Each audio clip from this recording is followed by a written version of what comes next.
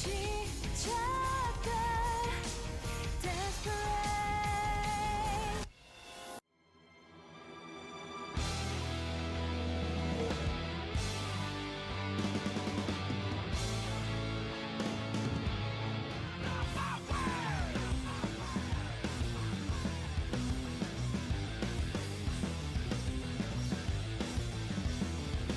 더 강하게 나를 더 강하게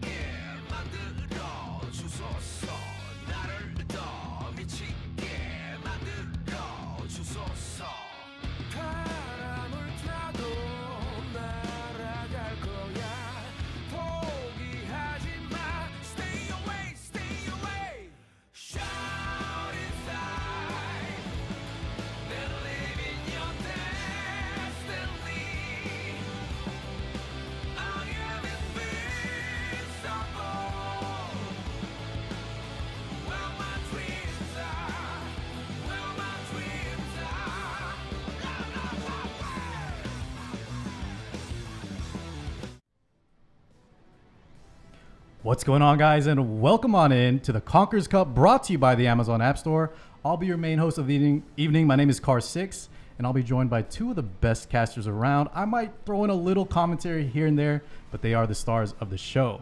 Now, before I introduce them, let's go ahead and talk real quick about the Amazon App Store and give them a huge thank you. So make sure you at home download the Amazon App Store to play Epic 7 on your Amazon Fire, Android devices, and Windows 11.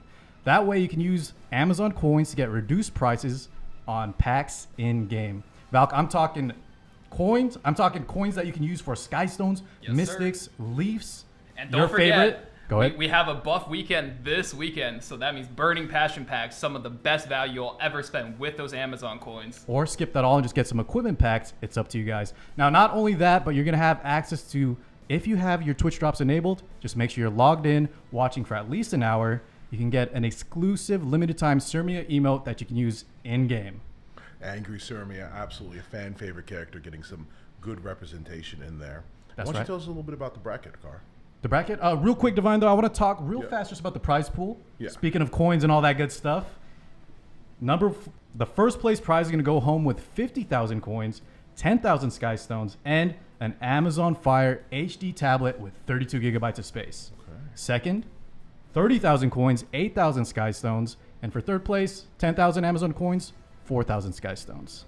Man, that is a lot of resources, especially considering we got hunt buffs coming in all this month in celebration of the Chinese server joining Epic 7. Yes, every single weekend. That's right.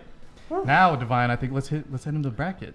Absolutely. I've been looking at these players all weekend, getting all the information so I can bring you the best in what they're going to be bringing as the best players who've made it to top 8 in this bracket. Now, starting up there, you can see Midnight DX and Shin Mello. I think the table's got some opinions on both of those players, boys. Anything you want to tell me about Midnight?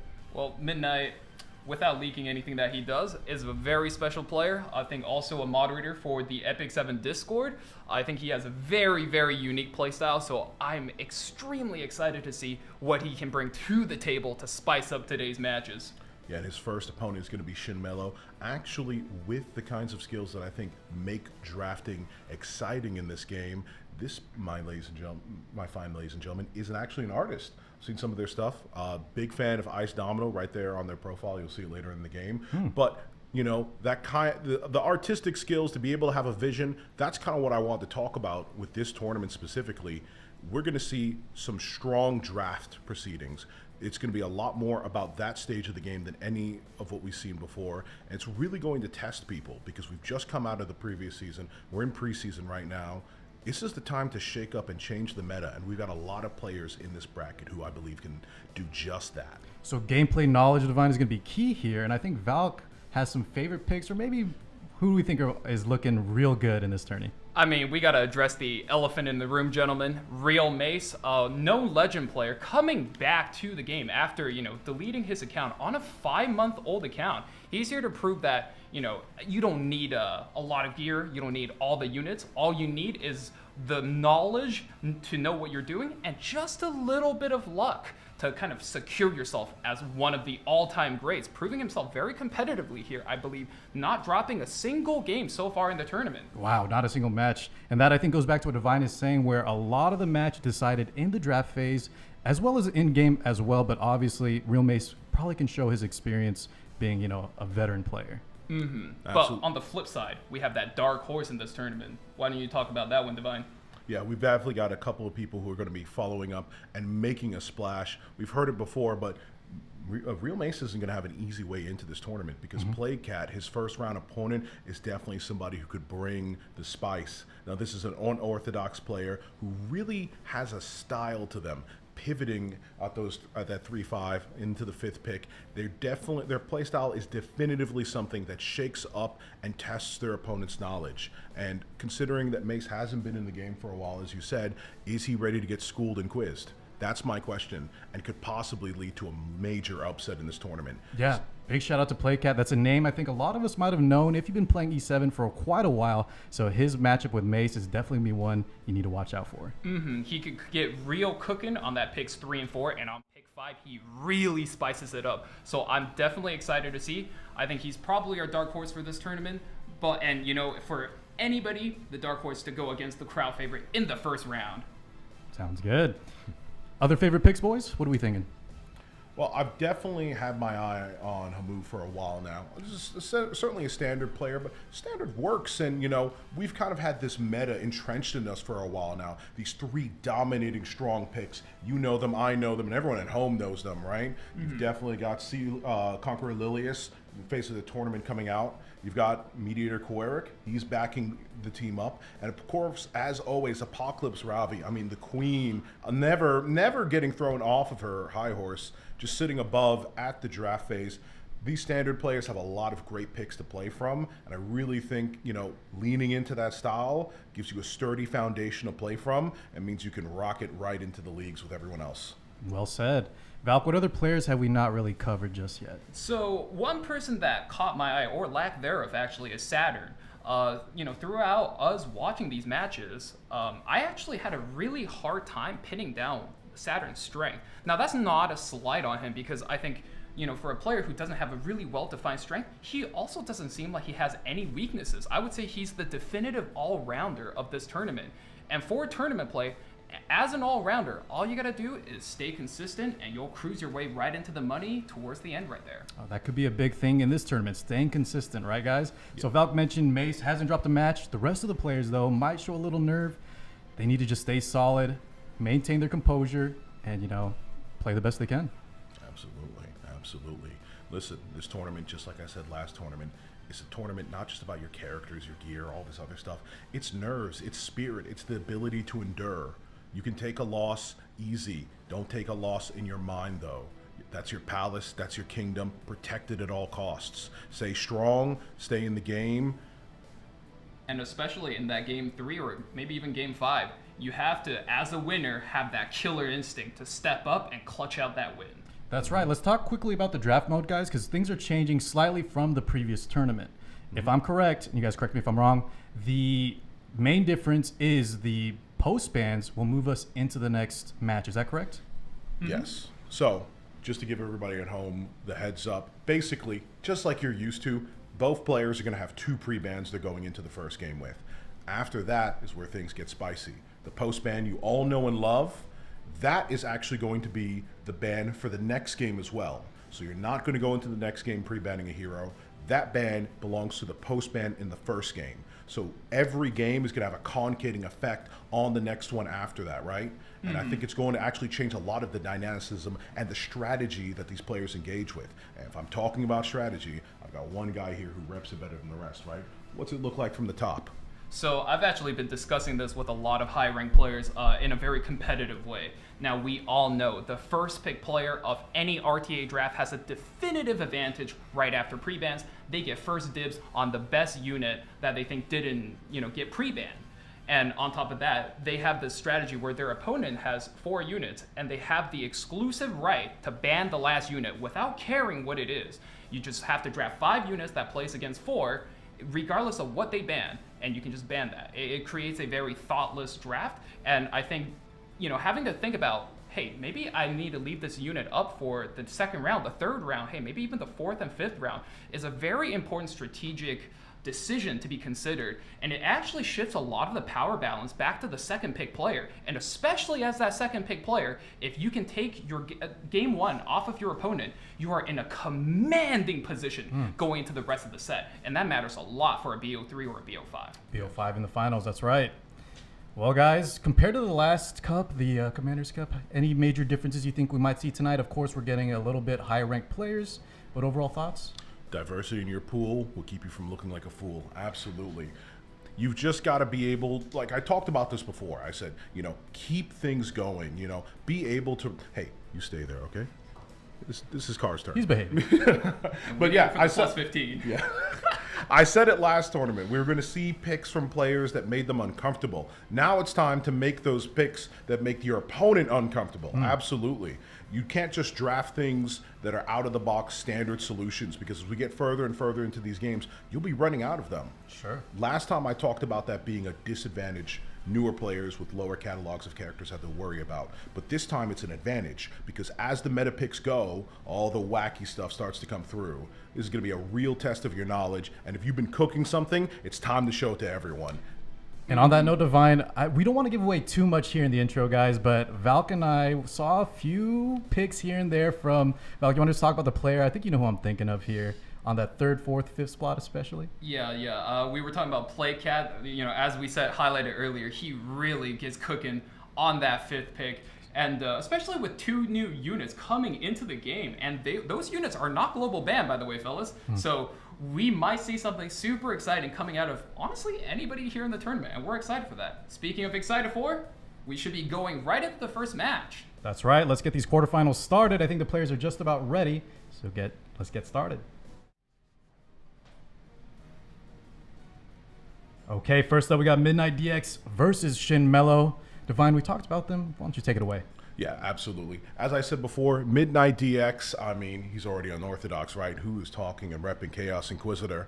But there's no problem with that. Shin Mello, as I said before, an artist, repping the Ice Domino, clearly a favorite pick. If you've got your queen backing you up in your game, there's no way you could lose. Fight for her honor, absolutely. We're going into the game right now. We've got first pick on Midnight DX's side, and we've got those pre-bans coming in. As I said before, giving a little bit of a hint to their play style, and here's a new face that's taking up that spot. LRK immediately banned. You have some That's thoughts right. on that, Angel unit? of Light, see Lilius, Mediator. Those are 2 out of the 3 for the Exodia draft, as well as the potential 4th member, Last Rider Crowd, coming in. Ever since his buff, he's been wrecking it up in the metagame, and seeing him removed here, we're going to see some stable games. All right, starting off safe. Whoa! Excuse me. Okay, took the words right out of my mouth. Maybe not that safe, guys. Is that Crozet on the left That's side? Blue Crozet. That's the king of the Order of the Knights. That's the top chef in the game. I'm still upset about what happened to him in the last side story. He knows how to make hearty, healthy meals. That should be valued. I mean, he's not valued really too much in RTA, but we're about to see what he brings to the table. As I said before, we didn't want to spoil too much, but we've seen some cooking going on from Chef Midnight there on the left. And on the right side, we've got some more familiar faces in all honesty. A Tywin and Destina coming out in response and backing up the order. Ooh, if you actually know a lot about the lore, it's a little bit weird to see Spectre Tenebria behind Blue Crozet. Spectre Tenebria coming in with Bellion. Now, this is something we've been talking about. Upgrading from last tournament, we see players take a lot of these combination. I'm going to take Spectre Tenebria as well as her biggest counter, Bellion. Now you're going to have a lot harder time playing into this hyper carry I have, especially with Last Rider Crow out of the game. How are we going to stop this Bellion as well as that Spectre Tenebria in the back? Well, if you got draft one boss character, why not draft another? You've got Archdemon Mercedes, followed up by Lionheart Sermia there. Now we've got the Seal, and interestingly enough, you've actually got Soul Denial on both teams, which is interesting to think about. Shotgunning it from the left and right, coming back real fast. Rowana as a response to the Archdemon. This is going to be a really spicy match. Now hovering on that last pick, wondering how he's going to close out this draft. We got a Knight, a healer, and 2 hyper carries. So anything could round out this draft here for Midnight. And we're going to pick up another Last pick, DPS Charlotte. Knight. That's right, Valky. You mentioned the Rowana coming out here. I'm curious to see what artifact she's going to be on. She is a good counter into Archdemon, but I think she really needs that Stella Harp. And I know a lot of players recently, with Archdemon not being picked as much, have kind of swapped off in favor for things like Idol's Cheer. Idol Cheer and such. So being good with fundamentals on your builds is going to be key. And Shu picked up as last pick. That's going to be very, very terrifying for the Bellion and Charlotte, and I'm sensing a Spectre Tenebria post-ban. Could Well, be, maybe not. Spectre Tenebria is so standard to most people's play. Would you really want to take away such a valuable weapon? I mean, after this game, Midnight's okay with drafting whatever, right? He first shotgun Blue Crozet, but you might, just as like I said, you might want to rely on that Spectre Tenebria, so instead we see Rowana banned and Shu banned. Units I'm assuming neither team actually has built, so they're okay with seeing them gone, and also okay with their impact being lessened in the game because they want the best shot of winning. Well, guys, let's get game 1 started. Midnight DX versus Shin Mello. Let's see how it pans out. Yeah, absolutely. We're coming into the game nice and steady. Destina up first. Just a light tap with the S1 onto the blind, trying to mitigate the risk of a counterattack there. Not Yep, 4 immunities on the left side, meaning the ambitious Tywin does not get to rip his ultimate. No stuns, no defense break coming in. So we're going to play this one very slowly and just kind of let it slowly resolve itself. Yep. Found you. Ooh, Spectre Tenebria lands the stun onto Lionheart Sirmia. Can you handle this? And we get the follow-up as well from the Archdemon. So that is not a 100% guaranteed chance, but you're always going to love seeing it. But we also trigger the passive on Slam It Down. Charlotte coming in, symbol of unity as well to provide the damage. This is a threat that's going to keep being persistent in the game. And there's nothing more persistent than Belian. Debuff on the S1 does mean it's going to activate the ambitious Tywin. Now, if we don't lay down much more control, that means the next turn this knight is going to be taking is actually going to be ripping up the battlefield. We might see a lot of debilitating crowd control. And speaking of debilitating crowd control, that's a seal. That's a seal, but once again, another proc for Charlotte. And now we've got the main man of the Order of the Swords coming in with the S3. Hard swing. Resistance all around. All members. Ooh. This Archdemon is countering like crazy. She already has full focus, locked and loaded. Yeah, depending on which side you might be on for this fight, you either hate or love seeing that. That's crazy. Guide me. And that is, what, a turn 2 ultimate coming out for the Archdemon? I desire Damage not too your crazy though, as we see in some builds, not the crit damage orient, more of the just probably high effectiveness with a lot of attack. We resistance as well, so just going to put down seals left and right, burns put across the field, so over time that's going to pepper the left side team with so much damage. Fellas, I'm wondering, because I'm looking over here real quick, is Belian asleep? Is something going on here? Because I think some part of our strategy relied on the Lionheart Sirmia getting procced, but There she's just just wasn't a sitting lot there of pretty. opportunities, I think, Divine. Yeah. She Big is a little bit fire asleep. Charlotte turn there, takes out the ambitious Tywin, but we have that Destina, one of the best anchors in the game, holds her entire team down, revive, heal, AoE coming through, and a Tywin actually connects the turn. Alright, Tywin S3, let's see what... 3 stuns, and ooh! That is huge for the side of Shin Mello. These debuffs are just getting rampant. Yeah, this is one of those games where, you know, as it drags out, right side's taking a lot of damage, left side taking a lot of debuff. Actually very hard to tell who's taking the command here. I smell living creatures. What I'm most worried about right now is Spectre Tenebria down there, because as I thought was going to happen, we get the burn here to guarantee the follow-up. Will this be enough damage to put out the Lady of the Night? Are you sure you can handle this? With the burn stacking up. Oh, it is quite enough. Yeah, the nightmare's over, at least on one side, and we're almost done chipping away this Belian. I don't know if we're in a position to really consider Charlotte a solo carry. But Lord knows she'll try. Yeah, she's definitely going to try. The saving grace here, I suppose, because Bellion isn't popping off. Ooh. Yeah, goes down. That doesn't activate the Lionheart Sirmia. No defense buff, less fighting spirit. She's getting her first ultimate here. No matter how Yeah. Rips it through. Doesn't have the defense buff with it, but she didn't need it. That's Last gonna be man standing is the enough Crow's damage. at Divine. I don't think he can do it. Yeah, falls here. The captain goes down. He does. Chanello takes game 1. Very convincing match. I think a lot of that could be contributed to the Archdemon kind of maybe overperforming, and as you guys were mentioning, Bellion slightly underperforming, but still. Looking at the damage charts here, I just want to highlight this is a standard versus standard match. For those of you guys at home, the reason why we call it standard is because you would expect a 5-man draft to look like a standard RPG party. You got your tank, you got your support, 2 DPS, and maybe a flexible unit here. Now for Midnight's side, he was looking at a healer, a tank, and 3 DPS. So the team was a little bit thrown off balance when Shin Mello kind of banned out his healers. So Shin Mello was able to just play out that long game and having that sustain, just kind of outvaluing the damage, especially when you're, you know, Belly and your clutch unit. That AoE big damage was, she was more or less asleep. The Elbert's Ritual Sword not proccing. We didn't have that counterattack. Yeah, the Rwana band was really the nail in the coffin. And Divine, how did you think the Crowzet sort of performed overall? I think the Crowzet just unfortunately got full resisted. I'm not exactly sure about the builds on these units, but I do know one thing for a fact. When you come out swinging with S3, you at least want to see some kind of effect coming through. And as we're seeing this, the new format, Shu, as well as Rolana, ban out in the pre-bans in the second round. Now, for 2 players who play a rather slow style of standard, a lot of counterattacks, No Shu, no Rowana. This is we're going to see a slight change in power dynamic, aren't we? At least that's what I'm expecting.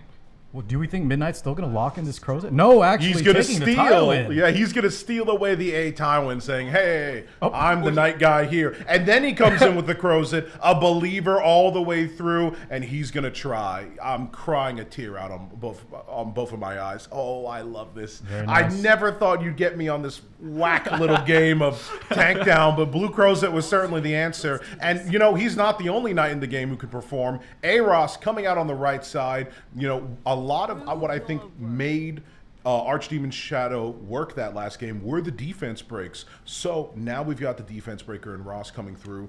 Might provide a little bit of what she needs to seal out this game. On top of that as well, Divine, the Roz brings some consistency. So she did overperform, I think, in the counters in game 1. Yeah. But Roz with the skill 2, alongside the defense break that you mentioned, just lets her kind of get those extra turns, build up that focus, land more seals. So it's a very nice combo. And on the left-hand side, we have Ilinov and Arya Valk. This guy must be a Car 6 fan. He's picking all of Car's favorite units right there. I like the knights. I like the ladies. Yeah, absolutely. draft. I'm with you, my brother. But as much as I love these units on the left, I will say, as we highlighted for last game, right side Shin Melo's got that healer, tank, as well as mage DPS. We are looking at a very, very standard RPG party in that 1-2-3 pick slot. Now, this is the bread and butter of playing standard. And look at that, control unit, flexible support unit coming in, as well as the DPS 5 on that Lionheart Sirmia. You men can get as excited, you guys can get excited as you want about all the lovely ladies we're seeing, but it's all about the men for me, and I'm still looking at A Tywin and Blue Crozet holding it down on the top left. Absolutely excited. And another pick that you don't see busted out too often, the Angelic Montmorency. That was the full name I just said there, and I didn't even know I knew it till I said it. But seriously, relegated to most hunt buffs and put together in some backyard that's right. shots of Abyss. Yeah, Often seen as like a more new player hero, but Valk, she's actually really nice, especially versus units like Solitaria. She's so But- nice, you have to Players ban each her. other. Wow, they just took out each other's counter picks right there, removing the cleanser as well as the debuffer. They're playing a very honest game. They're going to go back left and right. Don't be afraid.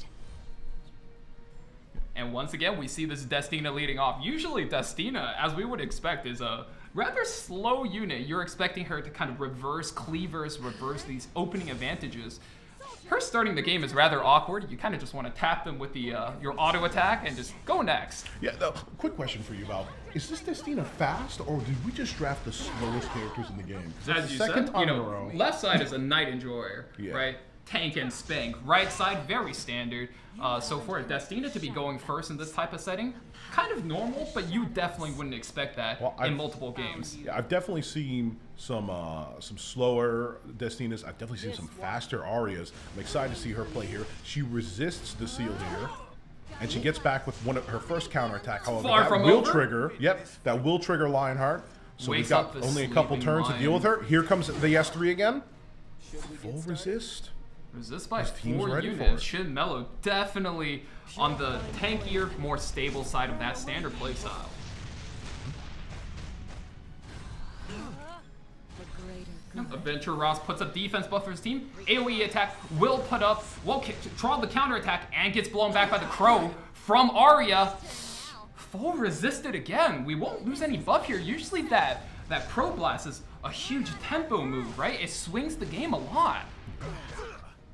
But it's not the only button in Arya's arsenal. She's going to come back with a counterattack here. And now we've got a decision. We're definitely not hitting her, but which target do we think needs to go first? I think the main goal here for Shin Mellow is to figure out who's the main mitigator, who is holding that Aureus, absorbing all of that damage for Midnight's team. And wow, decides to just go into Arya. Reproc yourselves for your next turn, right? Ooh, Make sure very, nobody else very has to clever do it. play. If you can guarantee yourself an advantage just by attacking into a character, I mean, why not? Arya with both defense up as well as crit damage, 2 of her main scaling utilities, and that Ilanav, very recently buffed as well, just kind of already laying in, what is that? Yeah, look at all Ross's that HP by injury a third. built up. My goodness. One of Sue's favorite units. She definitely knows how to capitalize on those injuries and really put the pressure even on the healers on the enemy team. So even if Destina gets a revive, if this Ross goes down, he's not coming back with that Ross much. pulls the Archdemon, brings in the seal. Now when you land a seal on that A tile, he loses his entire cleansing passive, which means now he has no recourse versus this Archdemon. Archdemon goes another turn, soul burns on the Arya. Arya loses her passive as well. Can't generate that Crow Blast now, and ooh, Gets the proc too, Valk. Now she's 5 focus, fully loaded. next turn, this Archdemon is just going to go hard once again. Oh man, Shinmello really playing this Archdemon to her full potential. Yeah, I think the Raws, like we were saying at the start, is just doing really, really nicely with the Archdemon. Tywin comes out with his skill 3, but we have a lot of immunity on units. Damage not bad though. Comes in with a little bit of damage, 2 immunities, 2 resisted, so we kind of lost a lot of value on this turn. I'll give you a taste of defeat. Lionheart Sermia comes in. I think this is where Shinmello needs to push his tempo. Both players are pushing in on it. Now, usually Shinmello doesn't mind because he's got that Destina, but now he's really got to push the damage, and Midnight wants to push the damage because he's got no sustain. Yeah, and speaking of sustain on the left side, Crozet standing tall, but maybe not for too much longer. He's taken a lot of damage, and that defense buff has been saving him in more ways than one. But we've got to take some action down right now. A Ross or the Tywin. Which one is going to go down first? Yeah, surely Ross goes down on this turn, but as we see, there is a unstoppable force slowly encroaching. Midnight is going to try to burn her down on that Archdemon, and procs. We have our 3rd sealed unit coming in, and the proc. That's another 40% CR push coming in for the Archdemon. Yeah, very unfortunate. Also proccing the Raw's barrier on top of that. Here we go, full skill 3. Quite a lot of burns. Quite a lot of burns, but not enough to threaten, I think. There's still a chance for a comeback, but just turn after turn after turn coming out of this aim arrow. And now we've procced this little lady. All right, this is dangerous. Radiant light. Destina's Things aren't looking good on the side of Midnight DX, guys. How we feeling? Ooh, Midnight's looking rougher and rougher. I don't think he's bursting down Shinmello. Destina gets that S3 off. You know, as we're saying, injury, the sustain doesn't mean too much when there's injury present, but it's looking like it's keeping him in there, especially with that Crozet going down this turn. Yeah, that burn finally did him in. We don't have many options left, but we've got to make something happen now because the Lionheart's turn is up. She's got the defense buff. She's got the Sword of Flaming Justice, and she's going to swing it right down on left side. Is this enough to close it? No. One last lady stands with hope, but she gets the counterattack. The Crow comes out, but all Important this... thing, yes, she shakes that sealed blast back, takes out the A-Ross, but I don't think that's enough. And speaking of not enough, she's going to put out one more attack, but that attack is once again going to cause it's far from over. Luckily, though, Lionheart won't be able to S3 or skill 3 once again, but Arya's going to need a lot of work here to take out these 3 units, especially the Destina. Yeah, she's not going to have the advantage she needs to put her down, and she's going to keep pushing her team up. She's going to keep sustaining them. No, with that, she loses a counter buff as well. That's the danger with playing these stable units. They're going to be very strong for a few turns, but now she's got this one big downtime. Got the souls, gets that guaranteed seal, and this could be it. Yeah, no souls on the side of Midnight, meaning he can't burn out of it, and GG comes out for Shinmello. Takes 2nd game. You know, I know we were talking about this before, but I think we're already seeing the effects of the change to the draft format that we talked about there, because you definitely would have banned out aim arrow on left side if you could have, but because you're stuck with the post ban instead, you don't get that opportunity to take out these problem units and really challenge your enemy in ways that you might be used to. Especially losing out on Rowana after the first game. Normally that Rowana comes out as the Archdemon player. Car, I'm sure you have plenty of experiences. You have to respect the Rowana. And now after the Rowana, you banned the Rowana once already. You don't have to worry about it here again. And now that worked hugely in favor of Shinmello, and he just kind of runs away with that format there. Yeah, lack of cleanse. He did pick, the Rana game 1. the Montmorency game 2, both times banned out. He did have the Tywin to kind of address the cleanse situation a little bit, but the well played from the side of Shin Mello, who was just using those seals so well. I think the one thing he was really good at was identifying, hey, my opponent is playing 2 tank, 2 DPS, and 1 healer. And I can easily throw this off balance by banning out his 1 healer, his 1 main cleanse, and I just have to write it out with my own healer. And he was able to just play that very standard playstyle. His RPG party held it together, and he was able to just kind of clear his way through. A deluge of debuffs, absolutely raining down on the opponent, locking them in and putting down their options basically to nilch. That's how you corner your opponent like a rat and finally finish the game out. I'm hoping we get to see some more of that play later. But really, I'm just sad I won't get to see more Blue Crozet. Well, I think the next players are ready. Next up, we're going to have Plague Cat and Real Mace. We were talking about them a bunch earlier, guys. Yeah, this is the pairing I was most high for coming in here. We've got, normally Plague Cat would be someone we consider a tournament favorite, but in this case, I think we're considering him a dark horse, considering Real Mace is somebody who just plays solid fundamentals. Well, the only thing I have to consider is about getting into this game and seeing the excitement unfold right before my eyes. Just in a couple of seconds, we're going to have both of them face down upon each other. You know Real Mace actually a little bit because my eyes are deceiving me. What guild is that right there? That's Verite. That's a sister guild to my guild. Oh, okay. So so that's a little bit of bias, maybe a little bit of bias on why this player might be your favorite. No, Valk's a professional. He stays objective. Ain't that right? Yeah, I don't take sides on this. I just want both players to play at their best. So both for us and the audience at home to get a great match. Speaking of a great match, we've got the pre-bans coming out. Lua removed, as well as Coeric Lemediator and that Conqueror Lilius. So 2 pieces of Exodia, as well as that pesky Lua. We actually get the Zio first picked, small child, lost, a little bit sassy. Who's this? But no, seriously, Zio comes out pretty much saying, hey, you know what, Mace? Great to see you back. I'm taking first turn, though. Yeah. When somebody picks Zio, you know what they're saying? They're saying, I'm going to get 40% combat readiness push for my first turn. Don't you dare race me. And Mace says, go right ahead, sir. I'll take Ambitious Tywin, and I'll take Destina. This is one of the nicest utility knights in the game, as well as the best healer we saw last series. Destina clutched out 2 games, just sustaining the match.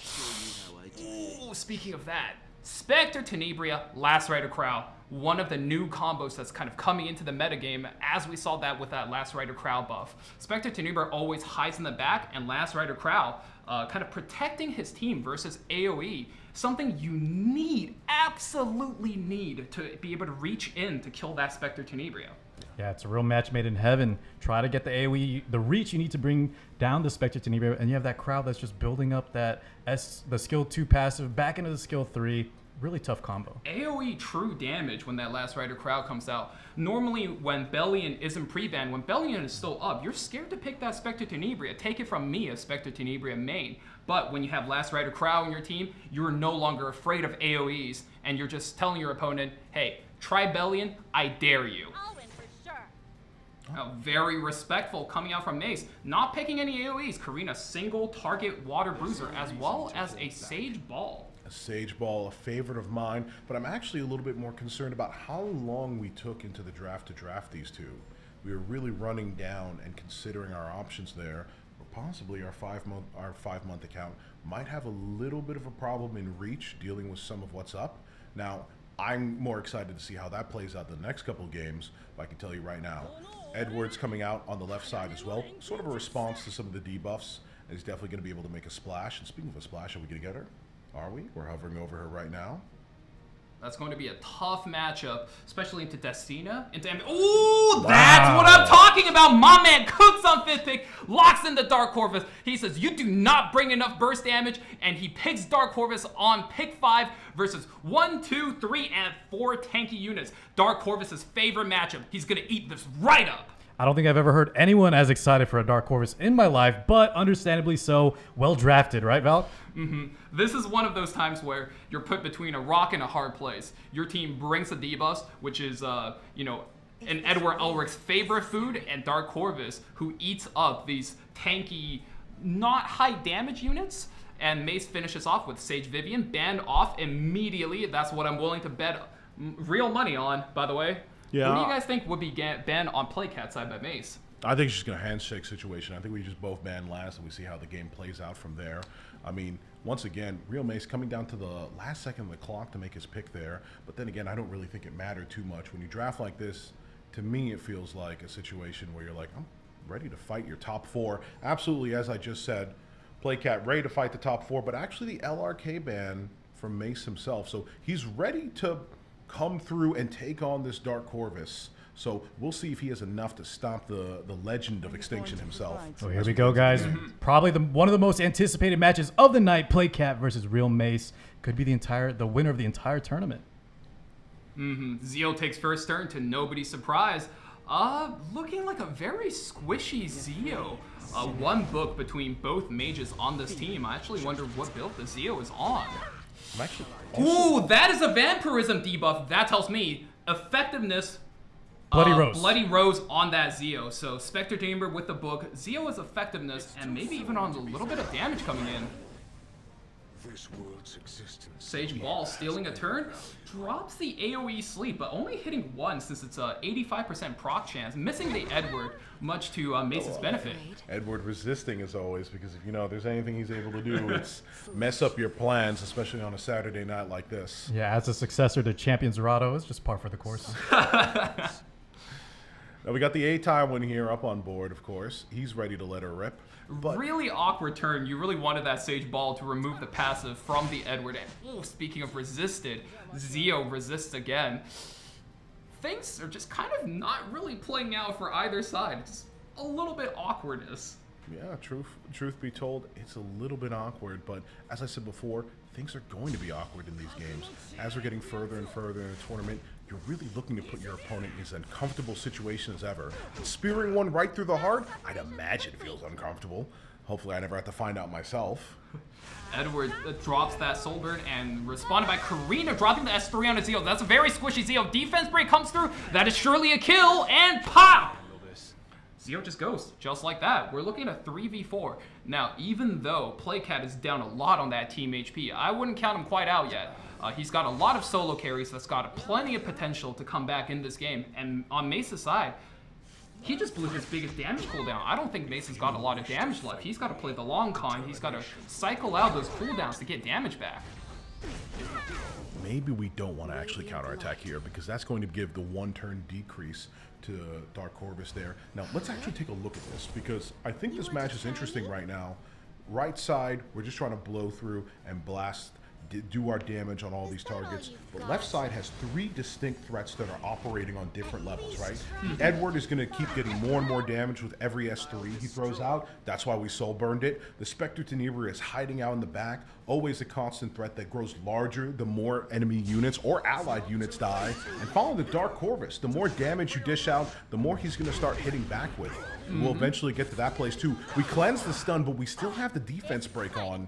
If there was a time to dump damage, I'd say it's about now. Wouldn't you agree? You kind of have to press your go button, but you just don't have a lot of damage. Dark Corvus, every time he gets hit, his cooldown, his ultimate cooldown goes down by 1 turn. As we can see on his progress bar, he only has 2 turns left to go. And when that bar is up, he's going to be able to drop a big nuke coming in. That's going to be able to one-shot almost every single one of these units on the right side. Not only that, it's going to cause extinction, which is certainly an effect that makes it so that Destina, our great reviver, you saw the great effect in that last game, is not going to be able to bring those units back. So it's something you have to watch out for. Just like with the Guardian Ice Crystals, actually putting the Karina back above 50%. And with that, that's going to be another counterattack, making it so that the Dark Corvus is ready to go.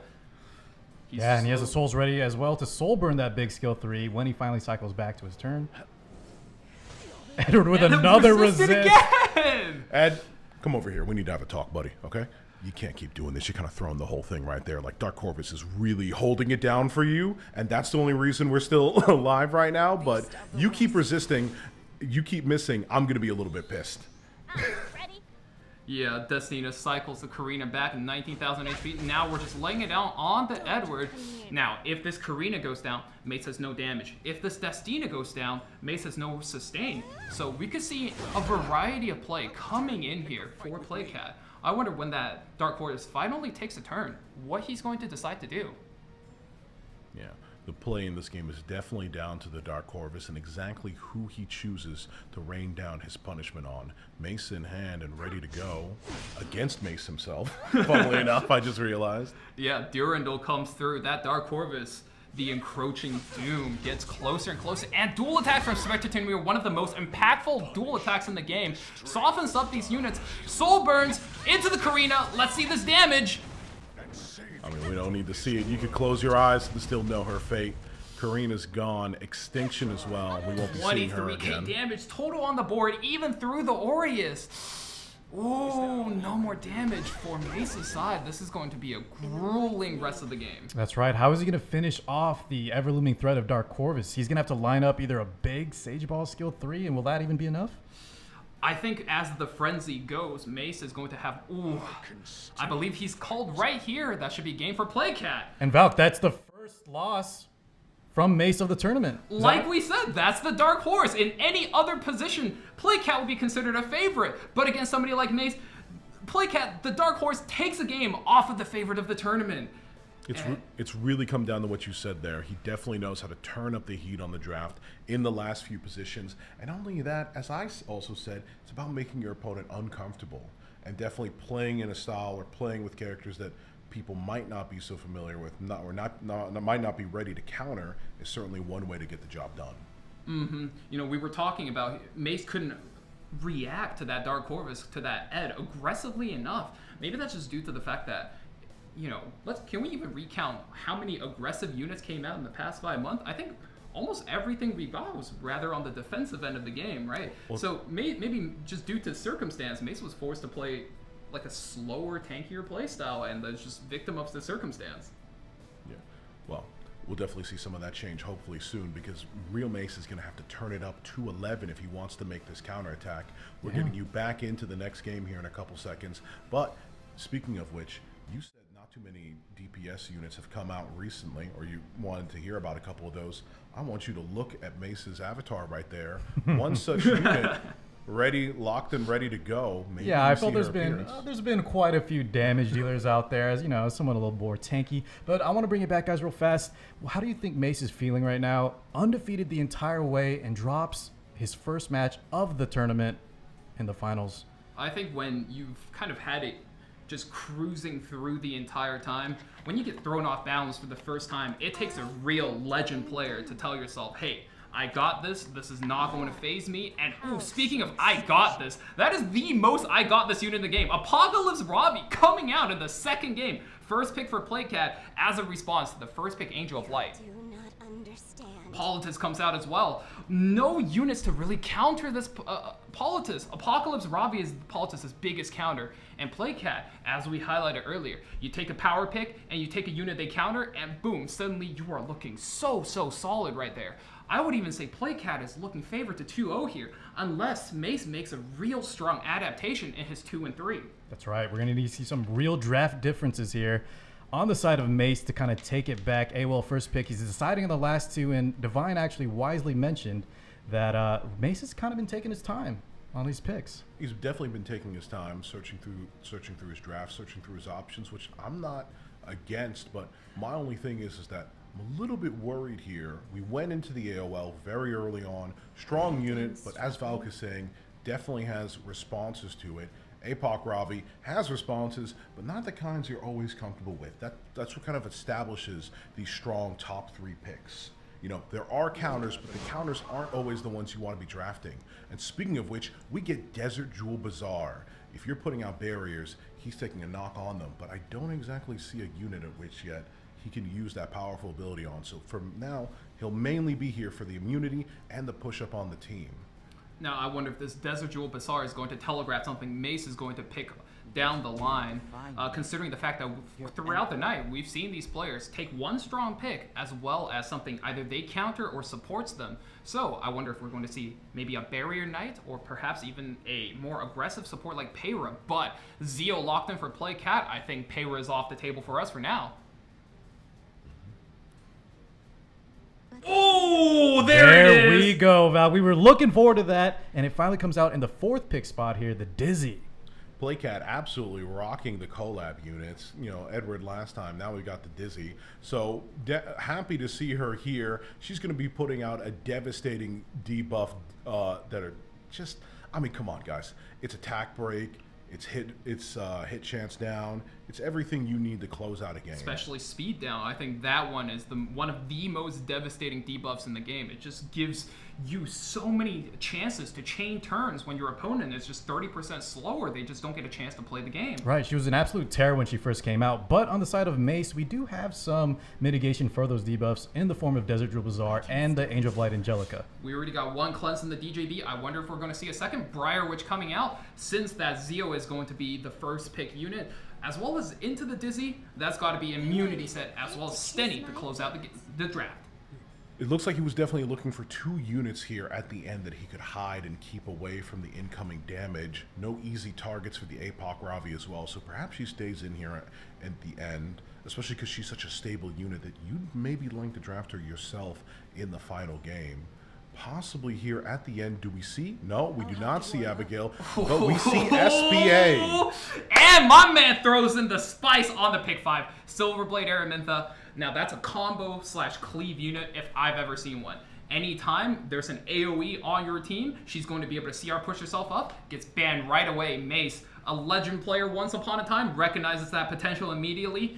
That's a combo between the Dizzy as well as the Politis. So DJ Bazaar banned out. These players are going right into the match. Let's go, guys. Game 2. Real Mace's tournament life on the line. Will Playcat close it out, or can Real Mace tie it up? Yeah, 2 books on the right side, as well as full immunity on the team. You know, Mace has only been around for 5 months, and you say he's got this much immunity gear running around? He knows what he's doing. He's got to put the priority on making sure the immunity comes out. I think this is a product of Green Leica being in the meta. Protect yourself, ladies and gentlemen, or else some small child will have his god come raining down with an eye of Vasperous detail upon you, and followed up by the Dizzy. S1's for now. Get ready to watch the animation. Yep, and that definitely gets a response here, of course. That gets another response in turn from the Politis. We put up the skill nullifiers, and they're wiped away. Yup. Just instantaneously. 2 of those immunity just got stripped off by the Politis. She CR pushes herself to the top. And let's see if any of the blinds stick. Challenge me. And that's both blinds on the DPS units. More than just blinds, it's also going to be a heck of a lot of damage, but not exactly the greatest concern for Briar Witch's area. You see, her S3 giving her additional hit chance, so we're definitely going to make a strike here, and we're going to push back. 4 defense break. That is a huge opportunity for Mace to potentially come back from the game. That's what Mace needed right here. Yeah, defense break is the biggest damage amplification in the game. Better than attack buff, better than crit damage buff. That's what you want to see when you want a way to secure yourself. Bellion, our DPS unit here, rolls effectiveness buff, but going to have all of her cooldowns available here. I wonder what Mace decides to do. Drops the S3. And this is going to hurt. We have so many defense breaks like you mentioned. Let's see the damage. No blind crits all 4. That knocks out 3 units. We have Soul Standing Turn coming up. That's a Soul Burn into potential S3. Soul Burn comes through. Missed the Misses first hit. the first one. And that's a GG coming out from Playcat. Game goes to Mace. Wow.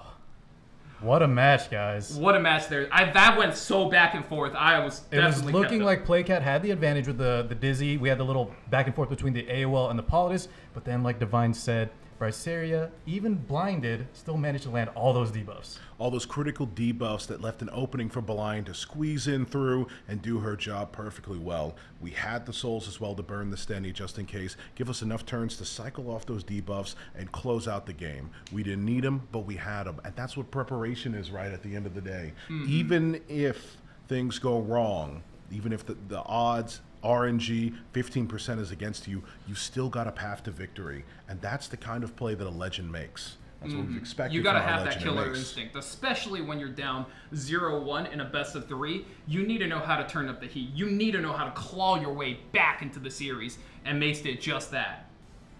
Well, guys, we got a game 3 on the way, which is obviously what we want to see. More matches from these two monsters. Any thoughts on who's looking favored here now? It's 1-1. Ooh, Playcat's got that first pick, so maybe looking exactly what he needs in this third game to kind of lock it down versus Mace. The bans are so long, they're wrapping around. And as we said before, those previous 2 picks in the SBA and the DJB are going to be off the board for this game. Playcat opting to take first pick here. Let's see what it is. And once again, goes with the Zeo, telling Mace, hey, don't even try to race me. Don't even try to race me. But as I said before, that leaves some strong options still on the table. If you've got an APOC Ravi, you could definitely solidify your draft with it at this point. But 5 months in, do you have it? Or do you have a different strategy in mind?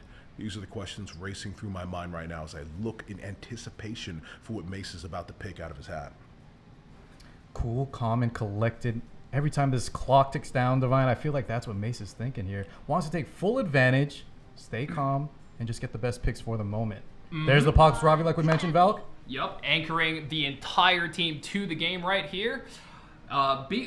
Now we know this is going to be a squishy Zeo on Playcat's side. Once he drops that DFI, he's going to be a little bit tankier, but sub 10,000 HP, that's going to be a unit that a Ravi, even with 2 stacks, he's going to be confident in dropping that big axe onto the Zeo here. That's what I do. SC Airwell, that's the knight you want to see. She's right now the best mitigator in the game. So She's solid. going to be able to protect your team, not only through her barriers that she provides, but also the escort buff, 30% damage redirection. With the A Ravi's natural tanky stat line, I'm expecting Mace to just try to hold it down, just hang on. And once again, we're seeing the strategy you were talking about earlier. Lots of players coming out, drafting a strong character like Spectre Tenebria, and then following her up once again with her strongest counter. Lion coming in, sitting down on the throne, but also protecting our Lady of the Night, as I keep calling her there in the back. Right. She's going to be sitting pretty city. She's going to be sitting pretty, not having to worry about problems. Speaking of which, if you've got a boo-boo, you need a Band-Aid,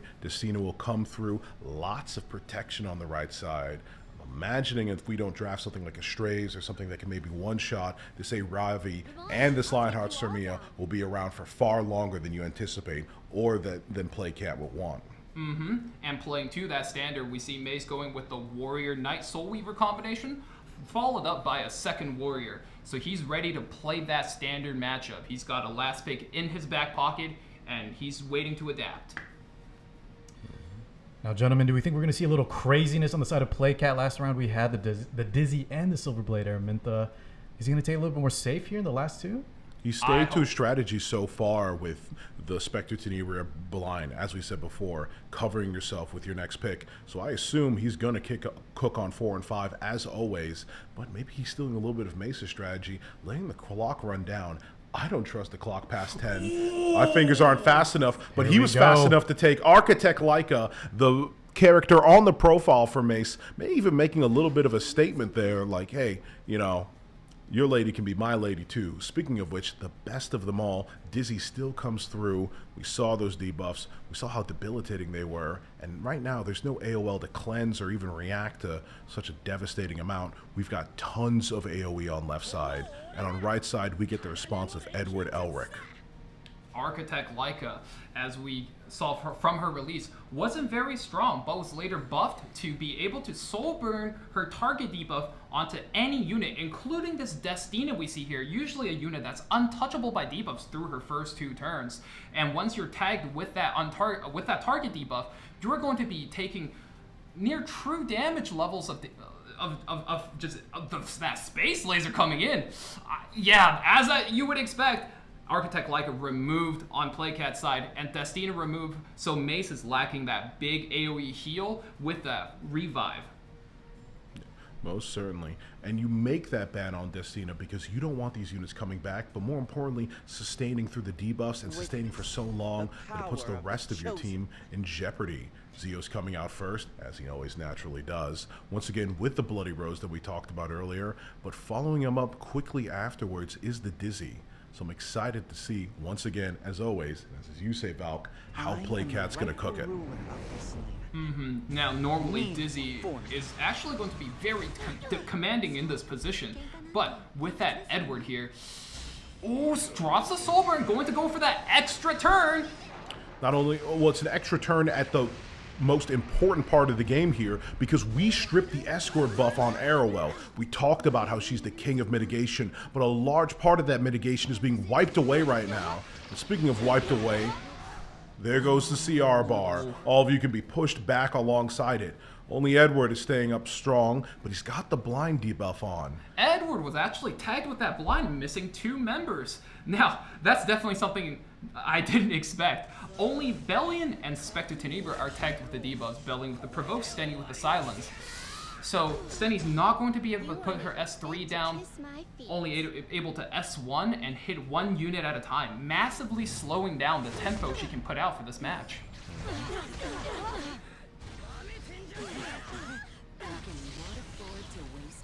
Bellion goes again, Edward counters, Bellion extra attack, hits back, wakes up the sleeping lion. Ooh, this match is moving much faster than I anticipated. Yep, absolutely. Speaking of which, we're fast approaching the hour for a Ravi. She's taking her turn here right now, and yep, even on a miss, Belion's gone. Gotta take down that Bellion first. Injury means all of these HP bruisers and tanks is going to be losing a lot of value over time. Taken out, that means you have longer chance to stay in and hold yourself to the game. We need some debuffs right now in this Lionheart Army, or at least a strip, and none of those happen. Ooh, 3 Abyssal Crown procs coming out as we're talking about how we need the debuffs, but not good into the Edward. Spectre Tenebra eats a big counter and she's hanging on by a thread. This could be it, guys. He's hanging on by a thread, but what's going to cut that thread? Once again, the Sword of Justice coming in through, slicing clean through left side's team. Absolutely devastating. The kind of move that with a follow-up quickly puts down Playcat. Real Mace. I mean, you were worried for him for a second there, but he definitely showed you that the legend has returned. Cleanly sleeps up that game at the end. Ooh, and Mace is going to be moving into the second round of the brackets up against Shin Mello, taking out Playcat. Now, I really thought Playcat had that after that commanding game 1, but Mace, as we highlighted, you know, legend player, gotta have that presence of mind, killer instinct, know how to come back, especially in a series. He did it all here. Yeah, I wonder if part of that, you got to give Playcat props for picking that Dizzy, but unfortunately, like we saw, the Edward and the Lionheart were able to kind of just shed those, and they were able to clutch out the match.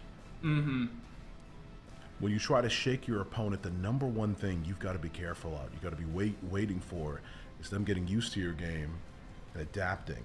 That's the second key to this tournament, really.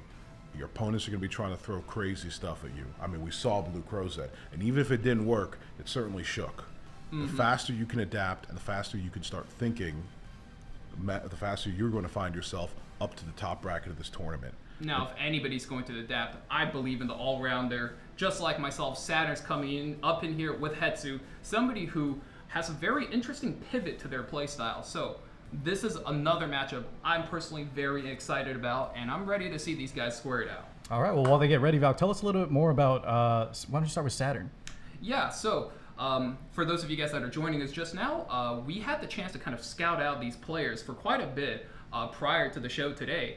And Saturn was one of those players where I couldn't really notice a clear strength about the guy, but also at the same time, that means no clear weaknesses. All-rounder just means they need to hang on, hold steady, and cruise their way through the brackets. Playing with a mask of many faces.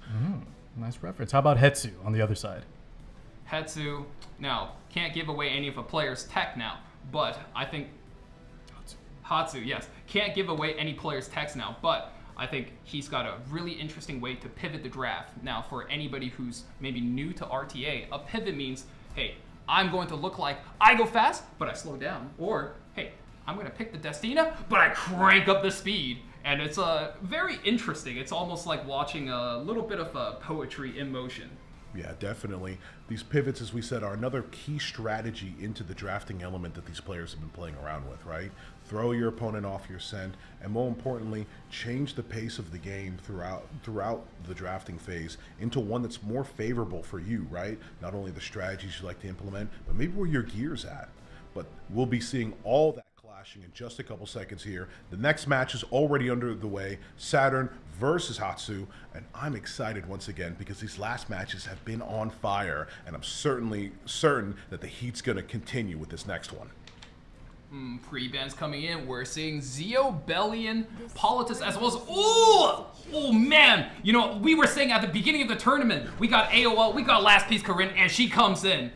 She's looking so good in that first pick spot. Saturn now deciding on his next two here. We have a Shuna second pick, making a big splash this last season. That's another one of those units that just made her way to the metagame very recently, got buffed, got that exclusive equipment. She's a sleep and attack down specialist. But debuffs on the other side for Hatsu, he's got the DJB, so very clutch unit here. As we said before, we've got a lot of protection going on left side. We've got Peyra, once again drafted with DJB to stop our worst counter from coming in. And then the FCC brought all together by the last pick, Spectre Tenebria, which means we need to see another big damage unit last picked on left side, because if we get Spectre Tenebria banned out, I mean, we've got nothing to bring against our opponent, essentially. And that's what I'm talking about when it comes to Hatsu. He makes it look like he's about to go aggressive. He's got the Peyra, he's got the DJB. That's a lot of support ability, and then he dials it back down. He's got the Fallen Cecilia in the tank, as well as two hyper carries in the form of the Spectre Tenebria and the Charlotte, countered by that Landy. I wonder if these guys are just going to respect each other's last picks and take that out. Yeah. Well, maybe or maybe not. As we said, these bans now carry a little bit more weight. Do you go with the Spectre Tenebria, a unit you probably have built but might be a little bit more dangerous, or do you ban out the Charlotte because you probably might not have her built, but even if you do, will she always make it into most drafts? Easy choice. The Charlotte goes out, and also, once again, unfortunately, his premiums are just too high. Last Rider Crowd can't make it to the battlefield with his bike, and so he'll be arriving far too late to make any impact. And speaking of which, speedy unit we have of Last Piece Corinne, but she gets outsped by the Peyra, putting out a series of debuffs. Unbuffable does unfortunately land on Last Piece Corinne. Now this unit is massively reliant on on her own buff, Phantom Sword. So there's going to be need to be a lot. Oh, and the stun as well. With the RNL activated, the Rihanna Lucella extra turn. Peyra rocking that skill 3 now. Wow, Another one on the goes table. again! Was it 2-3-1-1? Well, we didn't exactly expect to see it here, but Hits the Landy, but didn't get the stun. That would have just been a little bit too much. I mean, yeah, at that point I would have cried. But speaking of which, can't cry in the desert. Desert Jewel Bazaar coming through, pushing up his team. Now, you noticed this earlier. Rimuru usually would have pushed up here by now, but the restrict on him means he doesn't get the CR buff. Even deadlier though, that unbuffable, meaning he can't even steal the buffs back over to his team. Spectre Tenebria capitalizing on the unbuffable, burns into the Landy, dual attack by Peyra. This Peyra is just popping off left and right. She's putting her claws on everybody. She's certainly going in with everything she's got. And speaking of which, we've just lost everything we had, standing solo at the end of the world. Last Piece Corinne. Can the world's greatest swordswoman do something about this game through multiple skill nullifiers? No, we That's know going to it. be called for Hatsu. Oof, that would look like a very, very rough game. Saturn was kind of feeling himself there a little bit. First picking the Last Piece Corinne and just kind of getting run over by the unbuffable. That Peyra to such a deadly debuffing skill. It just steamrolled from there, got outsped, got the unbuffable on the Last Piece Corinne like we mentioned, which she really needs to get going. I was hoping to see like some gameplay from her, because as one of the newer heroes, I think a lot of us really like to see what she's capable of. But yeah, she just couldn't really get started. Yeah, I was sort of expecting Saturn to have that Eternus tech, right? When your allies are debuffed, your Soul Weaver is going to be able to CR push themselves right up to the top to sort of enable a counter offense. And that was something we were just missing there. So in order to be able to beat this pivot that Hatsu has had going, I wonder if Saturn can just pick something that lets him steal that turn to cleanse all this debuff that Hatsu is going to put on, because that combo of DJB and Peyra looks so comfortable for Hatsu. You can't let him have that twice in a row. As you said earlier, Shin Mello and Hatsu have a little bit of the same playstyle where they like to... Playcat and Hatsu have a little bit of the same playstyle where they like to start cooking and switching up with a hard pivot in their draft later into the game. But that also comes with its own downsides. If you don't pivot soon enough, you don't get to establish the kind of team that you want to be able to put down and focus. But he's overcame all that and come out with the win. So I'm excited, but I'm also curious to see if Saturn can take advantage of at in this next game. Well, let's see game 2. Adjustments need to be made on the side of Saturn. Maybe that is kind of not forcing that first pick last piece, Corinne. I mean, I love her S3 as much as the next guy, but this is a tournament with a lot on stake on it. We didn't even get to see it, Divine. Ooh, on the first pick coming out, that is an Okay. extremely aggressive support, but now Saturn's the one to answer with that Payra. I've got a fast one too, if you don't mind. It seems that he's saying. So we're going to see a little bit of a race between these two, but circumstances being the same, probably going to see the Payra outspeed. So what else can we bring to change the situation up a little bit on left side? Apocalypse Robbie picked up. That's going to anchor Saturn to this game. Now, he still has the option to go quite aggressive, or he could pivot back down to play something a little bit more defensive. Payra, even though she's a very aggressive character with her high speed, the buffs she can provide for her teams, attack up, as well as escort and stealth for herself, that barrier to absorb the damage for her team, she can also support a very defensive team. Hatu debating between his picks right now. Second, hovering over this Mediator Coeric, guys, could be locked in, debating on the Crow. Now, we mentioned at the start that Hatu likes to go, more tanky, but with that first pick on mid, how are we feeling he's adjusting his draft? Now he's going for a Mediator as well as a Spectre Tenebria. Spectre Tenebria is the best DPS in the game, bar none, when Bellion is pre-banned out of the game. And with 2 supports, I'm feeling even on pick 3, Hatu could pivot this into anything he wants to. We talked a little bit about before with the Spectre Tenebria, you're definitely going to want to bring out, at least in this stage of the draft, another high DPS to carry the game. So I'm definitely interested to see on Hatsu's side who's going to be taking that place. On the right, however, we've got a couple decisions to make. Mediator will be countering, at least to some degree, a lot of the debuffs we're putting out. The Almid makes things scary with the ability to push up a DPS with fantastic results. So we respond with Landy, getting the reach we need to pull out the Stene, but also with a Destina to make sure that we survive some of the terrible things that are going to be happening. But no one can survive a Milim S3, another character with an extinction, and if that wasn't enough, a Briar Witch Assaria. If we see a ban of Destina, I'm going to be surprised because Saturn that seems sort to of be... takes a gamble on that pick 3 Landy. Now, with 2 picks left, normally you can gamble on your opponent not having 2 picks to counter your Landy, but Hatu picks out the Milim as well as Briar Witch, countering both the Landy as well as the Destina. Both units can bust out of Stealth unit as well as prevent revives with the extinction. That is key to this game here. And last pick, Charlotte gets banned out again. Let's see how this plays out. Here we go, guys. Game 2 underway between Hatu and Saturn. Guys, we kind of just hovered over the fact that Summer Break Charlotte got banned out there at the end. It's not summer. It's not summer yet. That's pretty rough. That's true. RNL procking. Once again, Rihanna Lucella extra turn. Oh my god, how many packs did you buy to get this kind of RNL luck? I'd at least like you to share with the rest of us a little bit. Coming out, we don't have the souls to guarantee anything here, but we're certainly going to go for it anyway, right? S3 comes through, tries to fish with a stun on the Briar, which we do get it, but that Mediator going to be up front, potentially cleansing away any sort of debuffs. What is that? A grand total of 7 on that left side. Not only that, Spectre Tenebria is hanging on by the thinnest of threads. She's got the attack buff here, but we definitely want her to be able to reach out and peek into some of these units. Now, we've got the S3 soul burned here as well. We saw this earlier. We need the strip and we need these debuffs to come on through because we want to blow up this enemy team, and we get 3 of those defense breaks. Soulburn meaning that every single buff is going to be gone from Saturn's side, as well as all 4 unbuffables. Now, how is Saturn going to be able to stabilize from this position? That's looking like a tough spot to be in. Yeah, Saturn's in big trouble here. Look at those defense breaks. We have Milim with the souls and has access to extinction. Gonna lead off with that skill 1 into the scene. I think she's going for it. Gotta go now. If that Destina gets the skill off, everything you've done is going to be reversed. And S3 something to Landy. Ooh, that's a rough position for Saturn to be in. That Landy is never coming back, despite having 2 revivers for Saturn here. Payra goes down as well, and this is looking like a tougher and tougher fight. Tougher and tougher in fight.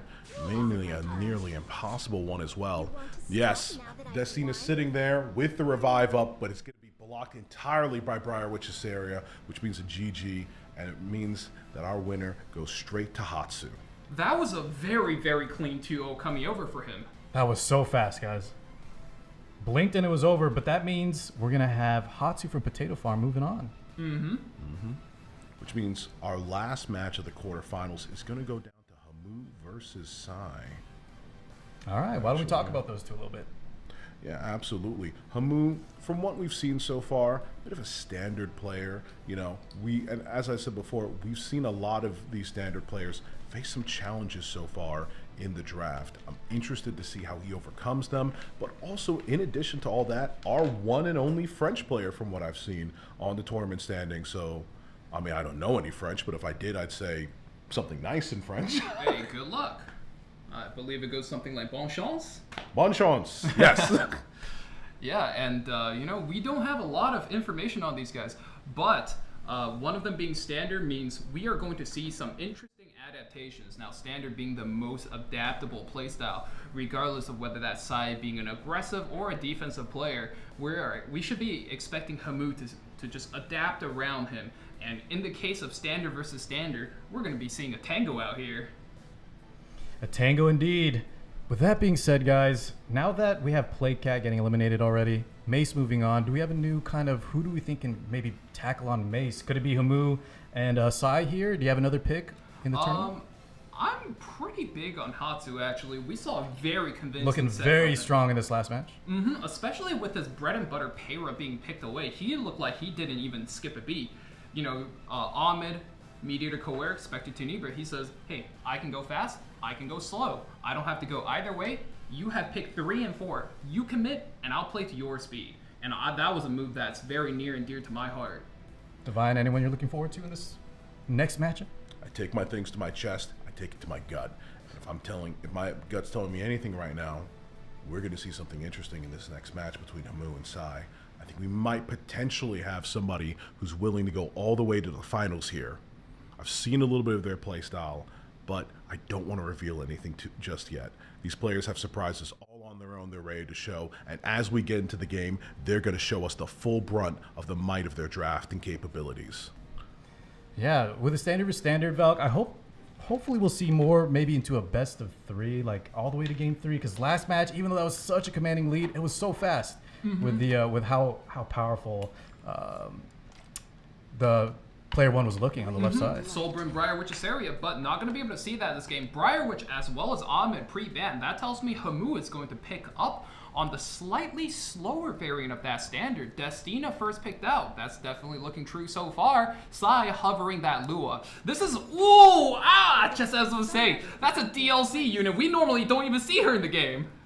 Yeah, and for good reason. Now, we highlighted it through the tournament so much, but the Destina coming out with the revives is strong, but we've already had 3 extinction units so far. We've seen Milim, we've seen Dark Corvus, you know, Briarwitch being out isn't going to be the only option off the table. And speaking of options, if you're picking one, Apocalypse Ravi is going to be one of the strongest of them all.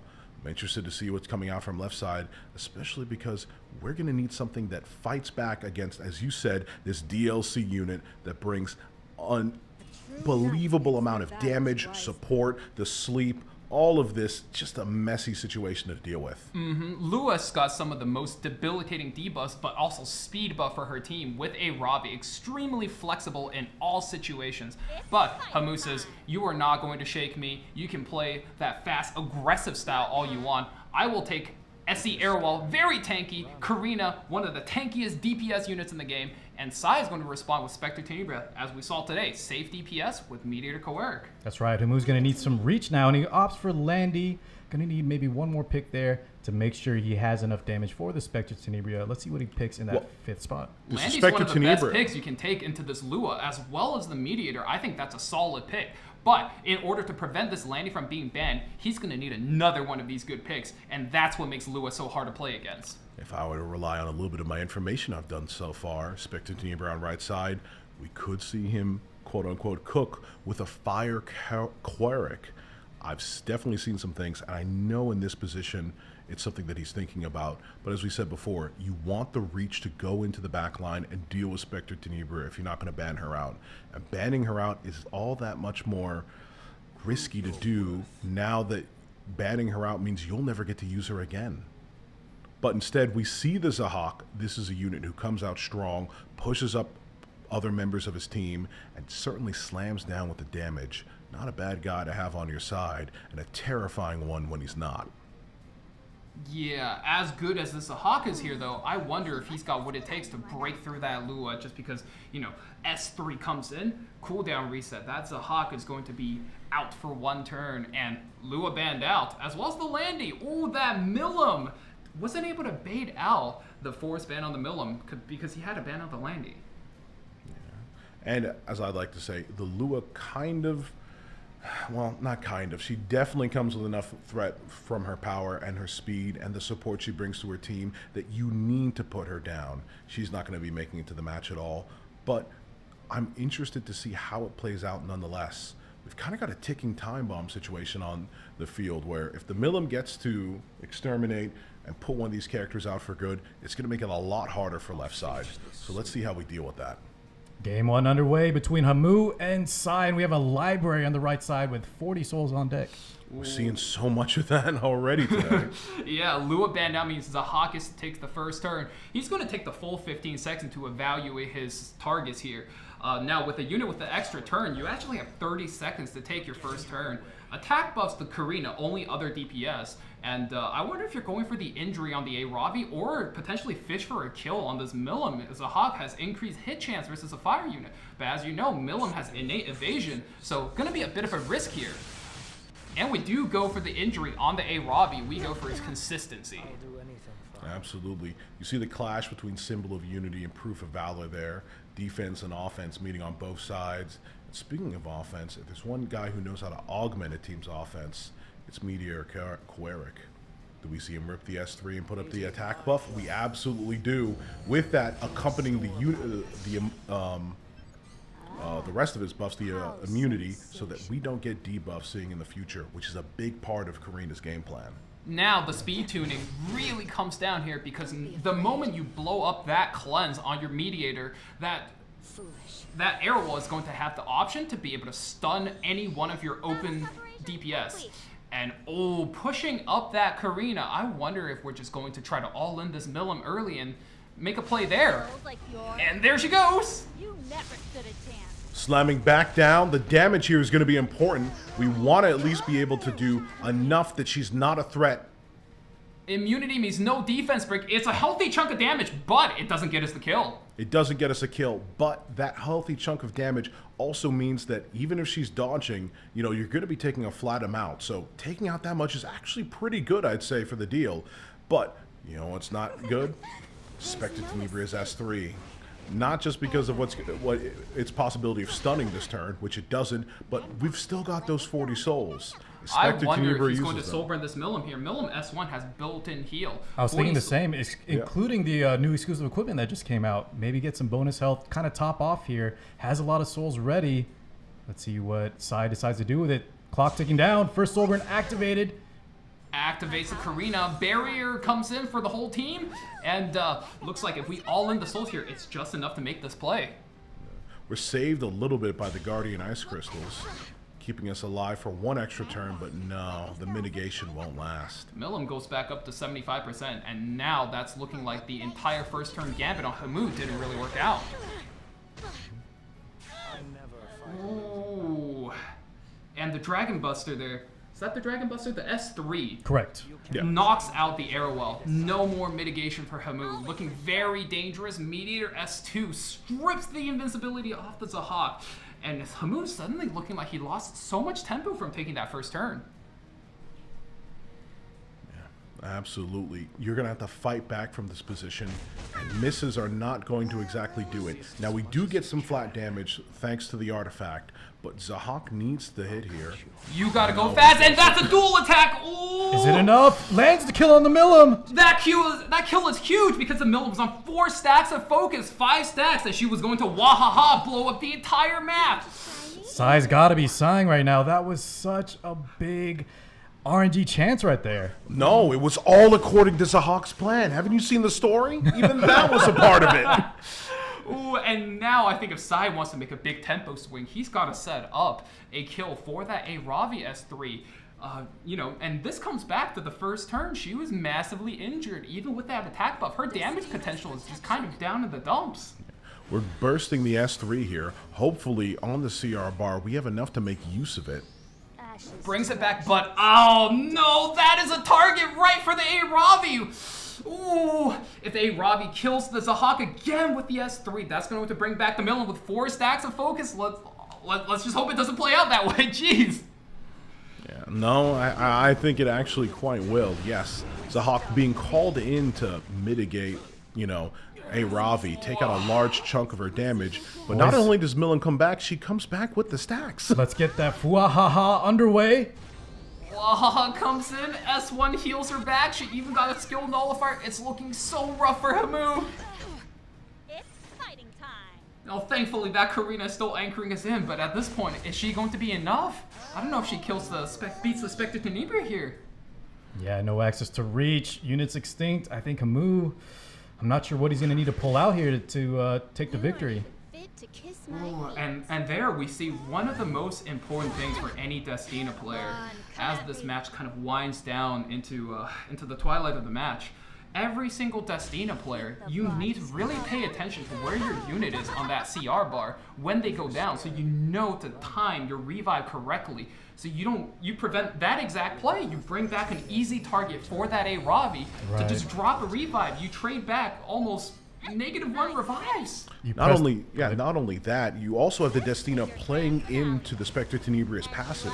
You're bringing back units, but that also means more targets, more people that are dying and feeding into her S2, which increases her attack and defense. That's not exactly what the kind of gift you want to be giving your opponent. And speaking of gifts, on a silver platter, Karina's sitting right there, nice and pretty for Spectre Tenebria to come in and clean up the game. Right, it was all but over. Maybe Hamu was taking the time there to start thinking about his next draft underway, because there was no chance he was winning that one. Mm-hmm. Yeah. It was an absolutely tough match. I think Hamu really needs to think about, 1, his draft, and 2, how he sequences his turns so that, you get to retain that lead you got yourself with that turn 1. He picked the Zahak on pick 5, bans the Lua off of pick 1. So he's really got to be thinking to himself, hey, what do I got to do to take advantage of that turn lead, the speed lead that I got for myself? Guys, these Taga Hills are just so powerful. Having 40 souls, like we mentioned, we got that Milim really low, but you just got it all back on top of doing so much damage with it, and he was able to just decide between, do I need it for Spectre Tenebria, decides to use it for the Milim, and that was all she wrote. There's a lot of flexibility. We saw great decision-making come out from Sai, and that's one of those things, right?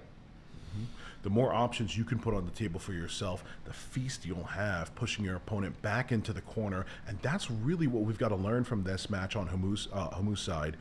How can I deny my opponent's options, and how can I increase the flexibility of the plans I'm able to offer in counter to what they're doing? This is what leads to maneuverability in the draft. That's how turns come out, right? The more maneuverable your draft is, the more you'll be able to pivot into just the exact strategy you need to pull out a win. I think that's going to be key to this next game. Gentlemen, let's get into the draft of round 2 between Hamu and Sai. Now, we already know the pre-bans due to this format, but I think it's really interesting because the Landy and the Lua are out. Lua coming out first and putting a lot of pressure out on the enemy. So we can't rely on that strategy once again for Sai. The moment Lua's out the game, that Apocalypse Ravi goes right into that first pick slot. If you're scared, run. Early mediator without the skin, maybe we don't like it too much because yeah, people weren't feeling the haircut too much is what I've been hearing, especially the in-game sprite version. Yeah, especially because his hand looks like, I'm sitting here, I'm like, man, you need to get that checked out. That cannot be good for you. That's his claim to fame. He's the hand guy. He's the hand guy, absolutely. But partnering up with hand guy, his #1 knight in shining armor is going to be, you know what, mess me up like that. We're scrolling through our knights. We're looking for, I think Karina would be a solid pick here. This is looking like a solid tank down draft from Sai, but maybe he's faking out Hamu here, kind of cycling between all 3 and not really committing to any of these characters, and locks in the Spectre Tenebria, a very, very stable, but responded to by that last Rider crowd. We've seen him in the draft many times tonight, but I don't think we've seen him kind of shine in any of these matches yet, have we? Well, I'm not even sure he's picked here to shine, but maybe to keep away the DEFCON 5 of situations, the worst possibility. Spectre Tenebria being protected by that last Rider crowd. What do you think, Carr? That's right. Usually we were mentioning that they brought in tandem together, but I think, as Valk was saying, he hasn't really shown to be too oppressive at the moment. Could just be more of a safety net. I did see Remnant Violet being hovered. I hope to see one during the tournament, but instead we have the Angel of Light Angelica in that 3rd pick spot from Sai. Now debating between the 4th pick here. Guys, what does Sai need to kind of lock in his 1-0 victory, his advantage, I should say? I think the Spectre Tenebria is really good. He just needs to pick a solid unit here to kind of fill out the space, and last pick something that really forces the ban to get the Spectre Tenebria through, because I think Spectre Tenebria plus Angel of Light is really solid, especially when you don't have Last Rider Crow on your team. Hey, Carr, I don't mean to bring your attention to this too quick, but I think last game we had 40 souls on the board on right side immediately. Am I counting 60 potentially right now? Yeah. That's right. Mill him again, always a very strong option versus the double revive on Hamu's side. And Bellion comes out, no more souls for you, and that's exactly what we're talking about, right? Yep, looking to be a prime ban target potentially, unless Hamu can give Sai someone even more ban-worthy on his side of the draft. Yeah, absolutely. Going to need to ban it. As I was thinking, a lot of souls are starting to pile up on right side, and Sai really likes them because those souls just enable so much in terms of flexibility in the game, right? When you're soul burning, who you're soul burning, maybe even why you're soul burning, right? Mm-hmm. The extra power from those abilities can't be underestimated, which pretty much make Baline a must-go.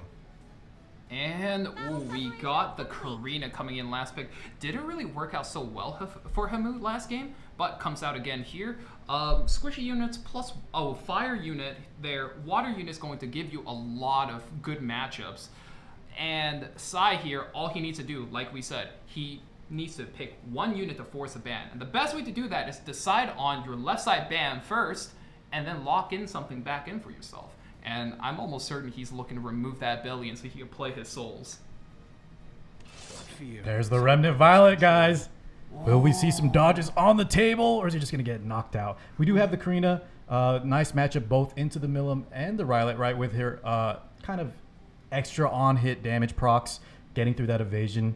Let's see what the bans are going to be here. I'm actually a little bit worried about the Rylet coming through because someone's got true damage, right? Mm-hmm, true damage, as well as that Karina. Rocket Punch Gauntlet does not care about evasion. That damage is coming through every time it activates. And, just like we said, that unit is out of here. But we're still going to have access to 40 souls, assuming both of the units do have that Toggle Hells ready. Could Not be a when the lot of Bellion's on front-loaded- board. That Oh, Bellion you're right. The is going Bellion to feed right into the Rylet. Ooh, I'm so ready for I this assumed the endgame. Bellion got banned out. He decided the Karina was a little bit more of a threat. What do we think about that? I think he was kind of playing that mind game, right? If I ban the Bellion, does he ban my Remnant Violet? Or, Remnant Violet's not exactly a great matchup in the Karina, and I think Sai kind of plays that here a little bit. Doesn't get to play with the souls, but Remnant Violet into the Bellion is always one of those lotteries where the Very house strong matchup. always wins. No, Mediator taking first turn here. Par for the course. Now, do we attack buff up, or do we bury her up a little bit in anticipation for Last Rider Crowd? Because I do believe this is the first game where we actually see Last Rider Crowd in a position where he could make some contributions. Allow me to purify. We get the first counterattack. Is this the first counterattack from Baline overall? Because I remember one was just conked out of her mind, absolutely asleep. But if there's anything like a wake-up call, it's Last Rider Crow coming through on the bicycle and putting out the kind of damage that threatens the backline. Spectre Tenebria hiding out, but won't be able to for much longer, especially if this Look at keeps that. ramping up. Would you believe that is a tank? That is a knight. Drops the entire right side's team's HP bar by a third, pushes up a second knight, and how much are we dropping this by now? Ooh, Remnant Violet not another dodging third either. Hits the Remnant Violet. That is so bad for the Remnant Violet, and it gets hit again. He's Guys. just out. Listen. The RNG is not in your favor right now. Yeah, you That's surrendered a pretty tough, quick right? after that. You gotta mentally reset here. This game is not for me. I just play the next game. I can't win this. I hope that wasn't a commentator's curse. I really wanted to see. He was hovering the Remnant Violet. He decided to pick it. just gets hit twice off the bat. Does this guy need a buff or what? What's happening? Well, he's getting a buff soon. Assassin Cartuja, right? Oh, Absolutely, man. going to be bringing a whole new dimension to that, but we're not playing with those buff units right now. We're playing with what's in front of your eyes. There's plenty of options still left on the table. You've just got to mitigate and find your way through them. I don't think Remnant Violet was really the key there, and I also think that when we picked those 3 mage units, we were begging, not asking, begging for Beeline to be picked on the left side, which our opponent was absolutely happy to take advantage of. I think Valk made a good point, though, with the kind of mind games. Like, I assumed the Bellion was going to get banned out, but he left the Remnant Violet up, which is a strong matchup into the Bellion. He just didn't dodge. Yeah, reasonably speaking, Epic 7 is a game of chances. You set yourself up for the highest percentage chance to win. You know, the house always wins, but that's just one of those cases where somebody just hits jackpot after jackpot, and as it turns out, the house got robbed right there. Well, I talked about it earlier, right? And we saw it from Mace himself. You plan strategies where even if the worst does occur, you've still got a shot at victory. Don't just play this game and plan around if everything goes in your favor. Draft from the mindset that everything will go terribly. That's what at least I see a Conqueror's attitude will be. Well, We're guys, not commanders anymore. We have a game 3 between Hamu and Sai here, tied up 1-1. Pre-bans wrapping around. Let's see what the adjustments are made on both sides now. I'm most interested actually about this Karina ban since it's kind of a contested pick for both players on either side. But speaking of contested picks, we've got APOC Ravi coming up and forcing her way up as the first pick in this game. A stable pick, and when you're this far down the bottom of the barrel in terms of drafting, you just need a comfort pick, right? You just need something that And with feels Karina good. and AOL out of the game, Ravi is the strongest pick you can take when there's a big speed disparity between both play styles. And, you know, talking about that speed disparity, we got Lacerator Crowd on the opposite side now. And let's see if that Bellion comes out for side this time. We might see a reverse. That's a complete reverse of last game. Absolutely, it is. This is the amount of AoE damage that really threatens your target. And once again, we're doing this strategy of keeping LRK out of the player's hands when they have Spectre Tenebria. It's very dangerous. Is this our first Alencia of the tournament? That should be our first Alencia of the tournament. Hamu with a really good adaptation. When you got 3 HP scaling units on the enemy team, what do? Pick that injury. You can strip all of that immunity he's going to put down, and then you're going to land the defense break and injure the heck out of these HP bruisers. That's right. Let's see what Hamu picks for the 4 spot. But like we were talking about with the Alencia, I'm surprised it's the first one we're seeing despite so many Apocalypse Ravis. Hamu locking in the Destina on that 4th pick spot. And guys, I have an important question. We saw a flip in the units, but the Spectre Tenebria has no skin. Any thoughts? Well, we didn't see the skin on the Mediator either, right? Well, that one's got it, but the last one did it.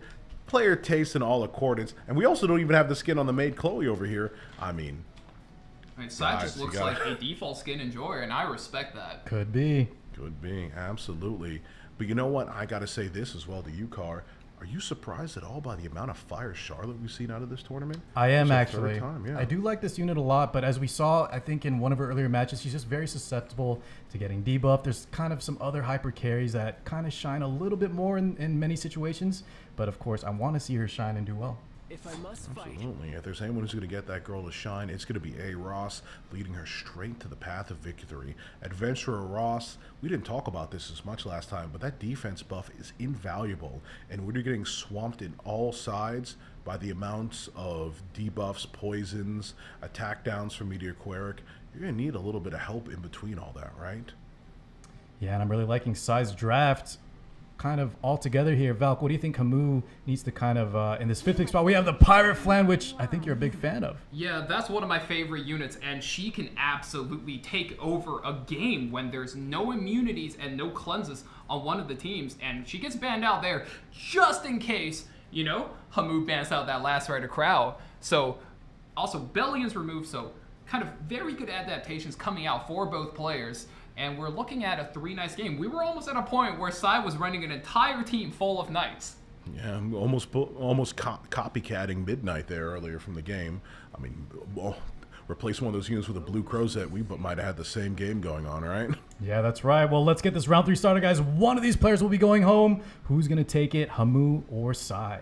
Yeah, With Belian out, we've got a restoration of 20 of those souls, which might be something we need in our pocket to blow through and make a hole in which we can take advantage of the right side team. Don't be afraid. Now, one of the first highlights in that first set we watched tonight, gentlemen, was how well can you balance a standard draft. You're normally looking at a DPS, a tank, and a healer, plus a second DPS as well as a flex pick. Now, this is a draft of 2 DPS, 2 supports versus 2 DPS and 2 tanks. I wonder how this is going to shake up.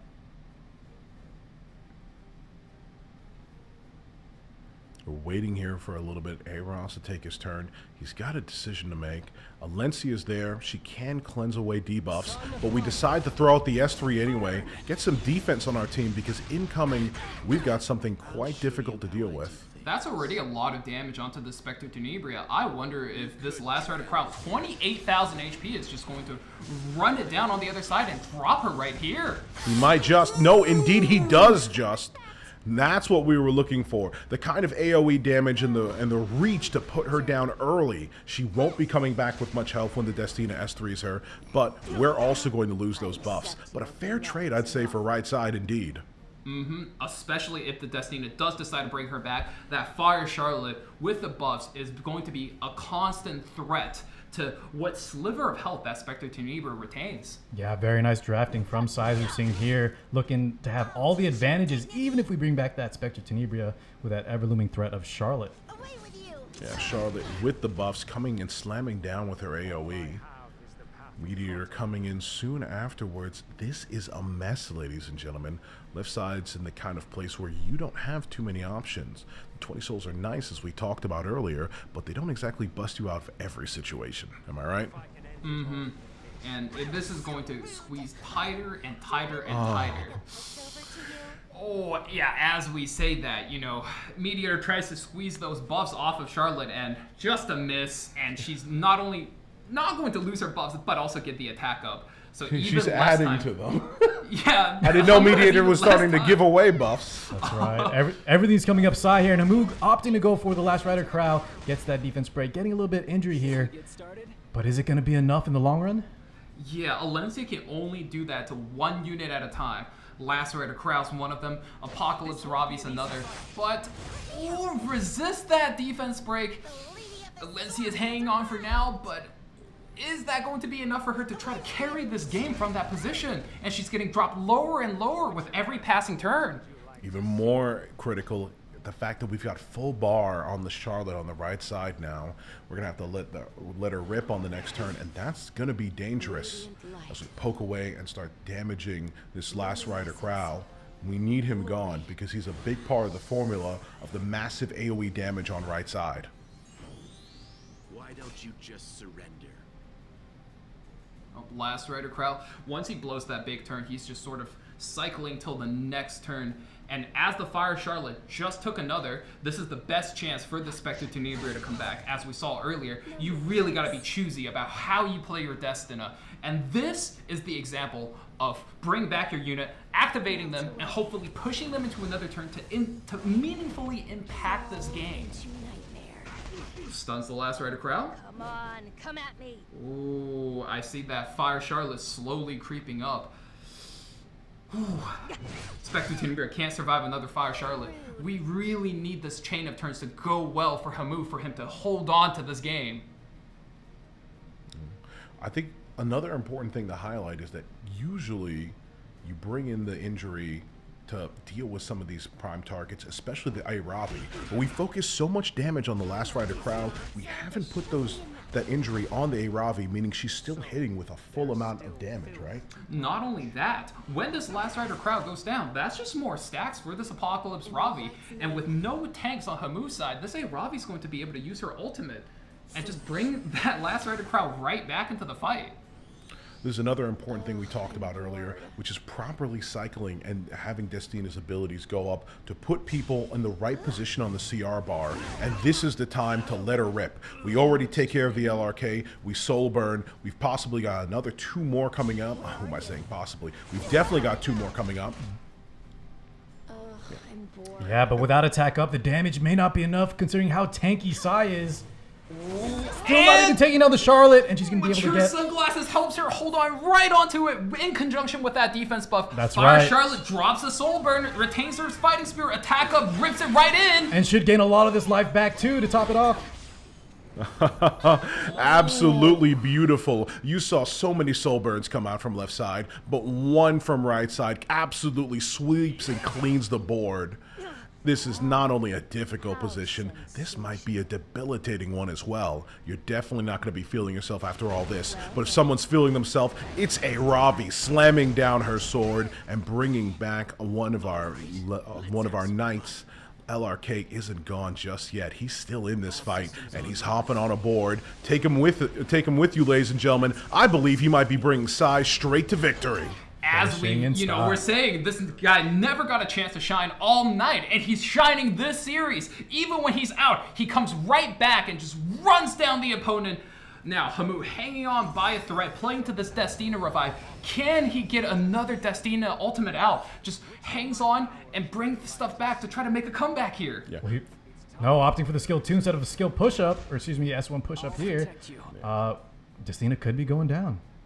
Destina needs to go down if right side wants to make the kind of play they have to right now.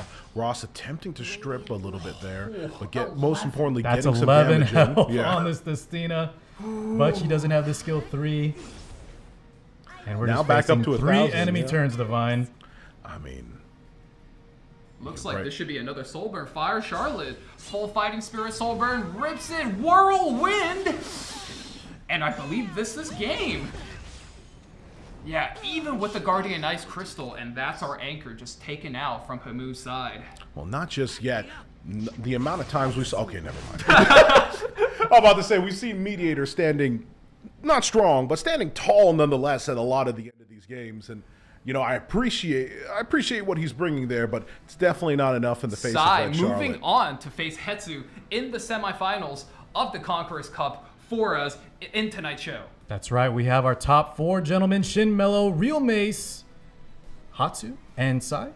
Yep, absolutely. And I told you we'd see something a little bit special in that last game. Finally, somebody gets the Red Charlotte working. I was excited to see that finally play out the way we were hoping it would. And hopefully a couple more tricks like that put this player absolutely in leading the pack as we go through the rest of the game. And that was the absolute perfect game for her to look like a superstar in that match, absolutely taking over. Beautiful draft for the Charlotte, right? 2 Earth units with a Spectre Tenebria. Just everything that she wants to look really, really solid.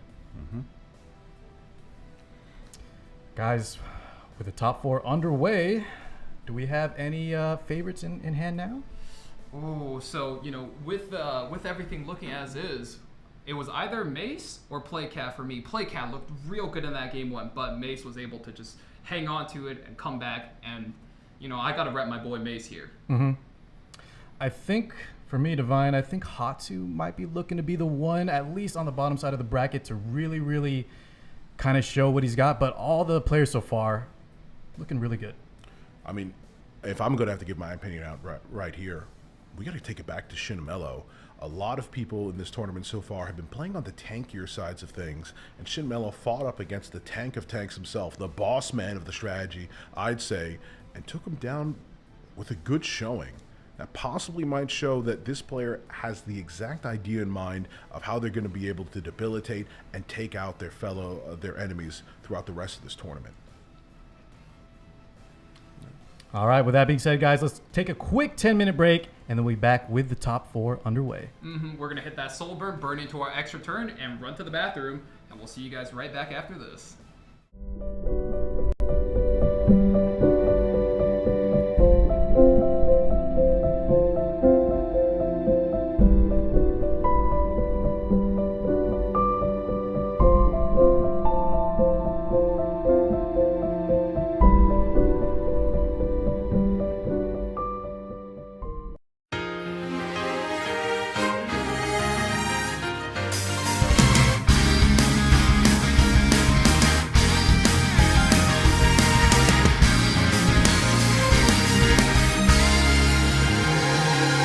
Keep me sinking in this darkness.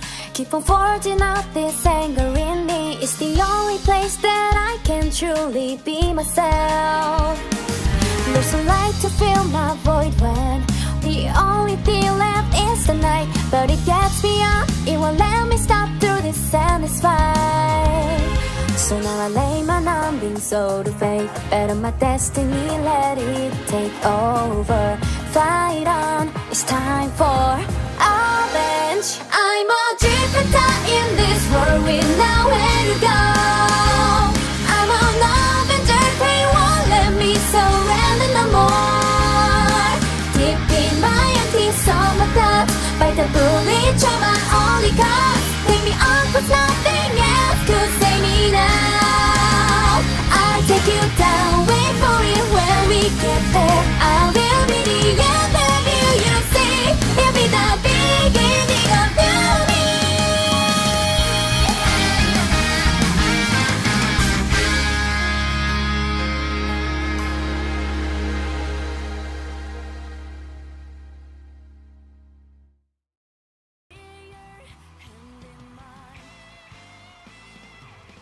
Now I can hear you, I can find you. Finally, I realize for you I promise, I never forget every moment that we spent together. Promise, I hold my hand, keep together, standing on free for only one way. 잃어버린 시간 I'll heal your heart. 다 돌아올 테니 Only one way I know. 더 기다려온 세계 I pray for your dream. 너와 함께 할 테니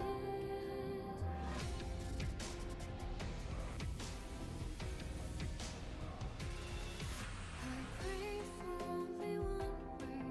이제 다가오는 시간을 보나 다시 함께 할게 그 어디에서도. Desperate breath 깨지 않도록 So as not to break 또 영원하기를 너와 break down 다시 태어난 변하지 않는 다시 시작돼 Desperate.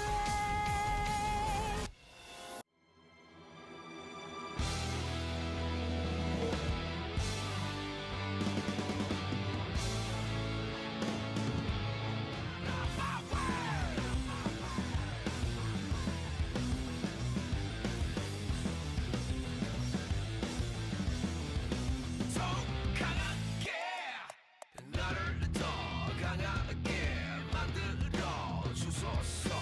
나를 더 미치게 만들어 주소서.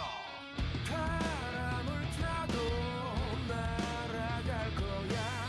포기하지 마. Stay away, stay away. Shout inside. Believe in your destiny. I am in peace.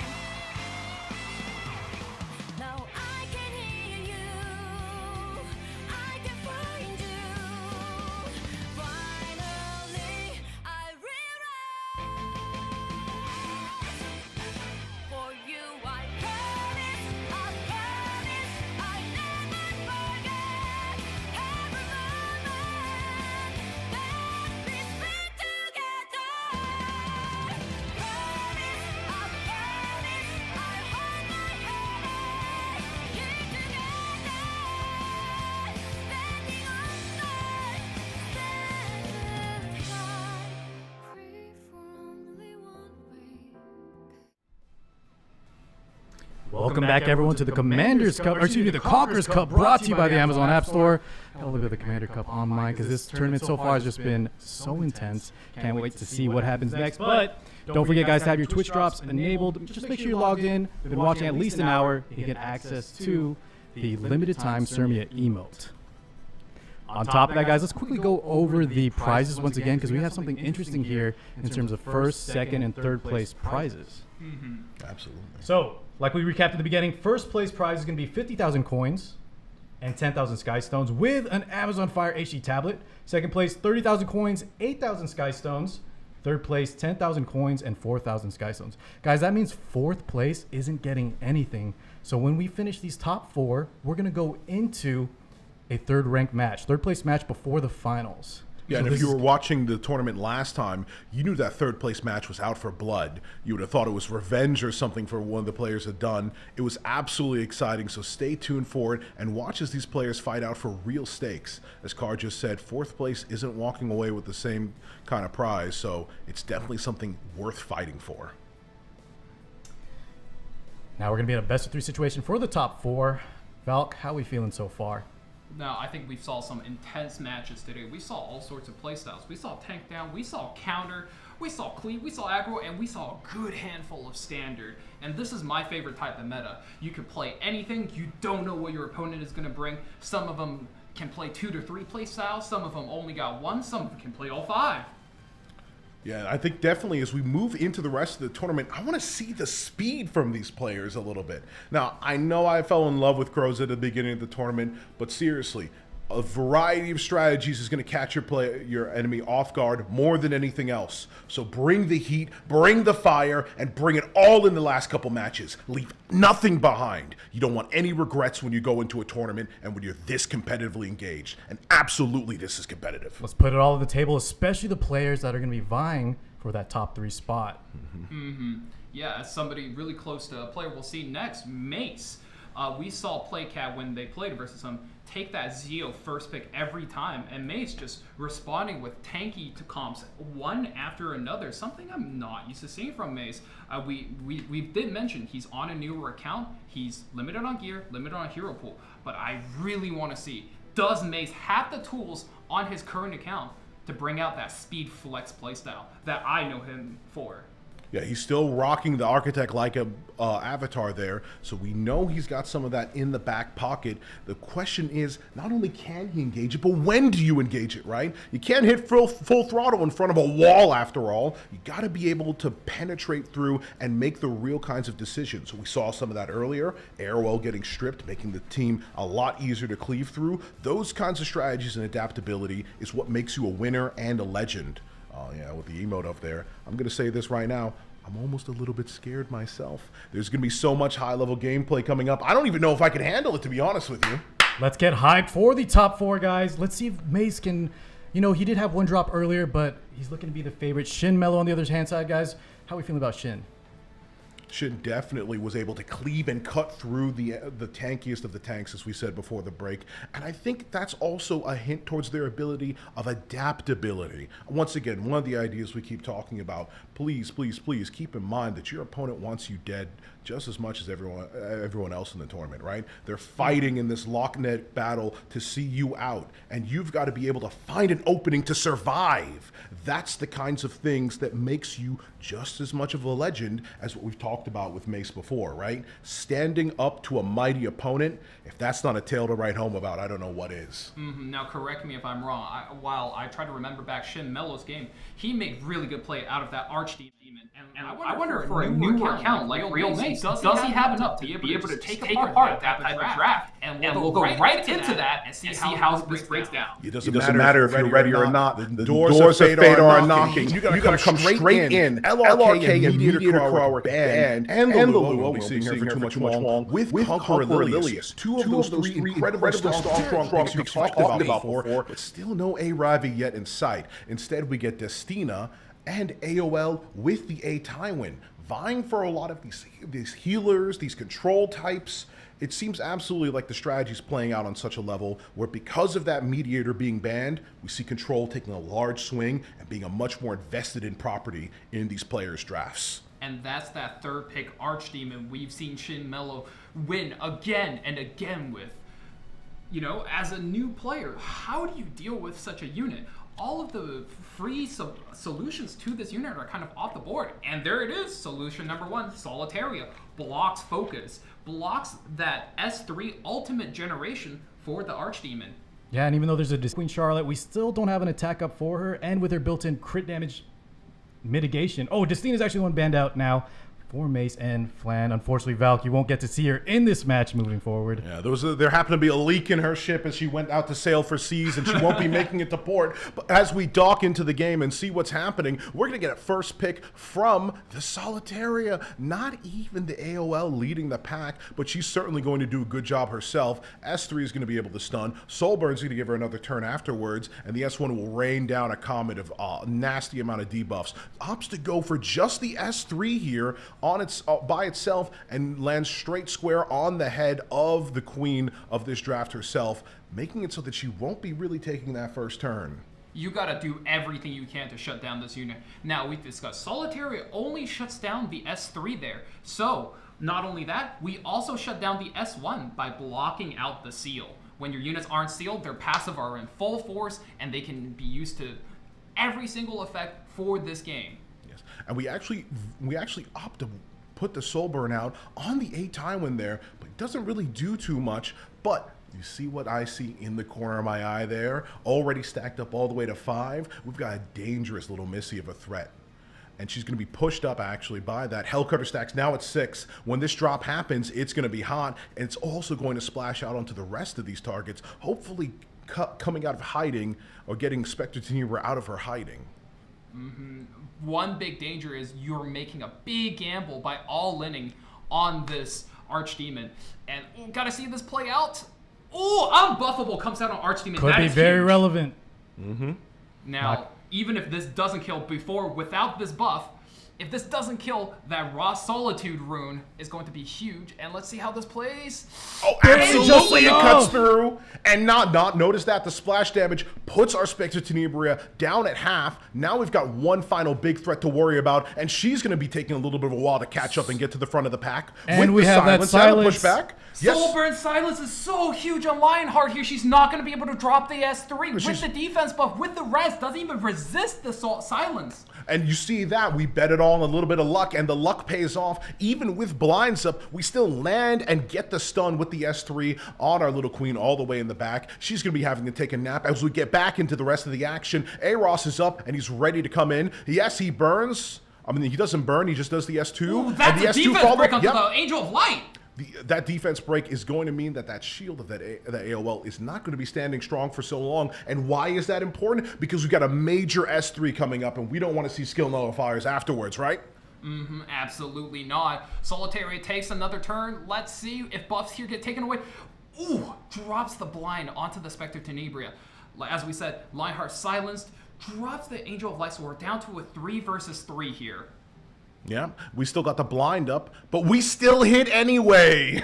I mean, what does it matter, right? Just get a little bit lucky. Stealth. Ooh, this is looking really close. I would say Mace is barely hanging on. He needs to land some debuffs, Valk, onto this Lionheart Sirmia here. Ooh, S3 comes up. This is huge. We'd like to see a strip, or we might be in a bad fix. Strip, stun, pushback. That's it. That's what you're looking for. And Mace is hanging on to his lead by a thin thread. 8 Tywin Soul burns the S3 again. Let's see how this goes. Defense break onto only the Spectre Tenebria. Not exactly the primary target, but she will be catching a little bit of flack and a little bit of splash from this upcoming S1 into the follow-up attack from Solitaria, landing the blind, but also landing, the tack down. Now that's the kind of debuff you don't want to see on your Solitaria. Even hiding out in the shadows, she wants to do damage. And speaking of damage, what did you just see there, right, Valky? 13 Hellcutter stacks on our little queen in the back. When she snaps back, she's going to snap back hard. So let's think carefully about who we target here. Oh boy, this Ross turn. This match is down to the wire, gentlemen. Lionheart finally taking a turn. Now we'll be able to activate in case Solitaria takes an extra. We have those big Hellcutter stacks coming up here, Divine. Let's see the damage. I'm excited for it. I'm revved up and ready. Even if it is just an S1, it's going to hurt like an S3. Absolutely. Take a look at that. Even through Proof of Valor, almost 6,000 damage on the crit. And there goes the health of the Lionheart. Even if she procs at this point, she might be going away soon. This is such a tight margin. I think this Spectre Tenebra is looking like she's clutching out the game. Decreased speed. Interesting. But we really want a little bit more than just that. Stuns the Lionheart, but the cleanse, it's far from over. Here's the proc.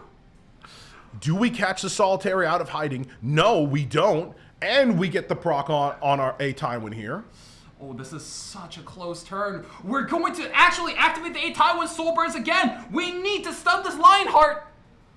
And Stuns we absolutely and do. break. Oh my goodness. Oh, both stuns. You're going to be missing your turns. And, That's right. Oh my God. Oh, a beautiful dunk with the S3. I mean, overkill to the max, am I right? Gotta finish in style. 17,000 damage closes that out. That's game 1 for Mace by such a slim margin. It was definitely competitive, and there were a lot of turns and twists that we didn't see coming out in that match. I was excited as all heck to see that coming out. Yeah, so last turn on the stun, Tywin was activated, but even though he ignores effect resist, it's not a 100% stun chance. 85 proc rate, you're making a big gamble, but that's what it takes to be a Legend player, to be competitive. You have to tell yourself, I'm making this decision, I'm gambling on the 85%, and I will hit. Absolutely. So we saw Spectre Tenebra hiding out in the shadows a lot of that match. As much good as it did, as much as damage as she took, it didn't really have the effect we were looking for, especially for such a unit that people highly value in the game. What do you guys think about that? I think that's due to 2 things. 1, she didn't really have a viable attack buffer paired with her, and number 2, you know, call it luck or whatever you will on Mace's side, that Solitaria, I think for 2 out of the however many turns of Spectre Tenebra actually got to play the game, she had an attack down buff, debuff rather. That is so important because the Solitary got hit twice out of stealth. So that attack down was key to neutralizing the advantage, or rather disadvantage, of that Solitary being taken out of stealth. Yeah, usually you soul burn to get rid of a lot of those debilitating effects, but that option wasn't available for left side because I feel like a lot of those souls are actually getting taken away due to the A Tywin just coming in his presence. Every skill 1 takes away some souls. Solitary really just kind of the star of the show on the back line there. Really good on Mace between the skill 3, skill 1s. Obviously, we're going to be proccing that Lionheart, but wisely got through. Stuns when he needed it, even when she's activated, and able to clutch it out. That's the type of match I personally really enjoy seeing. Somebody just snags a bare lead, and they just hang on for dear life as they get taken for the entire ride. Yeah, I was talking about the souls earlier, but I actually want to bring this up as well. A lot of soul burns on the A Tywin specifically. Why that unit out of all the units present? Car has an A Tywin main. From when he was first released, before the buffs, but you just rip those skill 3s, get that minus cooldown, and his skill 3 is just one of the strongest ultimates in the game. Right, defense break, stuns as well when you reduce 2 turn cooldown. I have to say, I must admit to being guilty of abusing the bug of soul burning A Tywin S3. I humbly apologize. It is what it is. Sometimes it be like that. No, you put that down. We're putting you in jail. Okay? This is your last commentary match, I swear. Actually, we got the car waiting outside, so I see the red lights, the red and blue blinking. You know, say goodbye to everyone, Valky. I think this is the end for you. It is what it is. You know, a guilty man's a guilty man. It's been a pleasure from me. I appreciate you guys for having me. Well, boys, what adaptations do you think Shin Mello needs to kind of combat Mace? Because that was a pretty close match. Back and forth. Shin definitely could have been the one to take it, depending on how things roll out in terms of RNG. But Shin, I think, needs to make his game plan a little more solid here moving forward. Yeah, and that's really the problem there, right? Because when you're so close, you're thinking, yeah, you could easily put your disadvantages on 15%, on luck, on all this other stuff. But as I keep saying, your plan has to consider not the best situation for yourself, but the worst situation for yourself, right? And finding a way to get through all that to win, that's what makes you a conqueror. Well said, Divine. Let's move into the next match here and see if Shin Mello can make those adaptations.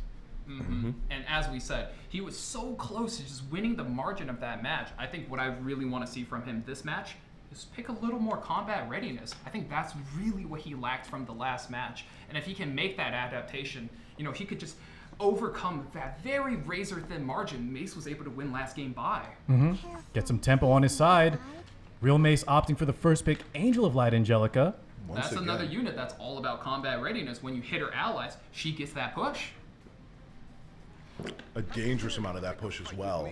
Because her turn cycling with such a low cooldown on her S3 means she's definitely putting a hail on the enemy of debuffs that are debilitating in every single sense of the word. And speaking of debilitating, I mean, you can't give up on her quite yet. Archdemon Shadow makes it out on the left side team. Even if we didn't win that last match, she's so key and fundamental to our strategy, we've got to have her on board. But if we're going to have her on board, why not pair her with the other star of last match, right? A Tywin coming out on the opposite side this time. Mace won't be able to use and abuse that S3. He might actually have to end up fighting it himself and coming up with the counter strategy that we needed last game. And as we are taking away our opponent's picks, Mace actually takes away Melo's picks from last game. These guys just did a little old switcheroo and traded tanks for the match. That's Let me right. show you how to use it. I use it better, is what Mace is saying, right? Now that's an egoist if I've ever seen one. Absolutely. Little Queen Charlotte coming out again, guys.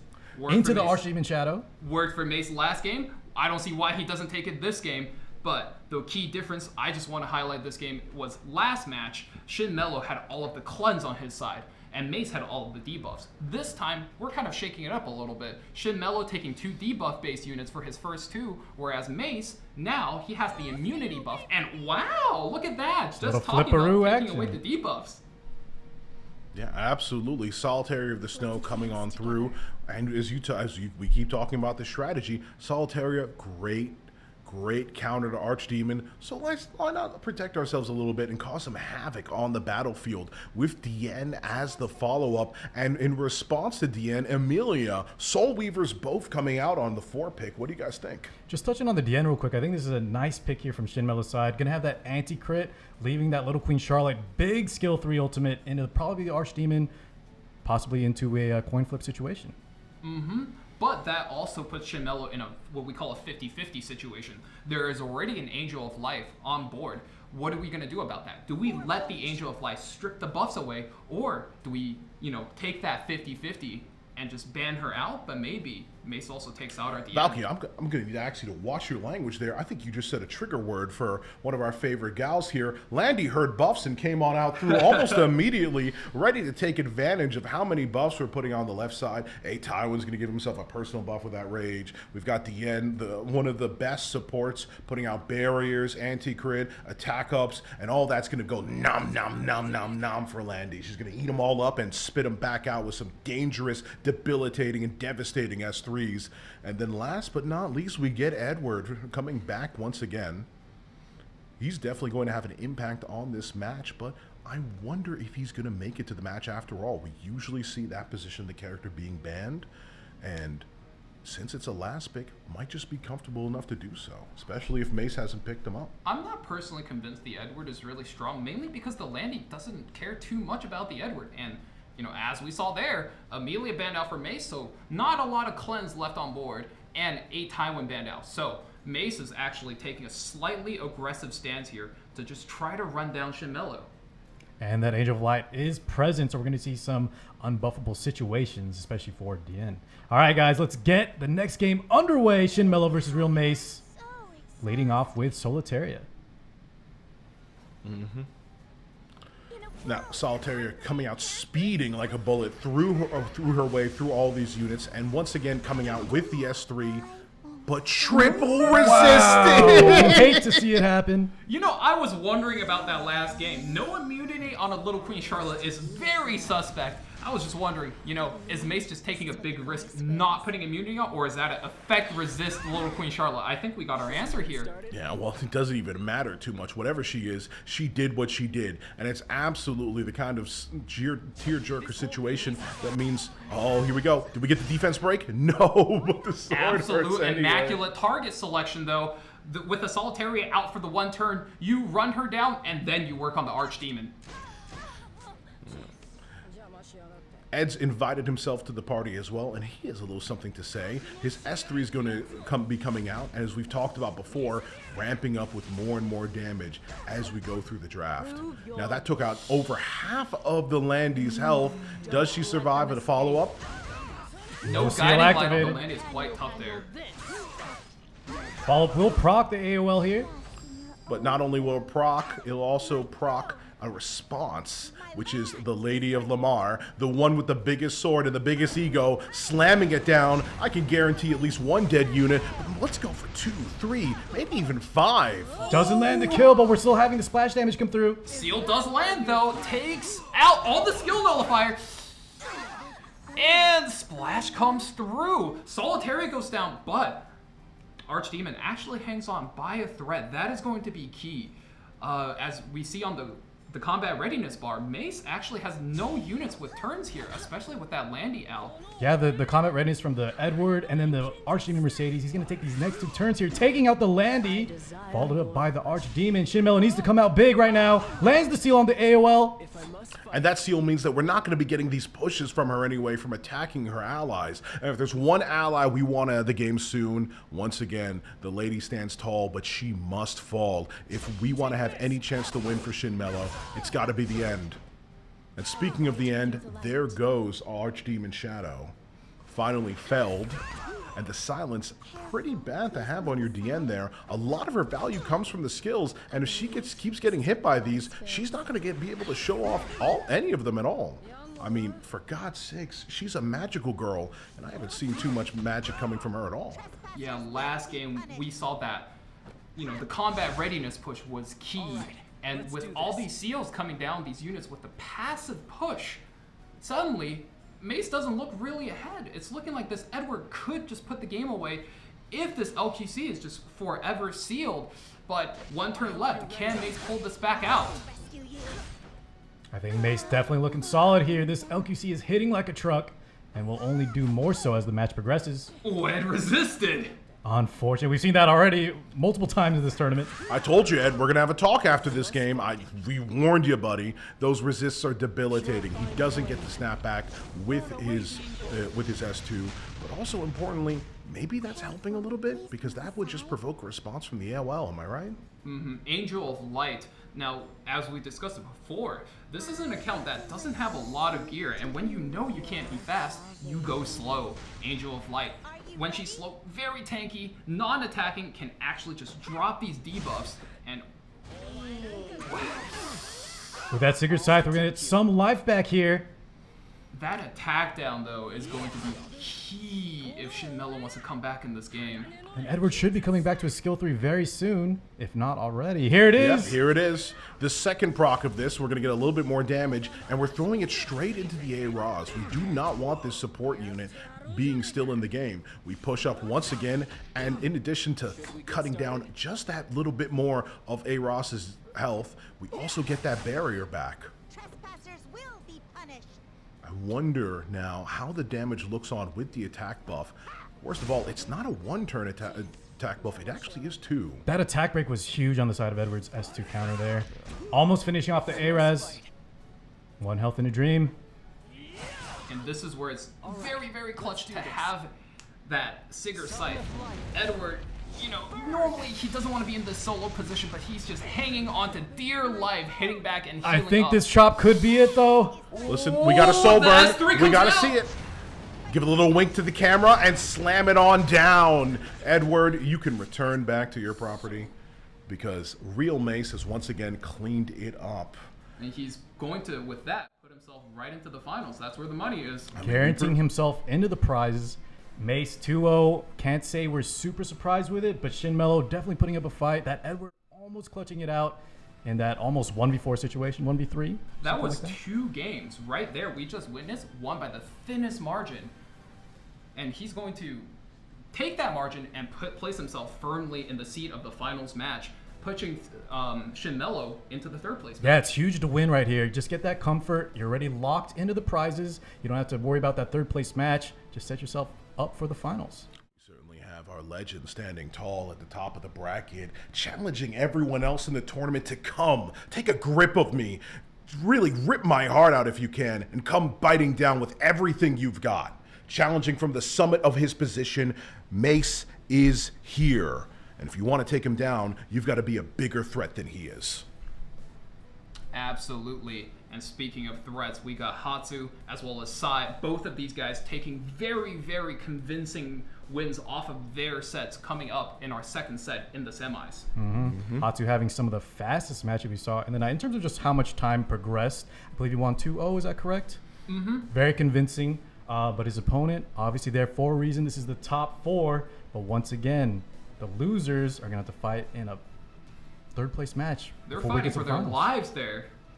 The nerves may be getting to them, gentlemen. Well, if nerves are getting to you at this point of the tournament, I got one piece of advice for you. Snap out of it, okay? You are here because you deserved it. You're standing on the graves of over 100+ participants. You made it here and you fought every inch of the way. If you have to claw your way to the finish line, then do it.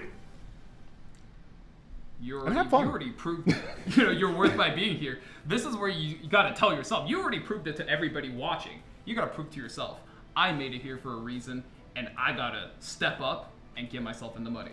Every time you're a winner, just come on back and think the same thing. I'm gonna tell my mama about this. Bring it back home, bring it back to everyone who will listen. Be proud of the victories you have. Even if you don't go all the way, you made it here, and that's enough to prove that you got potential. Top 8 isn't for just anyone. And speaking of which, we're going into one of our last semifinal matches here, and we're going back in with Hatsu coming up against Sai, and I'm excited to see once again what both of them are cooking up for us. Yeah, both of these guys taking their time to think of the pre-bans. Hopefully they took notes on each other, kind of sniping out, especially if they know they don't have the first pick. I wonder if Hatsu is going to be able to land that DJB plus Paris strategy that he found himself so comfortable on. Yeah, very important note you said there, Valky. Taking notes on what their players, the opponents that they're going to be facing eventually if they win here into the finals. And here are the pre-bans out. That definitely seems a little bit targeted. Not only were we seeing most of our triple threat and the triad gone and out of the match, we're also seeing some very particular picks with the DJB and the Piera. No more pairing those two together because you're not getting either of them at all. These picks are lightning fast. Oh my goodness. Sai already with his second and Definitely third. somebody who's familiar with ladder. Ahmed plus Zio. That's a unit that can almost always resist C. Lilius plus another unit that's looking to steal that first turn. And speaking of which, C. Lilius standing tall has the obvious first pick with the rest of her, with some of her other compatriots out. I mean, hand guy's still available, but this isn't exactly a hand guy match, at least not just yet, in my opinion. Now we get the Politis, we flash the Abigail, but we're also still picking in the Karina on the right side, which has me interested a little bit. I want to see what's cooking up there, but obviously I'm much more interested. If you're going to flash a new unit like that, maybe you got my attention, right? That's So what don't I'm waste saying. it. I would love to see an Abigail right now. Not sure if it's in the best spot just yet, but both players looking slightly aggressive, so obviously not a bad pick. Let's see if Hatsu decides on the Abigail. What do you think, Val? Now, Sai's in a really interesting position. No A. Ravi in the game, so early Politis into the Karina. I wonder if that's more of an aggressive Politis or a defensive debuff-based Politis. You know, what do you guys think about that one? I think it could be either, but it'd be super fun if he suddenly pivoted all the way in, pedal to the metal, and just went full cleave with that as a Karina anchor. Well, that's the strength of Conqueror Lilius, right? The match could be aggressive, could be kind of standard. You never know. She's so versatile. She's so versatile. And speaking of versatility, I've actually been thinking about this for a while. Usually, we saw so much of it in the last tournament, but we haven't seen Auden too much yet. A free-to-play queen. I thought Mace would have been one to start wielding her around, but out of all the units we've seen picked so far, Auden not being picked too much is a little bit of a head scratcher for my brain. I think that's partially due to the fact that a lot of these games have just been very tanky, and Auden, no matter what, a 3-star unit definitely lacked the base stats to be a real solid, high-value tanky unit. So maybe kind of being avoided in these slower matches. AOL last pick coming out. That's going to actually be quite annoying on the side of Sai. for Hatsu, because Hatsu has no real cleanse on his team. The only cleanse coming out of this Ahmed opening, but she supports her team in a much more aggressive way, and aggressive she goes. That's a last piece, Corinne. She's there to just run train on the entire right side. These bruisers, you cannot stop me. I'm gonna hit go. Unlike when we saw her earlier, I think this is a much better matchup for her instead of that first pick position. Hopefully we get to see her pop off into this next match. Yeah, But she does have to remove that poultice. That's a very dangerous unit to be having. Yeah, it's a dangerous unit to be having, but you also have to remember what last piece Karen has. If she gets a kill, you're going to regret it. The buffs she gets to herself afterwards make her a definitive we won't see her. Unfortunate. Womp womp. I was so high. It's such a great S3 matchup. She is just gonna get taken out. AOL taken out as well. The handshake on the last bandit. Let's just go into the match. Absolutely. Now, you saw a little bit of that. I'll draw attention to it. The classic on C. Lilius, the nostalgic music box, meaning we'll be getting some random buffs to the party that might just make things a little bit more exciting. We've got to start off first with the resistance, not of the decreased combat readiness, but of actually the silence, meaning we can rip S3 when we want to here. Oh, is that a Sierra Reno the Politis? Silence on the Zeal doesn't matter much, but sleep on the last rider crowd. Now that is going to put a stop to Hatsu's tempo. As we talked about before, you've got to come into these tournaments with something a little bit special in mind for your opponents. When you're able to throw them off like that, you're able to make definitive moves. And speaking of which, this is a classic one if I've ever seen one. The Soul Burn on the Briar Witch. We want all the debuffs and we want them now. 8 out of 8 with that Soul Burn. Going to get the bounce back from the Ed, push up from the Karina, but to no effect since the Karina has not only defense break, but also unbuffable. Yeah, kind of a double whammy here. Not going to have access to the defense buff. Even if she did, she loses some damage here. Still opting to rip the skill 3 into that Zeo. I mean, now's the time where you got to fight back. Your whole team is defense broken. Don't start counting on you getting another turn. Rip and roar right into your opponent. If there's anyone who's going to do that. So little though, Divine. I don't know if it was worth ripping right there, but Sai is kind of on the back foot, so I don't blame him. Well, it might not have just been for that. It might just be for the hail of debuffs we're kind of hoping on, especially with this Politis, as you said before, carrying a very unique artifact, but Last Rider crowd doesn't care about any of that. Be as special and unique as you want. He'll still come through with that true damage, piercing through and putting some of our units in a very tepidous situation. That was so much damage coming in from both units. We saw a really good adaptation from Hatsu there, opting to S3 with the Ahmed onto the Last Rider crowd to cleanse the sleep so that all his damage comes through. But Sai's actually fighting back sufficiently, especially with this Ed leading the charge. Can this Ed keep him in the game? We'll have to find out right here. A counterattack. Oh, this probably only gets more interesting by the second. But I'm afraid we're going to have to say goodbye to her. Yep, that's the end for her. Following up, forced to attack in the Ed, which is going to force a response from him in return, putting her back with the barrier granted her by Last Rider crowd, but also putting her on the Razor's Edge. She's got the immortality, but only for one turn. We are cycling into the Last Rider crowd skill 2 though, guys, so that could be another win con on the side of Hatsu. And Last Rider crowd joining in on the battle, giving himself that increased speed that is going to matter, because the faster he builds up the bike again, the faster he's going to build down the enemy team.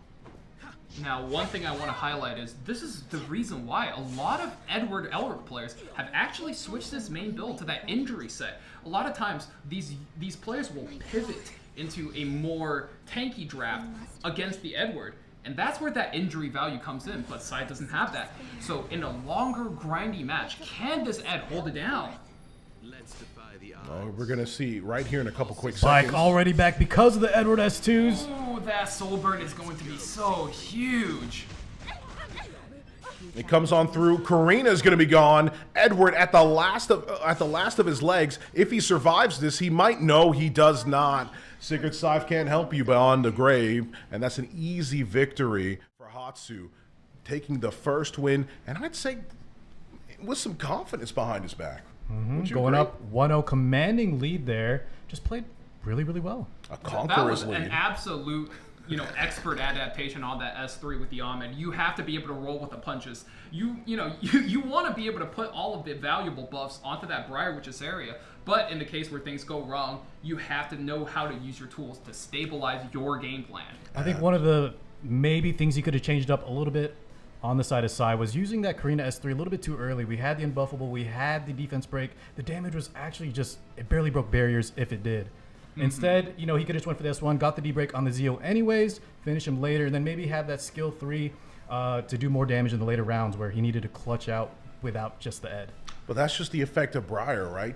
When you have all these defense breaks up on your team, you kind of feel like you're forced to do something in that situation. You're so vulnerable. You never know if you're going to hit the next turn. I mean, it's the perfect setup for cleave, and even if you're not fighting a cleave, you feel just about as naked as if you are fighting one, right? So I don't really think, or I don't really blame too much the idea that you have to come fighting back immediately in that situation. But I do think you are right, Carr. Keep it calm, keep yourself steady, and get ready for the next match right here, ladies and gentlemen, as we're going back in. Unfortunately, once again, won't be able to see Last Piece Karen anytime soon. Damn it. But there's still hope, guys. There's still hope. In this new system, yeah, she actually just eats a pre-ban right here. It is what it is. See, Lilius comes out once again as the first pick for this series. She's the queen of not only the draft, but of the tournament itself. And we see a Crimson Armin Destina response. Everybody sit back. We're going to be here for a bit. Yeah, Hatsu last game, you know, pedal to the metal, just on his, just revved his bike all the way and just took charge. And this game, he says, hey, you go first. But speaking of going first, he's giving away 2 out of 3 parts to the Exodia comp. Absolutely, but he's giving it away with what I would like to say is a good bit of confidence. I've talked about this before, but the strategy is so developed, it's so standard that everyone has to have an answer to it, right? And you're certainly going to be cooking up one for it yourself. Now, in response to the Destina, what do we see? The Briar Witch Assaria, of course she may be, the prettiest flower in the Guardian for all of us, but the Edward Elric also comes out as a must. He's going to be taking and swinging back some of those debuffs, and he's going to be swinging back hard. Now, he came down to a last man standing situation last time, but hopefully he doesn't have to again, because when this character is supported just right, he comes in swinging with ferocious might. There is a little bit of weird synergy, though, in combination of the Ed and the Crimson Armin. When we want to activate that skill 3 on the side of Carmen, we're going to have that immunity for him, which we don't really typically want. And I think the key here for Hasu is that he needs to pick something that is not only good versus aggression, but could also stabilize his position as a standard or maybe even a tanky player. Because if he commits to something too defensive here, I wonder if Sai can just do it like that. Like the Karina, for example, Sai can just do a complete pivot and just play standard from this point on. As we keep saying throughout the day, these pivots, these changes, these moves you make in your draft, they're absolutely important and key. And 4-5 is the position where you make a lot of decisions. This is the part where you want to find 2 strong, threatening picks to make your opponent really decide through, really anguish in their decision of who to ban. And those bans are more important now than ever with the new system in place. A Fire and Ice Bruiser is surely to be answered by double Ice Bruisers, and if Sai does indeed go with that strategy, I think he has this one on lock. Did we see Sai pick Arya in the previous rounds? I think he did, correct? Does anyone remember if he had Taga Hills? I believe he was on either Bastion or one of the or Proof, one of the Guild War artifacts. That's what I thought, but it could come into play. Very deadly in the spot. As we said, double Water Bruiser is going to be at an absolute premium here. Pretty sure Dark Horse Insta Slam Dark Horse, Valky, your absolute favorite unit. Your new favorite. Say goodbye to Pirate Captain Flan. Dark Corvus has a new plan for everyone. Come on by, down and charging through. If he doesn't get last banned, the enemy's through. Yeah. Why am I rhyming? That's me, you know. I guess I'm the Dark Corvus lover now, but I think Sai is in an absolute commanding position. You know, he took what we call that ban last position. So he has double Water Bruiser going into a Fire as well as, wow, he's going to leave the Dark Corvus in this match here. People just are not afraid of this guy. They always leave him in. And if that's a mistake or not, we're about to find out real quick. Now, we've got the Soul Burn on the Briar Witch, maybe a little bit of a defense break and some follow-up puts him down for good. But I'm still scared and threatened by his presence, especially when he's backed up by a Crimson Armin. Might not make it that easy for the big man in the fall. See Lilius 4 Honor going to put 4 Vigor buffs down. This is one of the best supporting abilities in the game, bar none. It is just so much raw stats, especially if you're going to have one of these slugfest matches where bruisers are punching each other back and forth with no healing on either side. And in classic Ed fashion, he gets that sweet resist that he's just known I was for. about to point it out as well too. I'm like, this guy, this little chuckle of a fellow. Yeah, and not only that, we land the provoke as well as the CR pushback on the Crimson Armin, meaning Hatsu is going to get left 2 turns with no defensive options, essentially against Sai. With no defensive options and a sea of buffs on the red side. I mean, you can barely see how many it is. If I don't keep my language short and curt, I might trigger Landy again. But we do trigger this response from Ed, clawing back and giving some cooldown over to the Dark Corvus. He's got his engine revved and ready.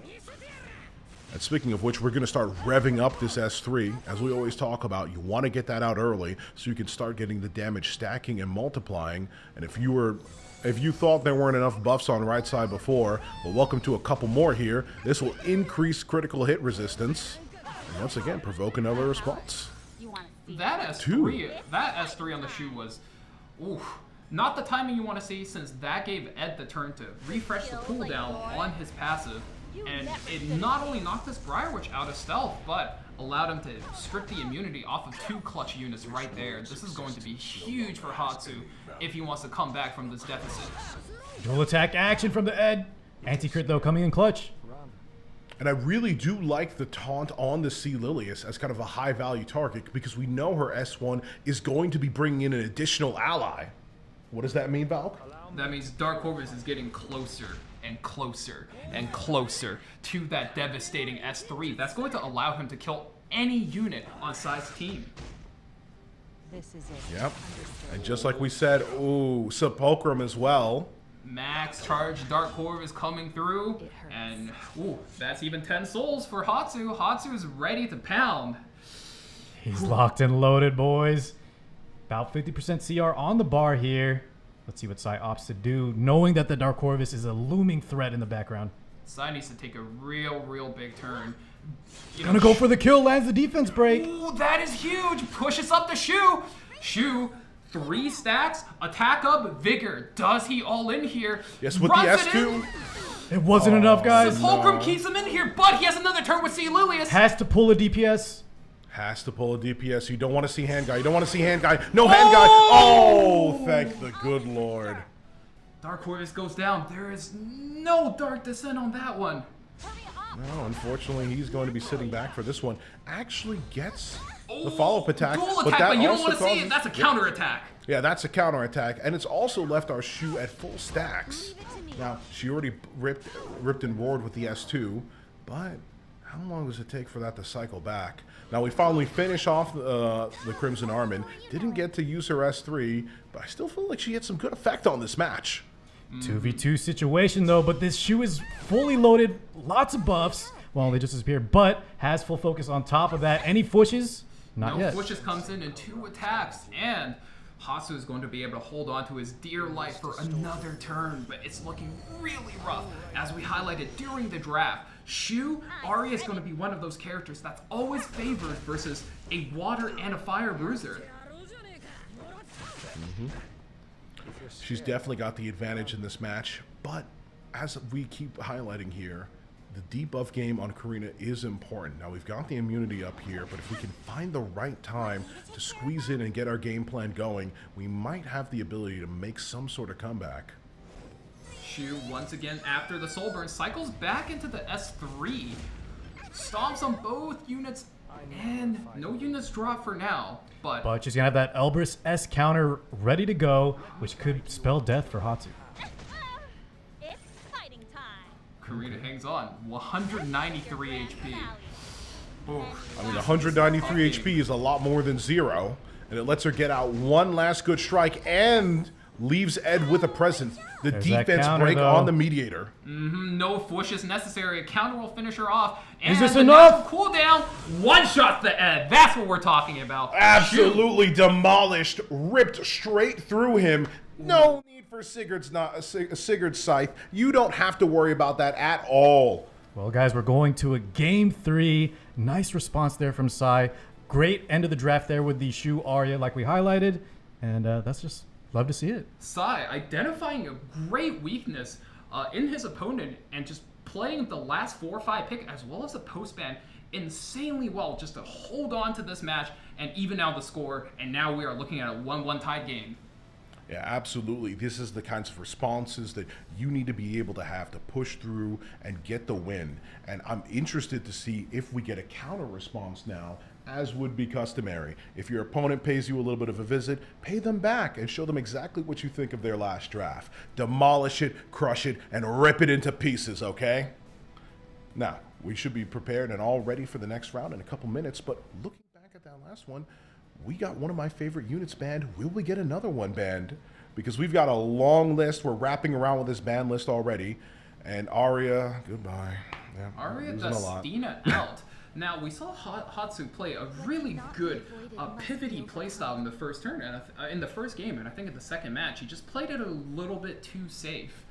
Now, we've discussed this in the last tournament. Epic 7 is about it is a game where you take calculated risks and try to just play around your opponent and bait them in.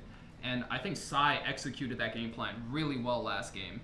And as he goes, Conqueror Lilia's first pick again into Last Rider Crow. I mean, there's definitely 2 strong picks, but if you're going to have anything oppose them, it's going to be Mediator Karik, right?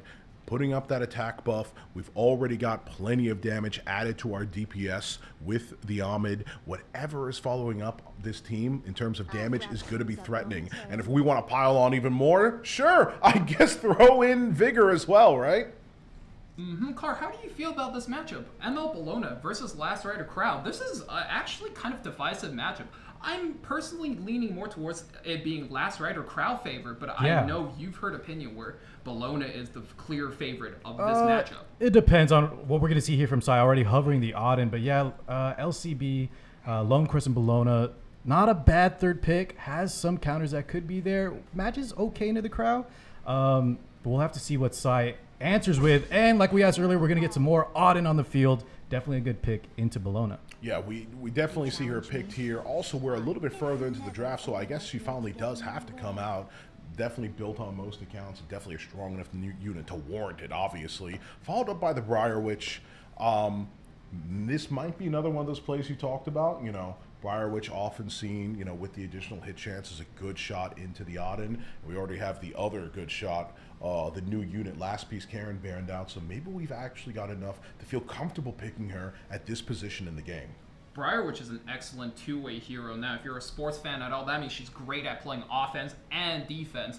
And another unit like that is Yulha, you see here. She's not only a tank, but when she absorbs enough damage from this Last Rider Crow, she's going to be able to rip her own ultimate with all that missing HP and just kill anything. And surely that's targeted towards this Auden on the right side. Yeah, it could get fueled from the Auden S2 counter as well as also with the Bryceria skill 3. Lots of AoE for that Yulha to do big damage early. Yeah, if we're speaking of big damage, who are we hovering right now? The king of it himself, the god of the big damage. We saw this earlier, and he's locking it in. Okay, yup, that kind of speaks to me like this Yulha is going to, And we're Mediator going Karik. again. Of course. Always kills our momentum. There's no fun for me. You take out all the units I want to play to win, but Respective, we want to see those last units in here. Unfortunately, we will not. Ahmed and Rylet getting banned out, respectively. Yeah, Ahmed obviously bringing a little bit too much damage and utility to the team. I mean, if you've got all those buffs stacked up, crit hit damage, attack buff, vigor, I mean, what is going to stop you at that point, right? We saw Hatsu use that unit expertly in the first game, so taken away. See Lilia's uncontested first turn right here. Feel my sword. Yeah, she's definitely taking the walk, and she does a great job at it. Now, she's got to make her decision. She puts out the S2 and pushes back the ML Bologna. Do we see a cleanse here? Not quite yet. In fact, we're just going to get a strip for now. Or not. Really good move, as it's going to put Hatsu in a really rough spot. Now, if he cleanses, this is going to mean the Briar Witch can actually just drop her ultimate and reset all of those buffs and put down Unbuffable. So now they kind of need to play footsies with both of these ultimates between Mediator Caloric and Briarwitch. And oof! Attack One? up and Vigor on this Aiden here means this Bologna is looking like she's about to fall. No, she's not about to fall. She's pretty much already fallen. The follow-up from the Briar, which means that we're going to be having to say goodbye to her. And already, that knight you were talking about doing a lot of her job to mitigate is already past half health. On top of that, guys, we have a strip on the Lionheart buffs, so even when she gets around to return, the damage isn't going to be too impressive. Skill 3 coming out from Last Rider Crowd. Big damage. Yula going down. No ultimate from her. And this damage is not going to be very much. This damage is not going to be much at all. We were really relying on Yulha, not only to mitigate, but to reciprocate, really put back the attack on our opponent, and we just did not get that. Now, the defense break... That's the weakness of these defense scaling units. The defense break not only means you just get eaten alive, it also means you just lose all of your damage right there. We saw that earlier with the Karina. We're seeing it now with the Lionheart. And Hatsu in big, big trouble.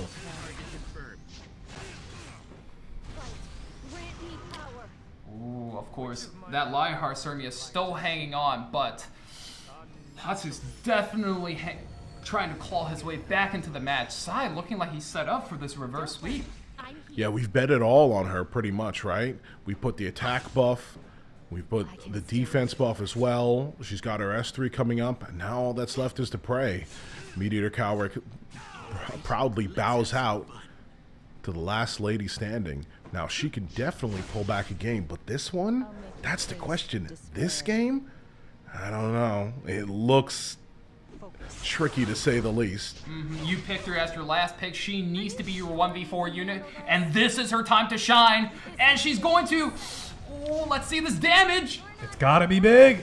It's got to be big. It comes in, a miss on the Auden. That's going to proc the counterattack once again, but maybe it's not all too bad because we've got the defense to survive it, and we've got the follow-up on the S1 here. Briarwitch's Asaria's put in Immortality. That moves Hatsu one step closer to victory, but Conqueror Lilia's cooldowns are coming up. This is going to be scary for Hatsu.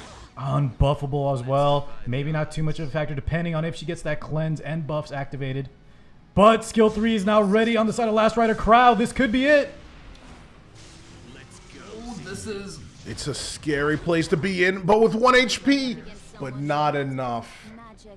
He recognizes that this is an unwinnable position. GG comes out for Hatsu as all the other DPS lined up, was just ready to take their swing at that Lionheart Cermia. So Sai will be moving forward against Real Mace, and now we're going to have to watch the third place match between Shin Mello and Hatsu. Yeah.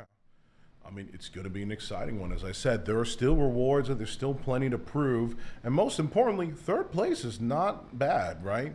But Everyone you have here. to fight for your life here because only one of these fellas are going to be in the money. That's right. 10,000 Amazon coins and 4,000 Sky Stones. Fourth place, I mean, you still did so well. You were on stream, but you don't want to go home with nothing. Not after going this far, playing so well. They got a clutch up here. Nerves are on the line. Got to get them coins. You got to get that money. You got to get that bag. You got to run it. Oh, and the third place match will be best of 5. This just in. More pressure, but could leave more room for error. Adjustments with the draft. Let's see who kind of takes the cake. Fellas, now we've seen these matches all night. What do we think? Both of these guys have looked pretty good in their respective matches. Especially, I would say Hatsu. Hatsu looked like he had a really nice, hot and cold, fast and slow pivot. What does he need to do to kind of be able to, especially right after a tough loss, get himself back into it versus Shamela? I think you've just got to consolidate and sit down and really focus on either one of two things. What makes me strong or what makes my opponent weak. There's a little bit of a difference in the situation here. Your opponent has lost, and you got to see how that loss played out. Key in on those strategies used and their weaknesses. This is not a game about showing your strength as much as it is exploiting the weaknesses displayed in your opponent. With that being said, Divine, do you think Shin Mello maybe has a slight advantage being the one to kind of get a break in the top half of the bracket, watching exactly what his opponent did, maybe give himself a bit of an advantage? I think Shin Mello's got the advantage because they've already shown that they're comfortable with taking advantage of players who rely a little bit more on the standard formula and even those outside of it. And I think that matchup experience might come into play here. But obviously, of course, at the end of the day, Hatsu is Hatsu. We played an excellent game there in a back and forth, and as we keep saying, that adaptability will make you a threat. Go full forward with your ego, and definitely remember, you made it all the way here. You might not be vying for first place, but bronze ain't a bad medal to carry around your neck. Now fight for it. And, you know, talking about exploiting your opponent's weaknesses. This is something I haven't seen explored in this tournament yet. Have you guys thought about what would just happen if Shin Melo's main hero just got banned in the pre-ban phase just like that? What would he rely on? We saw Hatsu get target banned, and he went from looking at somebody who was extremely dominant to looking very vulnerable in that set right there. It looked like he had a lot harder of a time to adapt and pivot to his opponent's game plan. On top of that, guys, this is going to be the first best of 5 of the night, and it's really going to show if it goes to the distance. Do they have the pool? Do they have the extra units to go all the way? You're really going to need that depth. You're going to need that strategic variance going into this. Speaking of that, we're going right into the match, and let's see these pre-bans. These pre-bans are going to be interesting because they're going to be setting the tone for the entire set. Now that we're in a best of 5 format, these pre-bans are possibly going to have a longer effect than they've had in any match before. So keep that in mind as we lock in. And it's Belian, Last Rider Crow, Zio, and Mediator Kewerick. Oh my god. We're taking out the Belian, which means Spectre Tenebria. An amazing pick. What did I just say? Ooh, Spectre Tenebria. Now, Shin is actually put in a pretty rough spot. We discussed this earlier. He mains that Archdemon Mercedes. Not the best matchup into the first pick, and you don't want to pick into a losing matchup into their first pick. When you have to ban your opponent's first pick, you know you're in for a beating. Speaking of a beating, you would have been beat down if you tried to draft DJB because without barrier units to accompany him, because, you know, DJB loves seeing those barriers go down. We actually take one of the strongest barrier units with us as well with the FCC, so the follow-up seems clean. DJB also very squishy, so not only does he counter these barrier units, he has quite good synergy with them. And as these barrier protector squishy units, his heal is also going to slightly sustain them as well.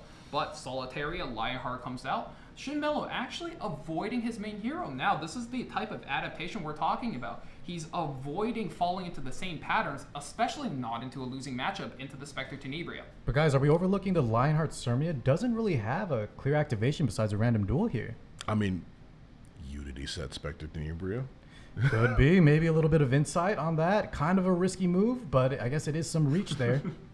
It is a little bit of reach, but more importantly, it's kind of seems to be a little bit of a threat, right? You know, maybe it's a guess, right? Or some kind of proposition on their strategy, right? I know you want to do this, or I know you want to move in this way. So before you can even get there, I'm going to lock down your options. Now, might not be the strongest without counters, but Lionheart Surmia is Lionheart Surmia, right? Briar Witch Asaria comes through for Hatsu. That's going to be a unit that counters 1, 2, 3, 4 units. Man. And that's what we're talking about. Hatsu is so good with this style. When he gets the window, when his opponent slows down, he speeds back up. And, you know, he's playing that footsies, he's playing that hot or cold, and he's not missing a single beat. Briar Witch's area with strays. Yeah, definitely some of the best pivots we've seen from any of the player in the tournament so far. Now, as Shin Melo, what do you do? Do you lose your revive ability with that Briar Witch, or do you play into the strays and just give up your tank off the first turn? No, we definitely go for a little bit more reach in our draft, and we need it when we're fighting the Spectre Tenebria and possibly the rest of these units hiding out in the shadows. Well, guys, first match is underway for our third place finish. Who's going to be in the money? Is it going to be Hatsu or Shin Melo? Find out real soon here. Wow, Fast Landy actually kicks off this fight. Fast Landy, even faster than our DJB. Exciting to see, interesting to see, and pushing up the rest of our team, but not enough. We get the Desert Jewel Bazaar, and he has a little bit of something to say. If you can push up your team, I could do the same damn thing all day. Now, we get the FCC up here. Do we get the rip on the S3? I mean, a little bit of protection could be nice.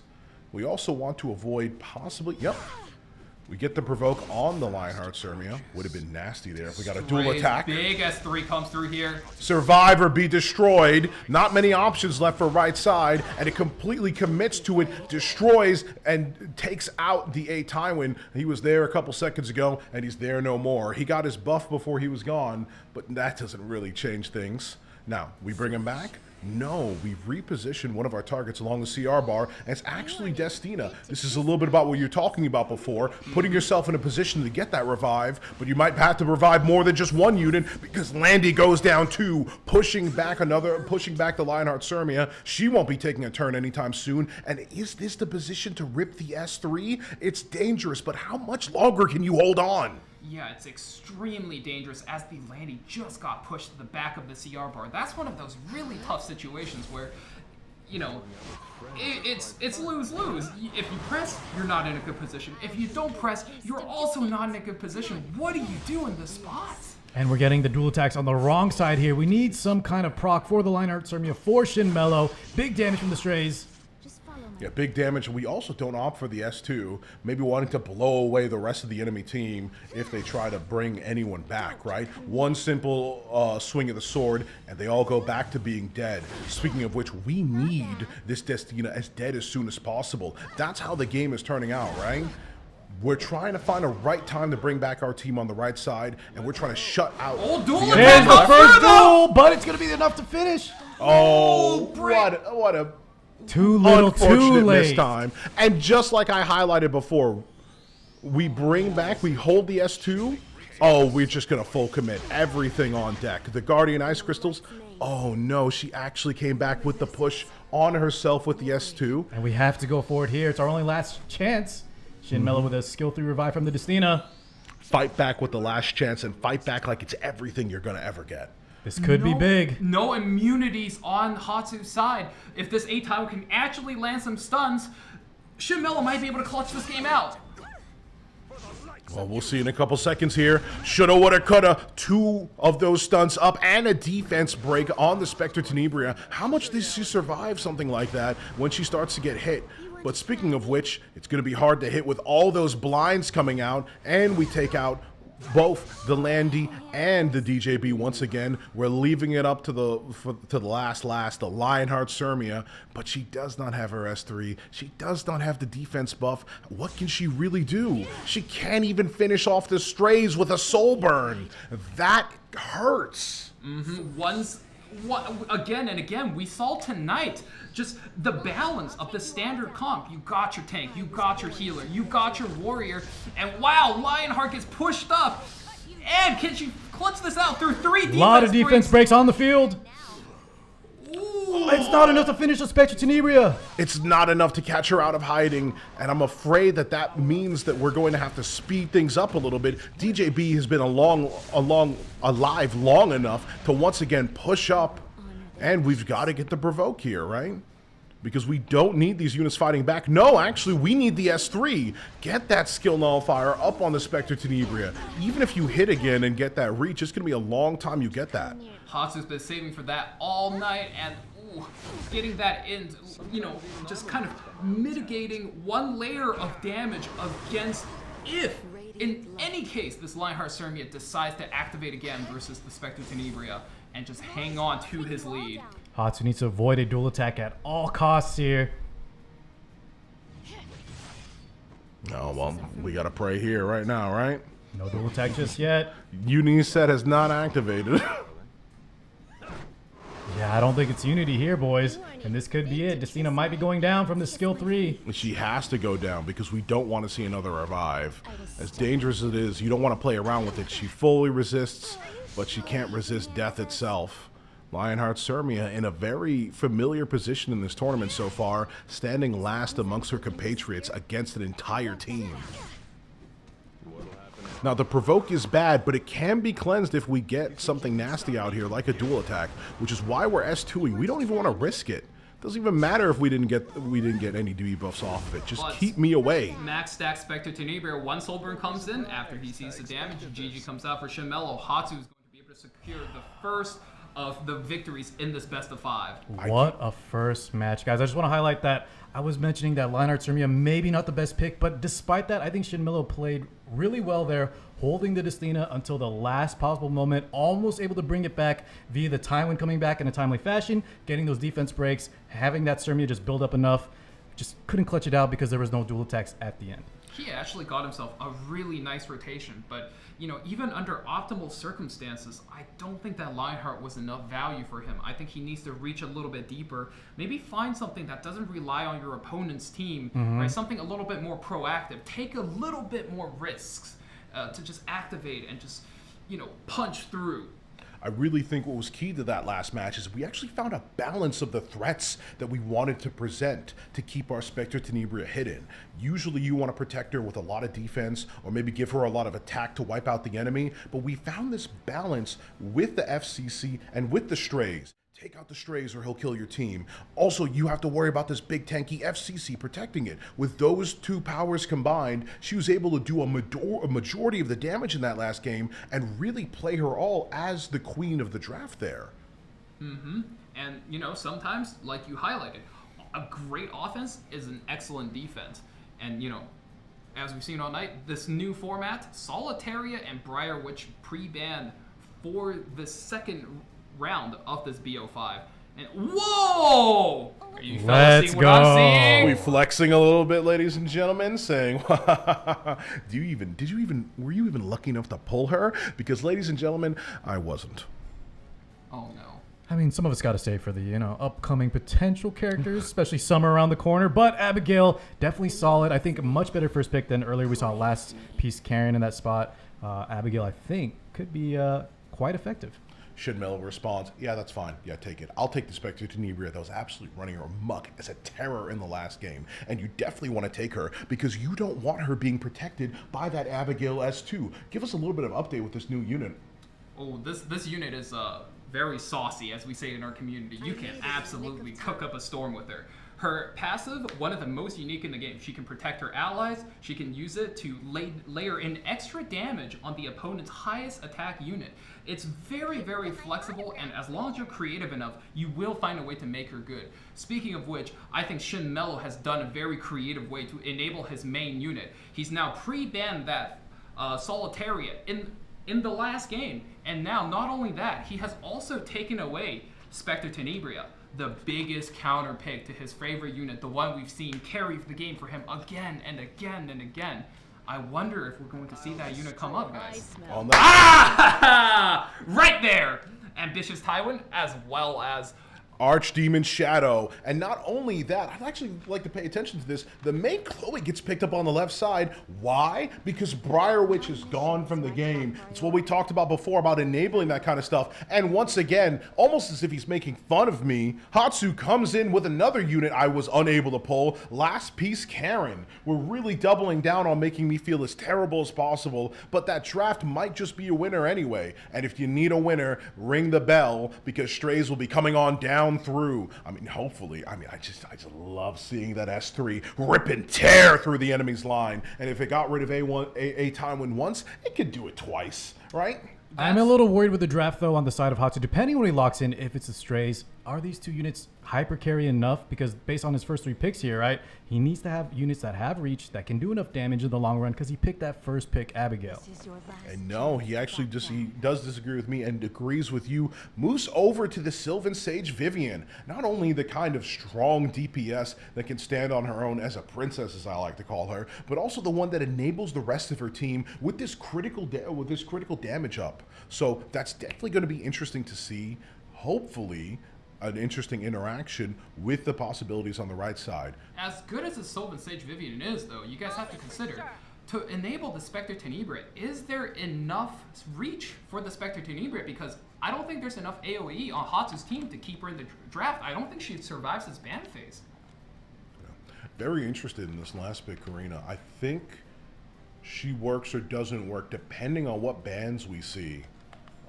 which we'll see here in just a couple seconds. It probably means we won't see a Sage Vivian ban because that's, I think, what she was picked here for. Yeah, is that a Corinne ban? I thought it was going to be a May Chloe ban. Yeah, I definitely wanted to see Maid Chloe ban there because I'm a little bit worried about just how much effect resistance she brings to the team. Maybe shutting down a little bit of Karina's plan. But I'm not the one in the hot seat. These players are. And speaking of the hot seat, coming up first is Destina. Interesting. I guess we'll just never see a ML Karina this tournament. Yeah, we're just, Yeah. we drafted 2 new units just so we could get one. Oh, a counterattack already. Not going to strip because of how helpful Destina's buff is on the first turn, but it does feel a little bit bad to see that luck is against you from the very first move of the game, right? And as we said earlier, Spectre Tenebra eating up a curse from Abigail. S3 comes through, drops it on the Destina. Injury is going to come in.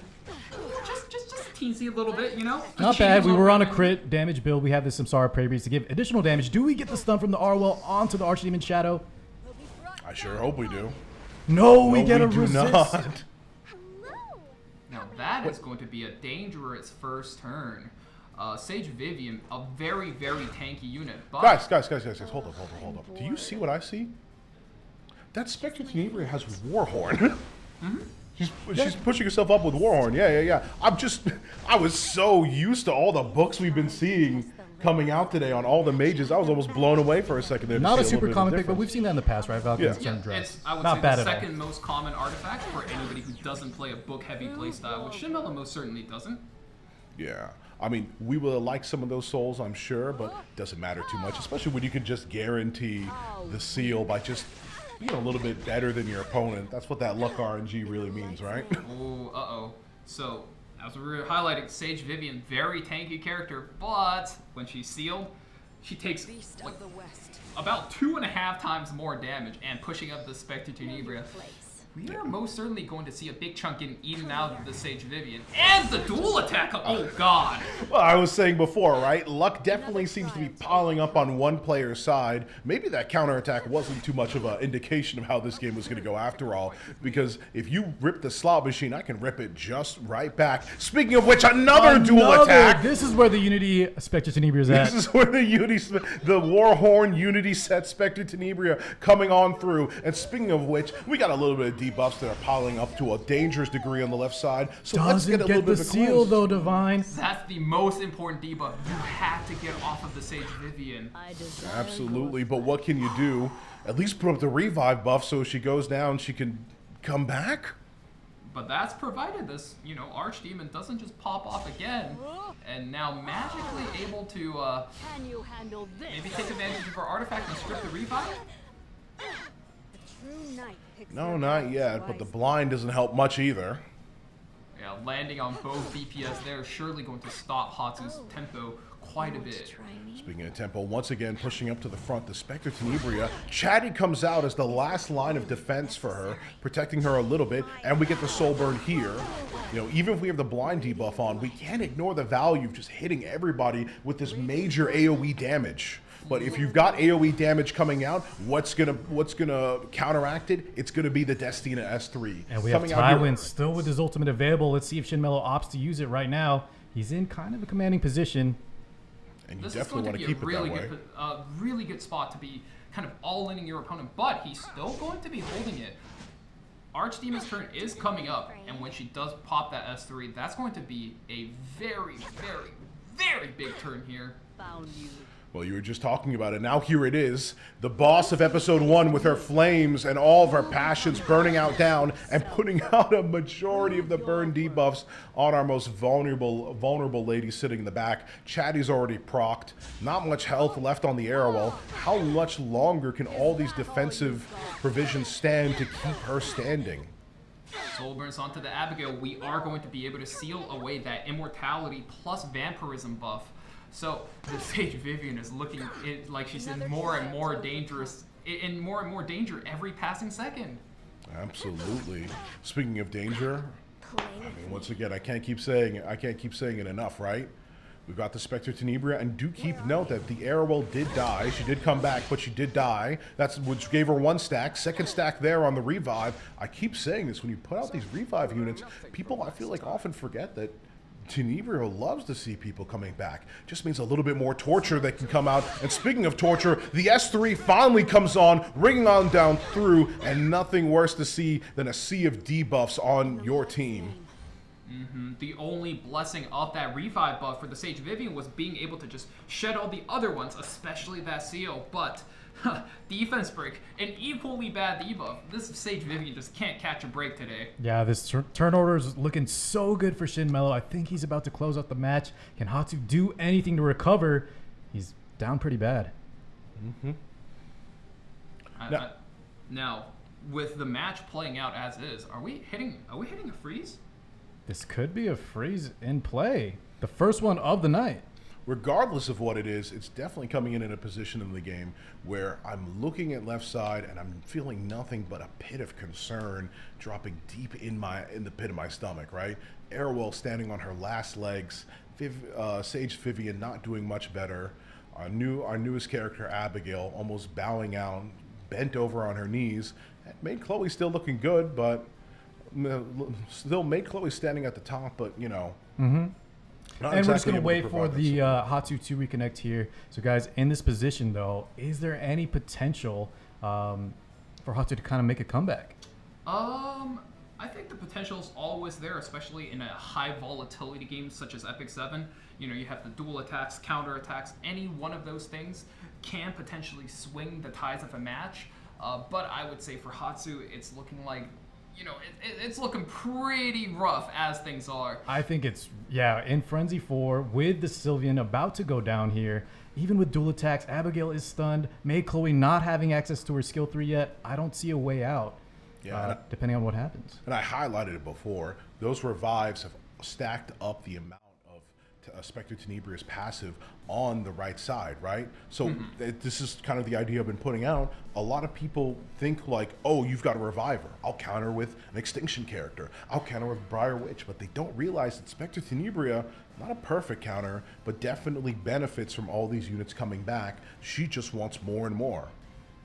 And in these standard matches, I think one thing you always want to gauge is how well these players are understanding the matchups of not only damage versus healing, but also damage versus, or rather cleanse versus debuffs, right? For a unit like Destina, she cleanses every single debuff on your team. She has a lot of power over units like Archdemon, like the 8 Tywin, for example. But the Make Chloe, however, works extremely differently. She only cleanses 2 debuffs per unit.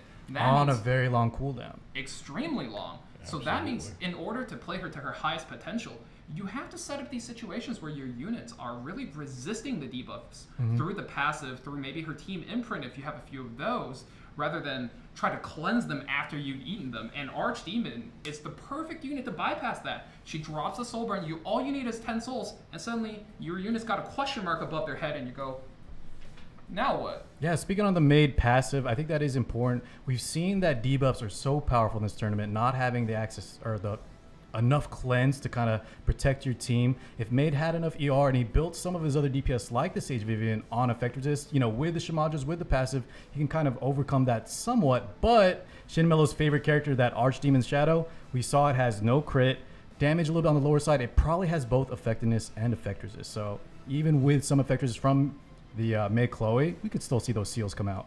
I think in a longer series, that's definitely something Hatsu needs to pick up on, as well as what do you fellas think Hatsu needs to do in order to beat Shin Mello, and how well he plays around that Archdemon? Because we saw in game 1, he didn't pick up that win, but he set himself up for a prime position to pick up Archdemon for game 2. I think we've seen the primary strategy play out many times in this tournament thus far. I was hoping to see it banned out immediately, but if you're not going to do that, steal the unit. I feel like that has to be the backup plan. It's right? kind of tough because Archdemon's Shadow is not really a popular unit at the moment. She's actually not that strong, all things considered. Shin Mello just a specialist to that character, making her look great. But in terms of what we could see to counter her, I think just take notes from Mace. I think he did a pretty good job with the little Queen Charlotte, playing a little bit slower, landing that big damage onto her, and maintaining or mitigating the amount of seals that go out. I think Shin Mello played a really good long con. He kind of, it was almost felt like he tried to win game 1, but when he couldn't, he didn't care much. He kind of just threw that into the wind. Game 2, game 3, I'm in a good position because even if you would like to ban away this Archdemon, Hatsu doesn't really have the draft stocks to just say, all right, I'm going to force ban this Archdemon and you can't play her for the rest of the set. He has to ban something to potentially let himself take a win. And that's a really tough position. I'm thinking about it even as somebody who's played many competitive matches and tournaments, and you know, if I didn't have a full roster, how would I play that? You know, like you said, Mace had a really good adaptation, and I wonder if Hatsu has these options. I'm worried about that because, as you said before, it's all about the units you're able to draft out and pick out, and we're only in the second match. If you're having problems with your unit pool here, how does a match 5 look? Because as we said from the beginning, this is the first of the best of 5s. This is the last match for either of them.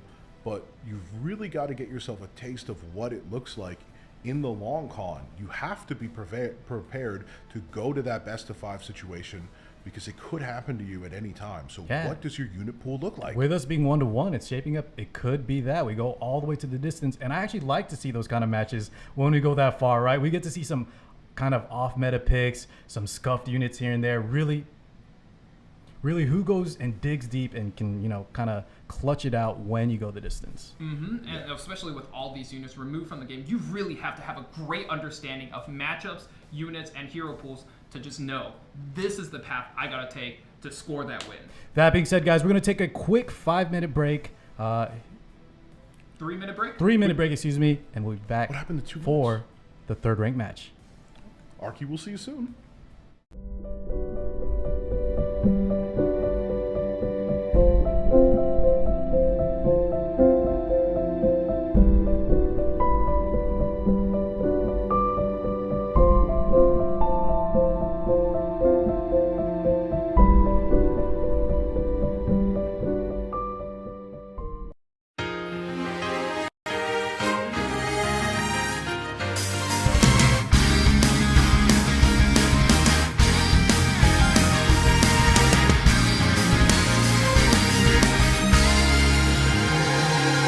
Keep me sinking in this darkness. Keep on forging out this anger in me. It's the only place that I can truly be myself. There's a light to fill my void when the only thing left is the night. But it gets me up, it won't let me stop through this endless fight. So now I lay my numbing soul to fate. Better my destiny, let it take over. Fight on, it's time for revenge. I'm a drifter in this world with nowhere to go.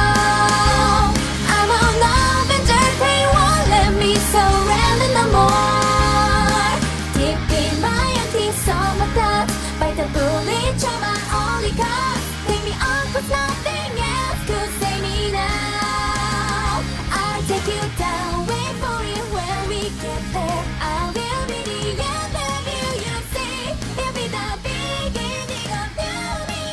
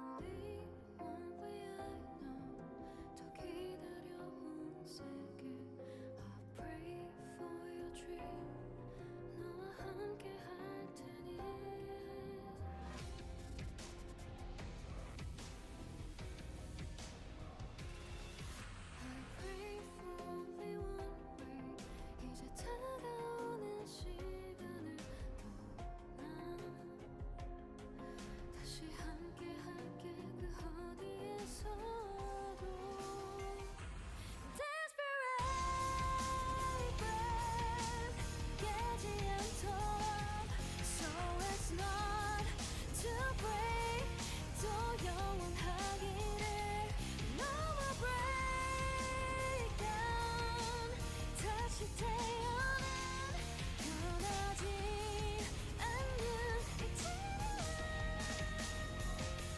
다시 시작될 desperate.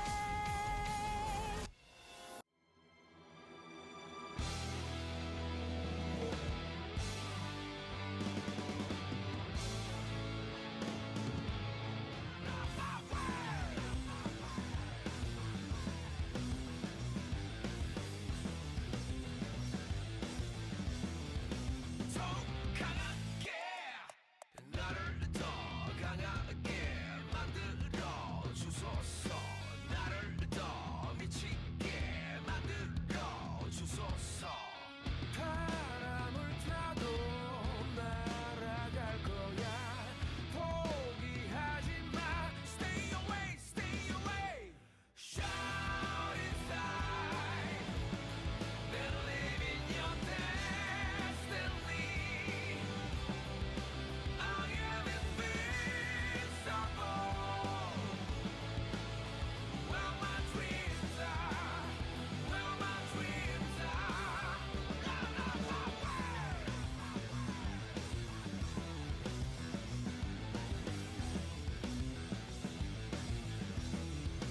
더 강하게.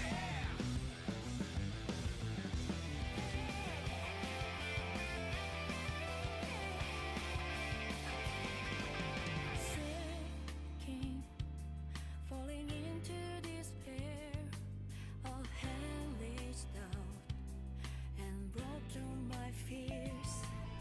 When I was lost, you found me, showed me kindness, set me free. And still, I remember, now I can hear you. When I close my eyes, I can feel your hand in mine. Now I can hear you, I can find you. Finally, I realize for you I promise, I never forget every moment that we spent together. Promise, I'll hold my hand, here together, standing on the free for only one way.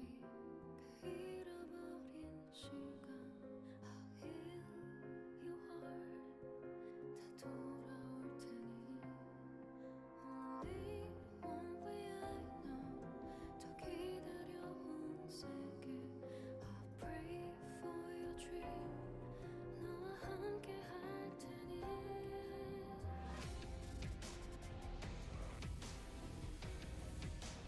I pray for only one way 이제 다가오는 시간을 난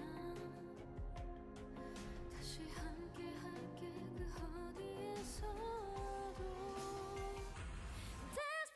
Desperate breath 깨지 않도록 So it's not to break 또 영원하기를 No more breakdown 다시 태어난 변하지 않는 이제는 다시 시작될 desperate.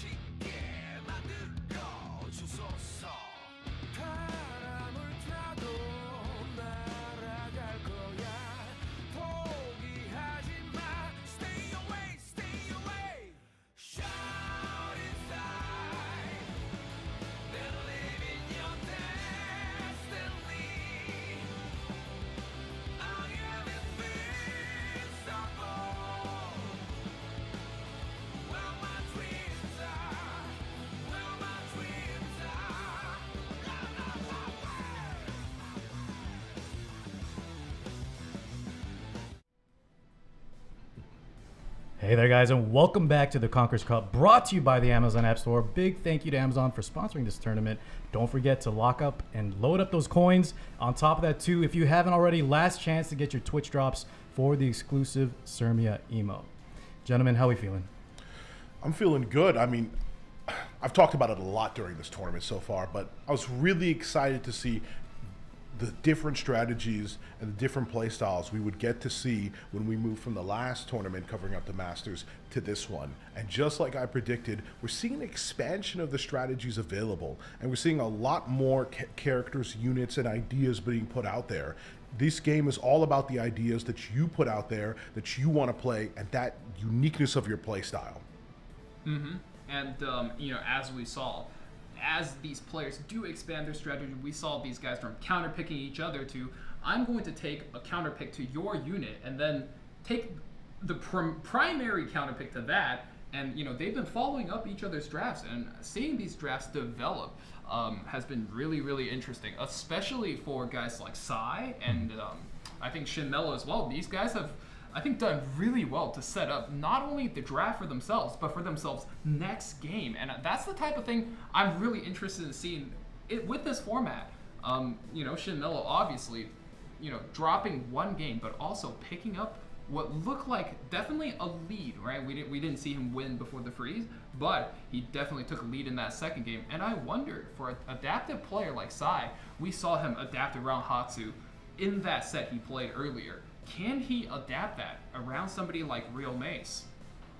Yeah, I definitely think you're going to be in a position where when we come up against Real Mace, when we come up against the legend of legends standing tall at the top of the bracket, I've said all this stuff before, you've really got to ask yourself, what kind of weaknesses does a guy like that have? And I think it primarily comes down to that backstory you were talking about earlier, Valky. He's been missing some stuff. So what has been new? What has changed about RTA in the last couple months? And what might he not have been fully prepared for or know about that you can use as your advantage, right?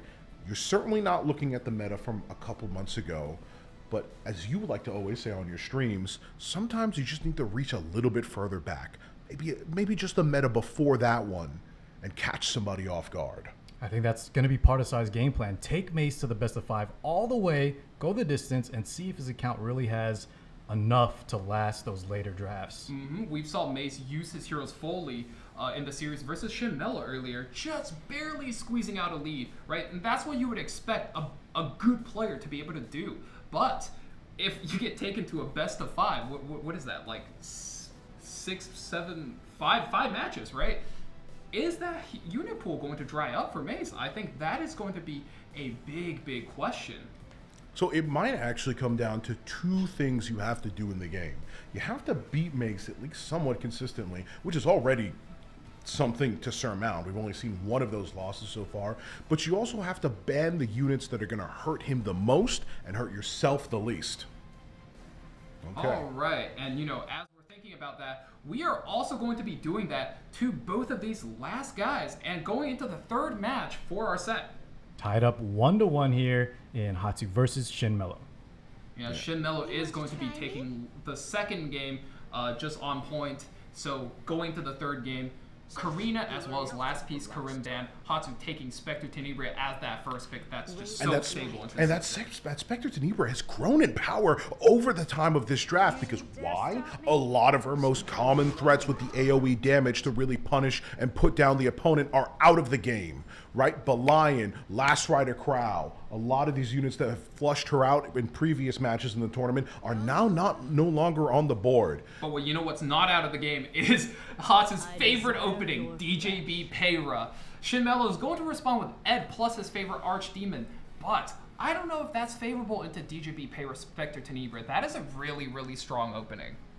It's a really strong opening, and usually you try to keep at least one of the 2 out of your opponent's hands, so maybe we see a ban centered around that idea. Still, for the moment now, we've got to finish off our draft with another strong DPS, so Spectre Tenebria isn't standing by herself in that category, and maybe possibly another support to carry her. We talked a little bit about that idea from before, remember? balance her out with an offensive support and a defensive support. There we go. As we talked about earlier, you need to be able to adapt around this Archdemon and adapt well. Little Queen Charlotte, the premier counter to dark units coming out. Taking a note out of the Mace playbook. Let's see if this is effective in answering this Archdemon Shadow that's been giving us so much issue. He wants to get some attack up with it, though, and he's hovering over the Amid as the last pick. Yeah, hovering over the Amid, you're bringing Little Queen Charlotte, everyone's favorite big damage, dark destroying unit with the blonde hair and the blue eyes that lock in on the opponent and let them know you're not going to be getting away with any of your stuff. And she's definitely has those eyes pointed towards the apocalypse, the Archdemon. I'm starting to get a little bit confused myself. The Archdemon herself, and we finally rounded out again at the end with Shu. We saw Shu earlier getting in some good work, and with those strong defense penning S2s, it's a threat you have to pay attention to. And I'm thinking the Shu gets removed from the game as well as perhaps that Spectre Tenebria. Now, while Hatsu might be playing Little Queen Charlotte banned out next to the Destina. That's really interesting. I want to see where this match goes. Absolutely, and we're going straight into it. Obviously, the Peyra taking the first turn, setting herself up with the S3. And RNL again. Is this a prophecy? Do you just get this for free now? Oh man, stunning the Archdemon for that first turn, especially when you have a single target DPS. You can completely bypass the cleanse from Ambitious Tywin with the Spectre Tenebria. This is going to be a very dangerous spot for Shin Mello to be in. Huge momentum and tempo lead on the side of Hatsu. Now you can just hit this unit, beat her down for free. Soul Burning, we are going to all in this Archdemon right here. Get rid of the problem early, right? It's really the only access to reach outside of the Shu skill 3. We can take it out pretty quickly. Doesn't get the kill here. She hangs on with a thread, but also keep in mind that thread is not the kind that's going to keep you alive for too long. She's definitely going to find herself targeted. Can we get any value out of this pick at all? Have to go into this. Now, while Hatsu looks like he's playing what is a very aggressive game, you have to keep in mind, he's playing technically a tank down match with these units. He's running double support plus a tank plus Spectre Tenebria. So he needs to hold on tight and tank down all this damage and essentially just walk his way into a victory here. Yeah. We let rip with our primary cleanse just to get the push up because with our leading lady in the back stunned and at 1 HP, we're not really too worried about getting a cleanse out. What we are worried about is the stomp from Shu providing out the anti-crit and possibly, oh no, not possibly, definitely coming in with the first of many counters. No push, luckily though, for Hatsu. I mean, that's the second one. Hang on now. We're starting to get a little bit lucky. Still none. Is this Shu broken? Ooh, this is where it gets real dangerous because, as I mentioned earlier, Hatsu doesn't have enough damage to play aggressive. He's technically playing a tank that, but dual attack! Shu decided she can now counter when an ally attacks. That's a little bit of a weird concept. Whoosh comes through here. Full stacks, that's a full reset as well. Ooh, this is looking a little bit dangerous. Hatsu has to be thinking about whether or not he can attack into the Shu. That's a dangerous play, my friend. Yeah, especially giving her additional combat readiness. And now we've got to provoke on the Peyra. Not going to be able to stun her out as she probably wants to do once that immunity runs out. Ooh, dual attack. Might get a poison proc into the equivalent exchange. Finally, Ed decides to not resist. And once again, as we highlighted before, we get that critical attack break on the Spectre Tenebria for 2 turns. No cleanses available and no souls to burn through it too. She's just got to deal with not only having coming less in damage. Clutch. Yeah, she comes in. Ooh, and Shin Mello takes that third game out. Absolutely, that was quick and decisive. Very quick, considering the draft that ended a lot sooner than I thought it would. Yeah. Yeah, that game was. Oh man, what can I say? There's really not. The pivotal turning point was those Shu counters. Even though there was no push, it just brought him back into such a commanding lead.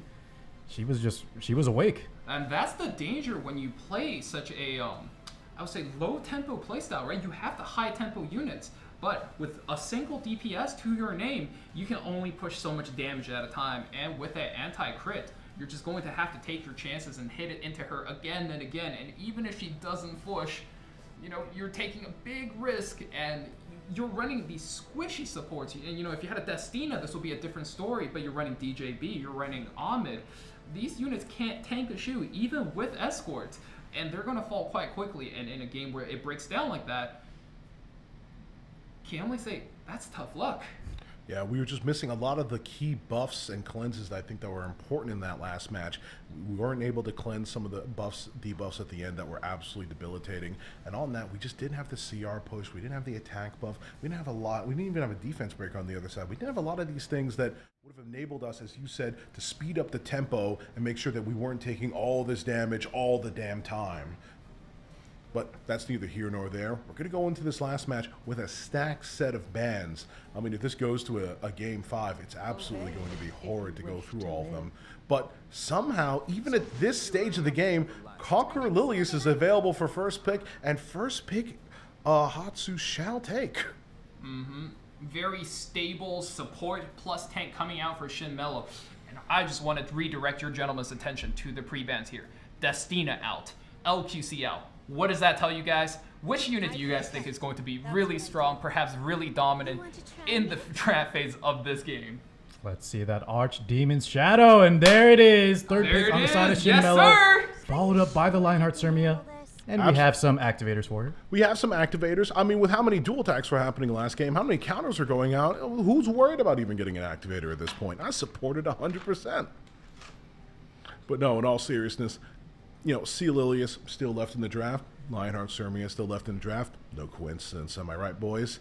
Now, we're looking towards getting that big, strong second DPS to back up our draft. We're looking through a couple of those options, and I'm interested to see what we pick out of our treasure chest. As we keep saying, this is the part where you're looking through your units and really, really deciding who you want to come out as clutch. Because importantly, these 4th, 5th positions are usually the ones to get banned. So is this a unit that can win you the game? And is this also a unit you're worth risking being banned and never seeing again? Eyes. Arya comes out. I want to believe that unit is... Ooh, okay. Arya Dark Horse, that's a combination if I've ever seen one. Both of these units. Decent matchup versus Archdemon.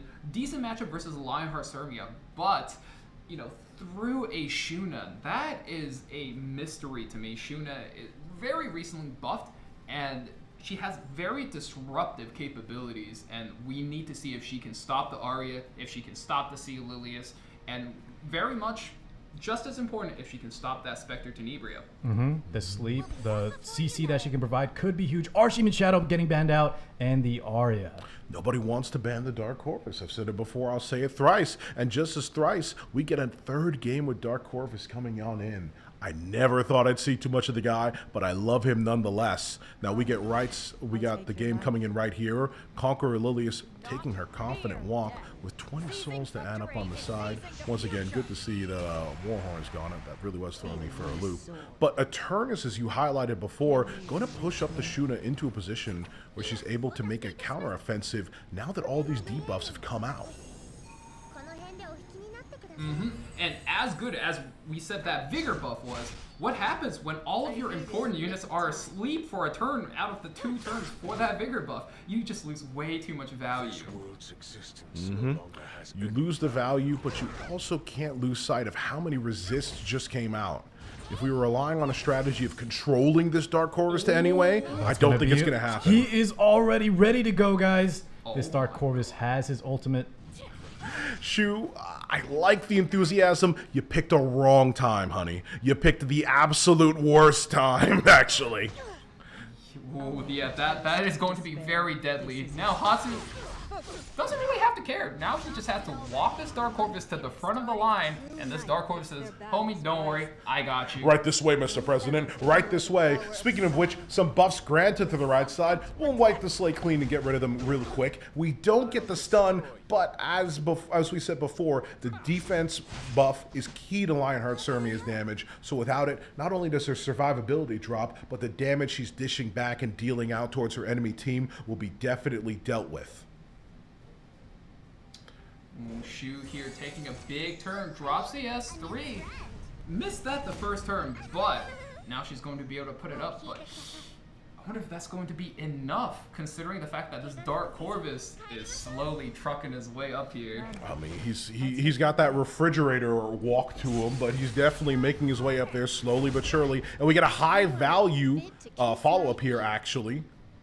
Now we got the Spectre Tenebria back up on board, and she's just going to throw down the S3. If we get any more follow-ups or any more follow-up attacks, we want them to be the kind that are hitting 2 opponents. And speaking of which, I mean, we're going to only hit 1 opponent here, but that opponent's going down, and it's Shu. Thank you very much for the addition of the additional proc so I could get my S3 up and charged. You can now exit the game kindly. Last game, you know, Shu won the game very convincingly for Shinmello, and now the Dark Corvus, in conjunction with the Spectre Tenebria, is really, really giving her that beatdown. That being said, guys, I don't know if that was the correct target in hindsight for the Dark Corvus here, as we have the Shuna taking a turn soon, and instead we still have both units alive. Yeah, I did not expect to see that. Dark Corvus not exactly packing enough punch, but still to a devastating degree has put the Shu down, but she's still here, she's still active, and with the defense pen, with the defense break on top, almost rips through all of Conqueror. Can we get a provoke on the Lionheart? Resistance! She's gonna get her big skill 3 here, and there's a defense break on the other side. Yeah, this could possibly be 2 units down on left side. I didn't expect the match to swing this way, especially this quickly, but swing it must. Oh my god, we're on 1 HP. Big turn. I mean, we still lose 2 units, but we're on 1 HP. Oh! Provoke on Dark Corvus is that is extremely clutch right big. here. Yeah, we definitely did not want to see that. Hatsu might have been a little bit greedy with the trying to kill both the Lionheart and the Shu there. Could bite him in the butt right now. That's the power of mitigation, you know, that A Taiwan holding Ori is holding down the match right there, protecting the Shu by a threat so that she could force into the Sea Lilia's defense break and just heal herself back up. Without that A Taiwan being there on the Aureus, this Shu 100% would have dropped. Not only that, we also were able to put out Shuna's barrier, not exactly going to solve the problem on its own, but definitely putting us in a position, speaking of which, that barrier once again comes out, redistributing the total HP of the team all around. You know, we got a little bit of happiness, a little bit of pride in keeping all our fellows up as they cross the finish line together, and that's really what it is. It's a desperate fight with 2 units on the left and an entire team shining down on the right. Now can Shinmil land the kill here? That was a dual attack, I think that just came out. Extra damage definitely needed here. And especially with extra fighting spirit too. That's right. S3 comes out on the Lion, and drops the standing for sure, but what about that Dark Corvus? That Dark Corvus, he can hang on all he wants. But we have a follow-up attack and the Shu following. This is it. This is absolutely it. Dark Corvus is not able to clutch up against the heretics in the name of the Goddess of Orbis, and we easily get the match coming in for a win for Shinmello. He lands himself 3rd place for this tournament. Shinmello's our 3rd place finisher. Maybe a slight case of greed from his opponent's side. Could have finished off either unit, divided his attacks between the Spectre Tenebria, but didn't land the kill with the Dark Corvus. That being said, guys, I think we're going to take another 3-minute break real quick, and then we'll be back with the final match. We'll see you soon. I'm excited about it.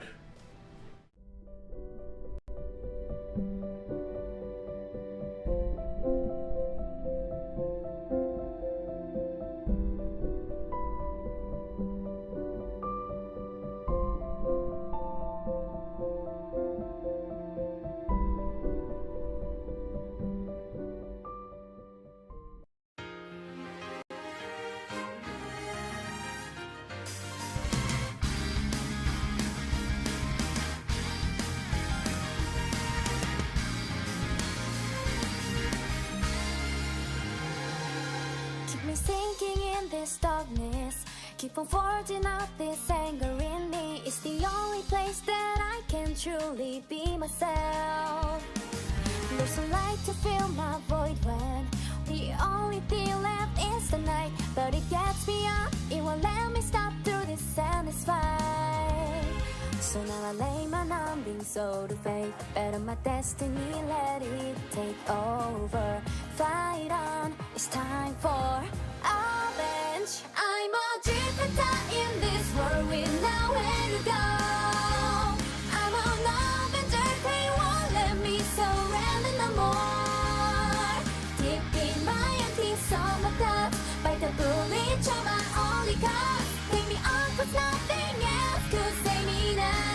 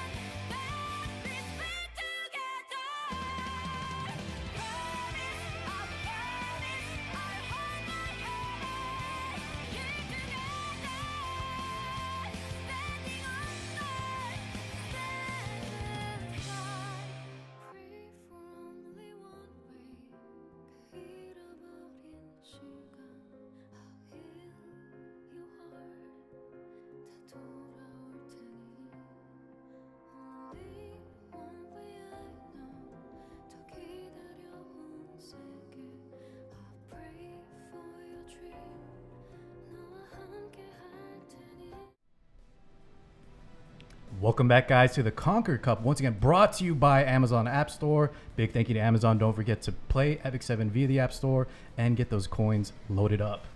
Now, guys, this is the finals. We have big prizes. Let's highlight them one last time. First place, whoever takes home everything is going to get 50,000 coins, 10,000 Sky Stones, and an Amazon Fire HD tablet, 32 gigabytes. Second place, no slouch either, 30,000 coins and 8,000 Sky Stones. Quite a lot. That's a lot of refreshing for the shop. That's a lot of Amazon coins for all the packs that you're going to need to get yourself through this summer, especially with some of the units we know are coming up. Summer Luluka, maybe? Let's see. Guys, other than that, let's go ahead and talk about the final matchup. Oh yeah, we've been looking forward to this one for a while. I know we're out here to rep Mace. He's definitely looking like the favorite, but Sai, I think, has been one of those guys that every step of the way, he's just barely scraped by, and he's always improved his game, and he did what he needed to do in order to catch that win. And I really want to see him step up here in this final stage here against one of the best players ever to play the game and clutch this one out. We definitely spent a lot of this tournament reeling through and finding out the weaknesses of these players, and they stood strong against the tide as they were tested, and that test resulted in one answer. Who was the best player to come out and take down Mace? Sai, you are chosen as that player, and I am excited and ready to see every trick up your sleeve to take down this Titan before you. Adaptability, flexibility in the draft, how wide our pool of units goes. Let's see which player has those strengths in hand. Draft aside, I think the in-game decisions normally not as big of a factor, but when you're against somebody who's that good at the game, you have to take every inch, every single advantage he allows you to have. You gotta hang on for dear life and push as hard as you can. Because we saw earlier, Mace wasn't winning these matches convincingly. He dropped the game versus Playcat. And versus his opponent earlier, Shinmello, he was winning these games by razor-thin margins of just one turn. So I wonder if Sai, can just... He's adapted to every opponent he's played against so far. He's, I think, lost the first game and came back. And speaking of that, let's see if Sai can adapt to Mace going into the game. Now, I've got to highlight this before we even get into it. There's one thing that scares me more than anything else for Sai, and that's the fact that Real Mace has not yet come into a position where he's really gone aggro yet. Now, we think that might just be because his draft can't compensate for it, but he's got the Architect Leica up, obviously. It may not be that he can't, but just that it wasn't the right time yet. We've talked a lot about adaptability, but how do you adapt to a threat that hasn't presented itself yet? Nonetheless, we get a strong first pick with Mediator Cowrick. The bans are on the board. C. Lilius, A. Tywin, who's been getting a great performance so far, by the way, AOL, and Lua banned, and that's followed up by Apocalypse Ravi and Last Rider Crow. All staples we've seen in the tournaments thus far, and nothing out of the ordinary. Here's where things start to get a little bit interesting. On the second and third pick for Mace, I want to see him show his true colors right here. What is your strategy for breaking down the opponent who's broken down so many others before you? I'd like to see maybe a Little Queen Charlotte come out from the side of Mace. He showed he has one that's pretty good, and it's not a bad pick into these first two monster units. And what a combination of monster units right there. Both extremely tanky, both able to put out a lot of damage, a Ravi single target, Last Rider Crow, AoE, and on top of that, both of these units either mitigate their own or their team's damage. And it's looking like Sai is not looking to take any damage this early into the draft. Yeah, the Airwell, as you said, the supreme knight of mitigation, and the Little Queen Charlotte as well, backing up into her. We're going to post up even a couple more dark units. Obviously, the Spectre Tenebria doesn't have to worry too much about facing the Mace. Oh god, that's another pun I made by accident. But the Destina will come in to hopefully bring back any targets that do suffer the debilitating effects of her idea of justice. And that's what's so dangerous about playing this Little Queen Charlotte. Did we have a Sage Vivian on the side of Mace? I think that's a nice follow-up here, depending on what Sai has drafted thus far. I'm not sure if we saw one, though, because you mentioned, his character pool is a little bit limited. Yeah, I think that's going to be the key. Whether or not you'll have to ban the Spectre Tenebria off from Sai's team.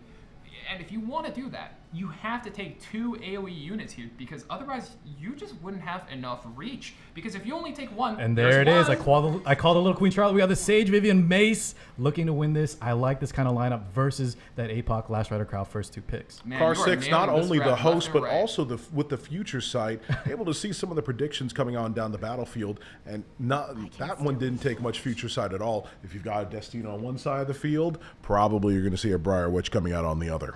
And that's one of those matchups we've seen again and again tonight. The revive comp between Destina and Apocalypse Ravi being countered by that Briar Witch's area. And, you know, surely that's one of those units that's just going to have to go in the post-ban phase. But I wonder if Sai actually adapts around that and plays around that. That's going to be something really interesting to watch going forward. Ready? Karina comes out for Sai as I last like pick. that pick. Nice. We'll get a proc if we decide to go for the Little Queen Charlotte into the Pox Ravi. Good into Sage Vivian, but she gets banned out alongside that Briar Witch Ice area. Handshake on the last pick. Both banned out, and that's kind of what you would expect at a high-level standard versus standard game.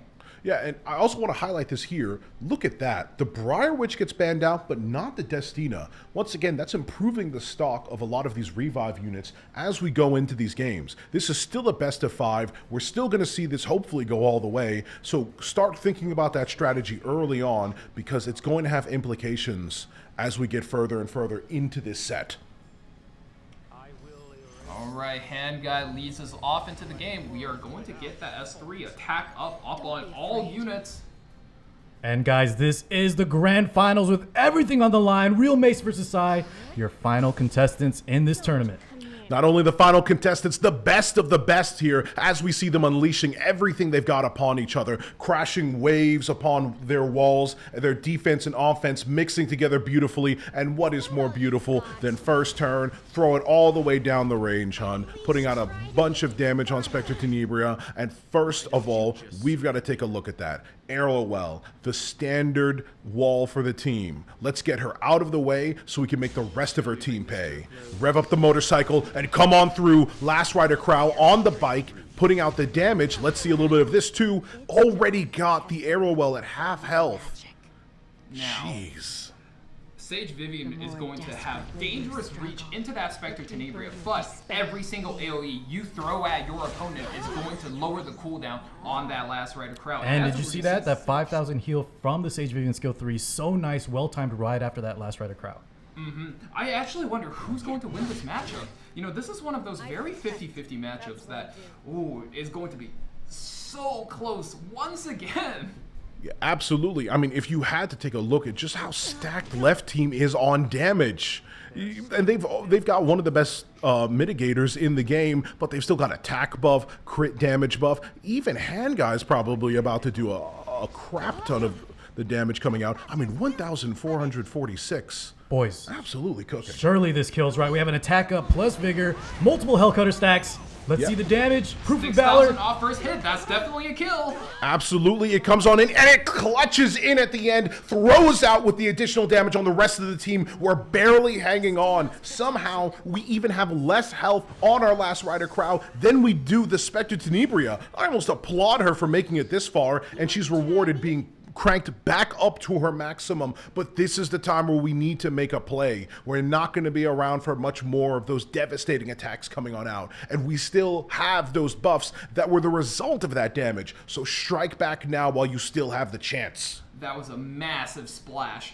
and Destina reverses most of that damage with the revive, but with the buffs, with the barriers, and with the remaining damage against Sai, I would say Mace still came ahead out of that exchange. Now, we got to think a little bit about this because we saw this earlier. What are we setting up with the right side team? Possibly we're just trying to survive long enough for Destina to get herself back up there, maybe get another skill 3 and revive a lot of these units, because I don't know how much more we're going to be able to take or survive. We've got 10 souls on left side, and I bet you Mace is going to do exactly what I think he's going to do with them. Yep, Flush is about to come through here, and that is going to definitely take out this Apocalypse Ravi again. She's not going to get put. Oh my god! It what is that takes out damage? everyone, what do you mean? The damage, as I said, was stacked up sky high on right side, and we see the immediate surrender from Sai. Absolutely. Your whole team gets wiped to pieces, torn asunder before your very eyes, and nothing could make me sadder for you. It was a good fight you put up there, but the Sylvan Sage Vivian, as you said, Carr, was the little Queen definitely a Charlotte. clutch pick. Yeah, with her, yeah. Just a great draft from Mace. Had all his ducks lined up in a row during the draft. Was able to just ban last and clutch it out. No problem.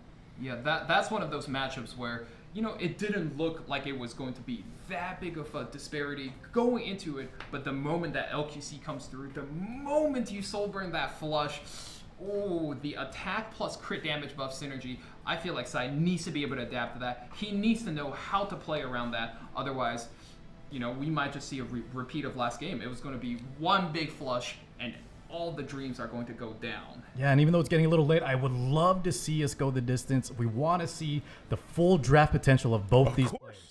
Yeah, absolutely. I'm here in it till all night. I mean, I don't have anything better to do. I mean, I have a plane to catch. But hey, if I have to miss, if I have to miss a ride back home to see some exciting games here at the end, I'm gonna commit. Now, speaking of which, you've got to think of what you're gonna commit to. You've got first pick here. You've got to make a strong standing with it, and most importantly of all, you've got to remember, as we said before, the Briar Witch now being banned gives more value to these revive units. So how will that play into your further strategies? This is where the games are going to start to feel different. And nothing feels more different than seeing Savior Auden at the top and getting your Destina stolen away. Mace recognizes the value that this unit now has when one of her greatest counters is absolutely out of the game. And he's not going to let his opponent take advantage of that. Getting that meteor taken away, you have to be able to get something back, and like you said, Briar Witch's area gone means these revivers at an all-time premium. Karina taken out too. That's another one I like to kind of highlight, because this means you can take a lot of really squishy units, especially evasion units that might be weak to that splash damage, that might be weak to the rocket punch gauntlet. So this kind of opens up that autumn first pick. Yeah. You were talking about premiums before, and no one in this game has higher premiums than Last Rider Krause. There's entire graveyards filled with bikes he's thrown hazardously into the enemy team, and he'll keep doing it as long as he's got the right lady by his side. And nothing protects and keeps Spectre Tenebir quite safe like that Last Rider Krause. A match made in heaven, as we've kind of talked about earlier. Can we get a similar match on left side with Mace, as we saw before with the Sylvan Sage Vivian and the Little Queen Charlotte? Yeah, he could opt for the same style of draft. Unfortunately, though, no attack up yet just right now for the Little Queen Charlotte. But I think Sylvan Sage Vivian is not a bad pick here. Little Queen Charlotte, not a bad pick either, opting or providing some crit damage mitigation for her squad too. But I think Mace might go a different direction this time around. I'm a lot more impressed with the way Sai has structured his draft. Support, tank, and one of the better DPSs in the series. Last round we saw him go with Apocalypse Robbie, but when both players are slightly slow, Apocalypse Robbie actually loses out on quite a bit of value. And we see here Mace picking up that Bellion again, injury set, and the A Robbie, and he's going for the injury play on both of these high HP characters. Yeah, injury abound on the left side, as you just said there. But Are we making the call that this Bellion's on injury set?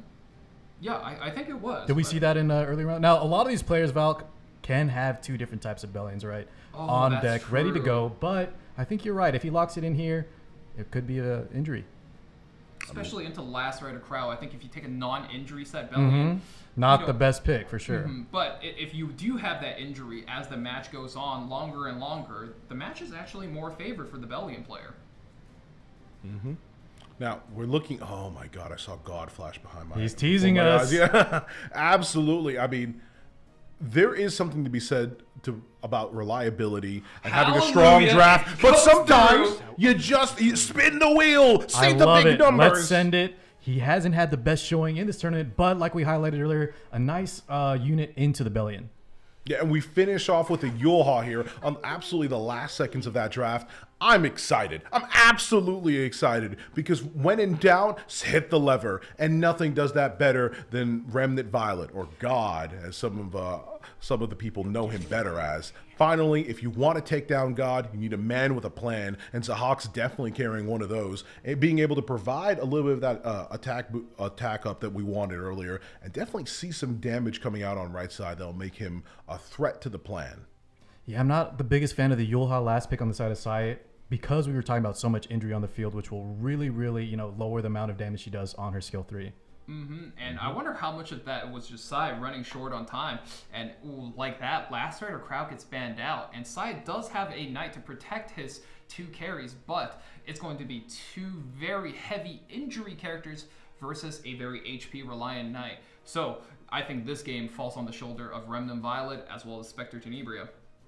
I really do think those bans are important. We'll talk about and come back to them later, but they were important. What's important right now is getting into the game and taking up the mantle of first turn is Mediator Cowrick. He's not having to follow up on cleansing any debuffs, but he does have an important job to do, and it's placing that attack buff so Riley can do his job. Radiant light. Rylet actually not super reliant on the ultimate, or sorry, the skill 3 from the hand guy, but that does allow him to maybe go for some skill 1s instead and hold that skill 3 if he wants to opt for it later down the line. I think it definitely highlights the threat, to be honest with you, Car. I just like the numbers being bigger. Oh, for sure, and it's great as well for the Spectre Tenebria, obviously having this attack up available. Yeah, I think we can tell what kind of play we expect to see at this point, right? Spectre Tenebria going to activate that S3. Probably on the 1 unit with no immunity here. Definitely on the unit with no immunity here. And we actually get our first counterattack. Oh, this blind's no! wide awake. Our god gets hit! This is just so bad, guys. He's been hit so many times in this tournament today. And it is injury, like Valk mentioned. Yeah. Injury sets coming through. The damage is coming through on the hit. Unfortunate, as they might say. And speaking of which, if there's anything that does damage in this game, it's probably the Sword of Achamedeles. I mean, it comes down, it hurts, it hits, but it misses as well. Dodged when it mattered at least. Rylet's still living to see another day. Yeah. We've got the effect in this buff on this as well, but we're going to have to see what it does here. Bellion needs to put up that defense buff. Rylan's, gets hit again, but he doesn't drop here. That is a big turn. And I think here he needs to rip that S3 into somebody and heal back a nice chunk. Apocalypse Ravi looking like a great target. Yeah, Apocalypse Ravi, unfortunately, not going to be able to use S3 to bring anyone back. She will fall to the hands of Remnant Violet right here, and he'll gain a good chunk of his health back. Not enough to make him feel comfortable, but at least enough to get him back in this game. Yeah, he'll be able to survive some dodges if he's able to dodge, and we'll see if he's able to. I think we're legitimately looking at a Remnant Violet. So despite getting hit for the first 2 times, first 2 turns out of this match, he's actually looking like he's somewhat stabilized. Destina self S2, surely. Going to put herself in a better position. Oh, never mind. Pushes up the belly and crit chance buff here. I mean, she's already hit Violet so many times, but she won't hit him again here. 1 miss. And doesn't get the proc. With those barriers active, not seeing too much injury through that barrier. We have to be careful now as well. That's a dual attack. 1+1 stacks and the blind. Yeah. We have to be careful here at this point. Our Spectre Tenebria isn't doing the best health-wise, and we do proc the passive on Auden there. She won't get her counterattack, but she will get the increased combat readiness. Plus 1 more stack. Now, I think Bellion's going to run this, or we're going to run this into the Bellion, and we're going to let God decide how he wants to play this game. Let's see the 50-50. Who does he hit? Right into the Destina. That's a big one. That's absolutely the victim you want to see. Shut her down before she gets anything done.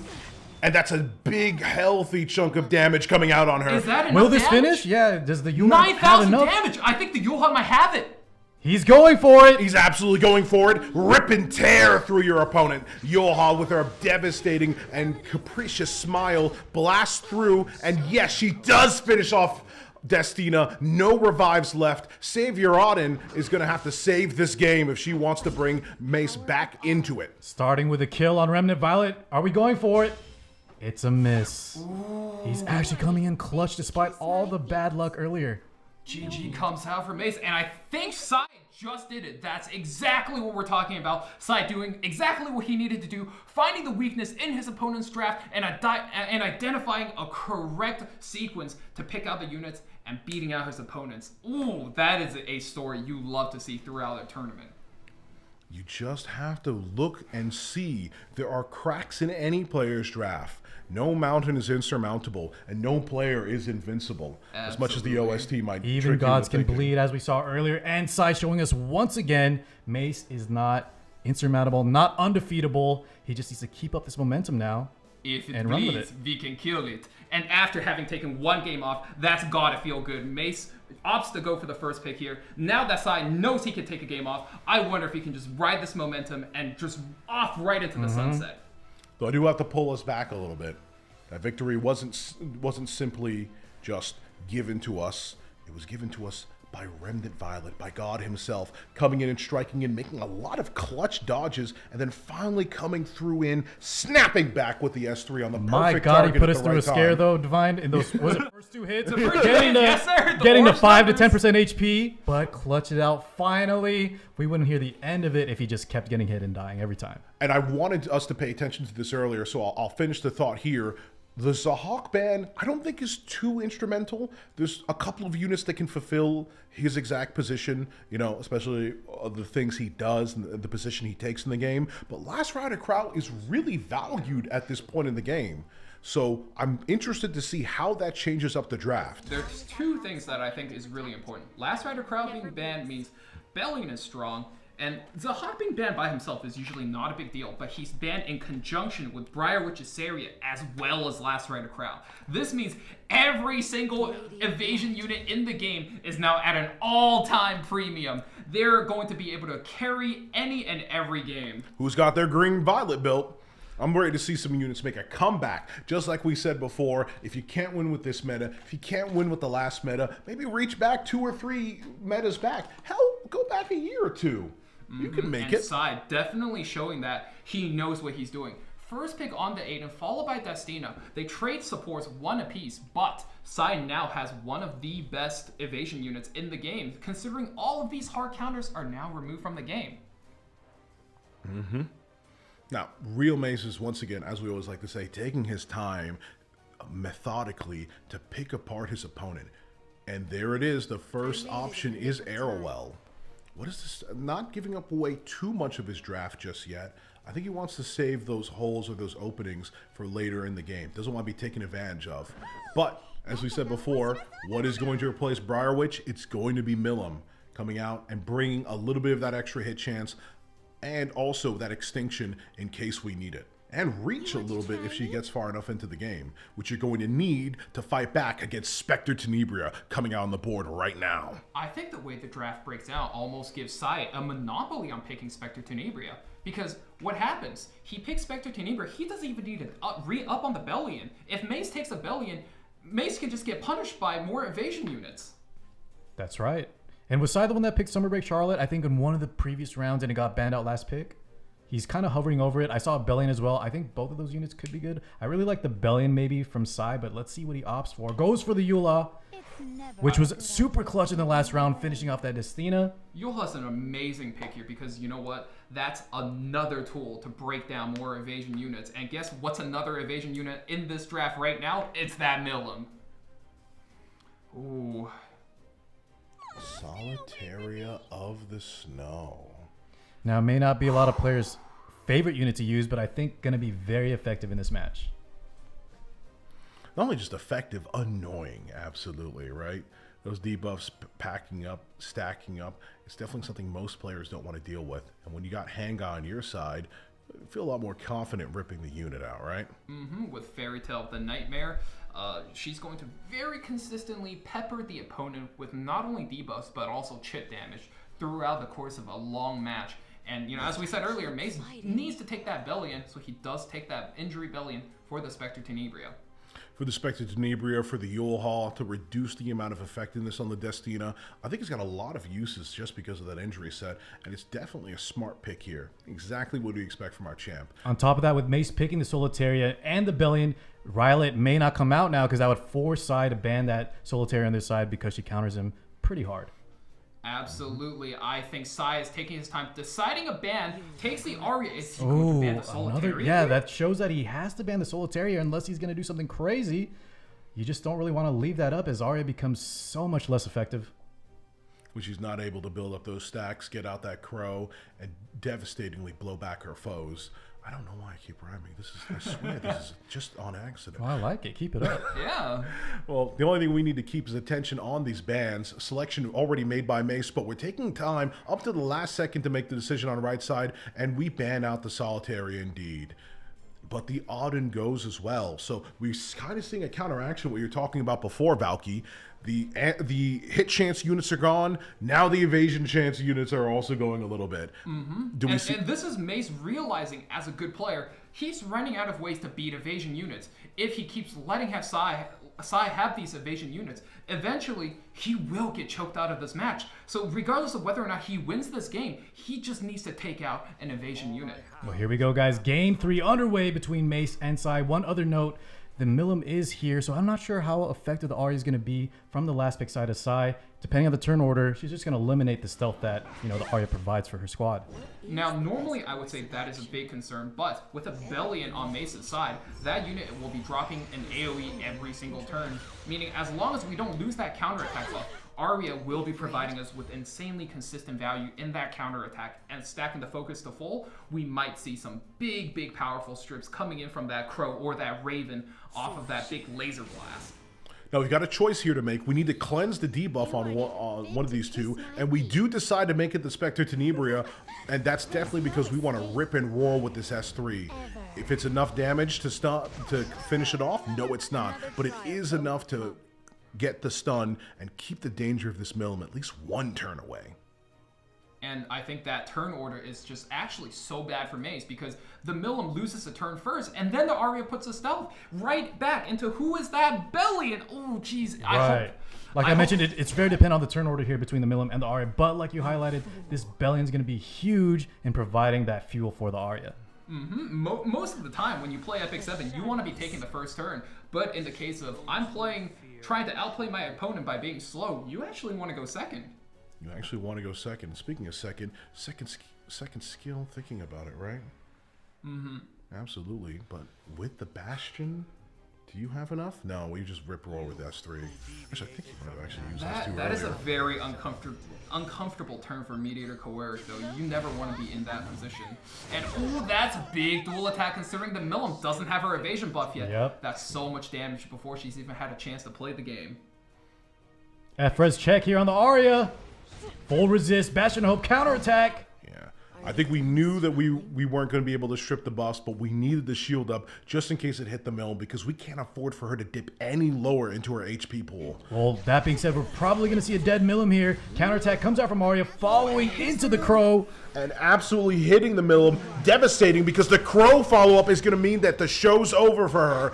Goodbye, Milim. No wahaha indeed. But we also get the follow-up from our Belian, but just doesn't get much of anything at all. The injury set is nice, but the debuffs would be even better, but we can't seem to land any of them. And speaking of which, notice this, the barrier and the stealth buff are still up on the Spectre Tenebria. That stealth buff is going to mean a reduced 50% damage on incoming AoEs. What does that mean? Belian doesn't get to do much at all for at least a couple more turns. We actually got the stun there on the RL, but didn't get the strip on the counter and the defense up. So we're showing that we have the reach to get that effectiveness versus effectiveness, just we didn't get the right strip. And like you highlighted earlier, Card, that turn order wasn't very good for Mace. We do take a turn out of this Arya, but then what happens? She just gets stunned for a turn, and then now Belly needs to attack into that counter attack buff again. Yeah. Oof. We see a burn here on the S1. We're definitely going to get the follow-up, but we're also definitely going to get hit by a counterattack as well. Still resists all up over the board, but we're starting to see the effect of those injuries piling up, and finally, we've gotten rid of that stealth buff on the Spectre Tenebria. She was already stealthy enough. She didn't need the extra defense against this Belian. Ooh, and it's looking like the window is getting smaller and smaller on Mace, and we might be losing our opportunity. I think Mace is just running out of sustain versus that Destina. I think this Arya front wall has done more than a satisfactory job, just absolutely walling off that Belly as a counter pick versus the Spectre Tenebria. Now we've got one last chance. We talked about it before, yes, and we go for it. Can we take away these buffs? Get the strip. Yeah, Bastion of Hope, guild artifact that gives F-res, but every time your unit takes a hit, that effect is going to get lower and lower and lower. And is this going to be enough to swing Mace back into the favor of the game? Because Mace is favored in a long match with that injury Bellion, but Oh, it's looking tougher and tougher with every passing turn. Well, what's tough is getting, once again, another debilitating debuff on the Spectre Tenebria. Miss is definitely what you don't want to see, especially when she's hitting 2 units. You want to see it so little that you'll actually probably cleanse her and push her up at the same time, giving her the chance to do what she needs to do, and you need to do it quick. As we keep highlighting, the injuries are piling up. And great 2 splash targets for that Spectre Tenebria there, not wasting any damage on that R while dying from the escort damage share. Mace is in big trouble, guys. Yeah, this Bellion is going to need some big turns if she actually wants to clutch out this game. Yulha now about 9,000 missing HP, so 9,000 damage off that ultimate. Going to rip it!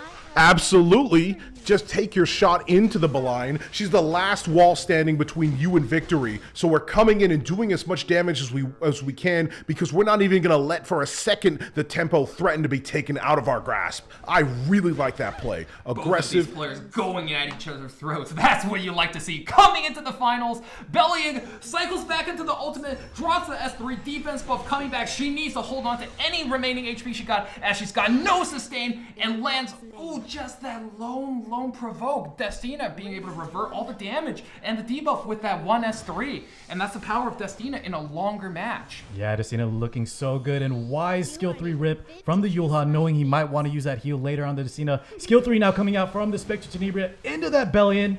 Let's see the damage. The damage is just enough. It leaves Mediator standing all alone, and Mace recognizes the situation. Not exactly a winning position to be in. Ladies and gentlemen, how much did we talk about Mace being prepped and ready to win this whole thing? And how much did Sai just not care as he's ripped into what is the favorite for a lot of people in this tournament, with some smart drafts, some smart picks, and some absolutely devastating dishes of damage and devastating debuffs. 2-1 lead over Mace, the favorite to win the entire thing. Sai's got to be feeling great. He just has to keep it up for a little longer here. Valk, what do you think he needs to do? I think he did exactly what he needed to do. Everything we've seen today, Sai is the ultimate underdog. He's not won a single clean set, but he's done what he needed to do and claw his way into the next round. Now he's in the finals against the favorite of the tournament, and I think he's found a winning formula, fellas. Aiden pre-ban into Solitaria. What are we going to see May's first pick to try to stabilize his position? The post-bans from last game are absolutely coming into effect. As you talked about before, we're finding a little bit of balance. Ironic we say that as Mediator comes up, but we're finding a little bit of a balance. We started the game with a lot of these hit chance units being taken out. That let dodge units come into the fray. Now the dodge units are slowly starting to be taken out, but I still think there's a window for a few of them to be picked and really shake your enemy to the core. And nothing shakes an enemy to the core like dealing with the oldest problem in the game, Apocalypse Ravi. We've been seeing this play out quite a few amount of games today as well. Briar Witch's Area versus these revive comps, and look at that, right on the top right corner of our pre-banned heroes list, Briar Witch's Area. This revive list, this revive comp is going to solidify Sai's position to hold on to this game. And you know, the real question of this match is Mace out of heroes? Well, we have that little Queen Charlotte, which I was expecting to see from that first game. Mace looks so solid throughout the entire tournament with this little Queen Charlotte. So Sai has to be a little worried after what happened in game 1. Yeah. You definitely got to be able to look and see your own demise coming up and come up with an answer to it, right? The threat is on the board. So how do you exactly respond? If we pick the Spectre Tenebria here on the side of Sai, we can expect to see a Sage Vivian from Mace. So let's see if he kind of tries some different options here. But like we've been saying, guys, there's less and less units to pick from. Yeah, if we go all the way down to Research Carrot, you definitely know that we're hitting at least somewhat of the pool where people might not be as comfortable with the picks that they're putting out. Reaching a little bit, and you know, some of these picks definitely not optimal. Into the Mediator, into the SC Airwall. This is going to be a very tough match for both players if they're hitting that bottom of the barrel. And I wonder if this is what Mace needed. He needs that experience to anchor him to this game. This could be bad. I expect to see another Sage Vivian. This is almost a repeat of game 1. We have the Bellion. Is he going to lock in that 5th pick? Oh, he's looking for it right now. He does indeed, guys. And I'm not sure if we're going to see a different ending than what we already saw. The precognition on Carr has definitely come through. And as he said, I'm not so certain that this is going to go differently at all, but you've got a chance here with your last pick to make a statement or at least get something out of the game that might help you in the game after this one, right? Now, there's something I want to see. Even if it gets force banned, there's a very strong dark unit that Sai did use to clutch. Ooh, that's one we didn't see. That was not expected. We thought it was just Shin being the archdemon kind of specialist. Interesting last pick. Interesting last pick indeed, and it means an immediate ban from Mace. But we still got to think about what we want to do. Sai obviously looking to win this game. So that's the interesting question. Do you go for a ban that helps you the most in the long run, or do you go for the ban that finishes the game off and nets you the win right here and right now? That's exciting. Both support units banned out. The attack buff banned out for Mace, but the revive banned out for Sai. Both of these guys are just taking a slugfest at each other. One tank, 3 DPS units. They are going to punch it out until the end. Who takes this home? We will see right here, right now, in the finals of the Amazon Conquerors Cup. Let's go, boys. This could be the tournament. And for Mace, he has to come out big here. Sai with a 2-1 lead. I definitely hope it is, and I'm rooting for Mace in all honesty, not because of bias, but because I want to see this game go all the way. That's obviously not Sai's intention, and he's going to come out swinging, hoping to finally finish the Gravewalker and put him back into retirement. We get the stun easily on the LQC here, but what does that really mean? Valk, we kind of were talking about this earlier. We saw the Little Queen Charlotte on the side of Mace resist, but I wasn't fully sure if it was an ER LQC, as that's really hard to build. I don't think it is with the Stenny being able to stun her here. Yeah, that might have just been an overreach on my end, as she takes a stun, and since she's not a very fast unit, she might just be out for the count for the next turn and a half. She's out for the count, but she's out for the count still building up those devastating Hellcutter stacks, right? It just means that if you have to consider her a ticking time bomb. If you do let her rip, I mean, say rip indeed to your entire team, right? That being said, this Archdemon is coming in strong, and if she resists this could be huge. Oh, stun does come out. Wow, these tanks absolutely laying in all the utility they got to extend the length of this fight. You shouldn't have come here. Skill 3 out from the Sylvian, and the heal's going to be very nice here on the side of Mace. Big damage on the Spectrum, leaving her with 1 health left. You absolutely need to take advantage of that 1 health, and who's going to take advantage of it? Well, she's sitting in a chair, sitting lovely right there. Belian herself will easily be able to finish her off. You can consider her dead after the Belian takes her turn. So what do you do in the meantime? You're sitting here with Yulha's turn. We're missing a good portion of our health, but we're still going to keep the biggest threat other way, but we're not going to be safe. Forget what I said before. It wasn't about the Belian's turn. It was about simply proccing the Elbas there and finishing off the rest of the team. I mean, finishing off the Spectre. Ooh, Spectre Tenebra is gone, but only for now. That Apocalypse Ravi has the power to bring something back. Now, there are a lot of options to set this up. With the Yulha, most likely? With the Scarewall S3 off the board, A Meru still could pop off. Yulha still has the S3. A Ravi still has the S3. This is pure decision making. Can Sai clutch this out? He's gotten so far. Can he make the right decisions to outmaneuver the tournament's favorite? We definitely see a soul burn on either this turn or the next one. We see it on this one indeed, and we go in. Ooh, we finally get the proc from the Yulha. She pushes herself up, but not before we get another set of debuffs coming on through, but not on her herself. 21k missing HP. Now that is a lot of damage. Who is this going to drop on? Surely this is going to be a kill on 2 of the 3 DPS units. LQC goes out here. LQC does not go out here. Die.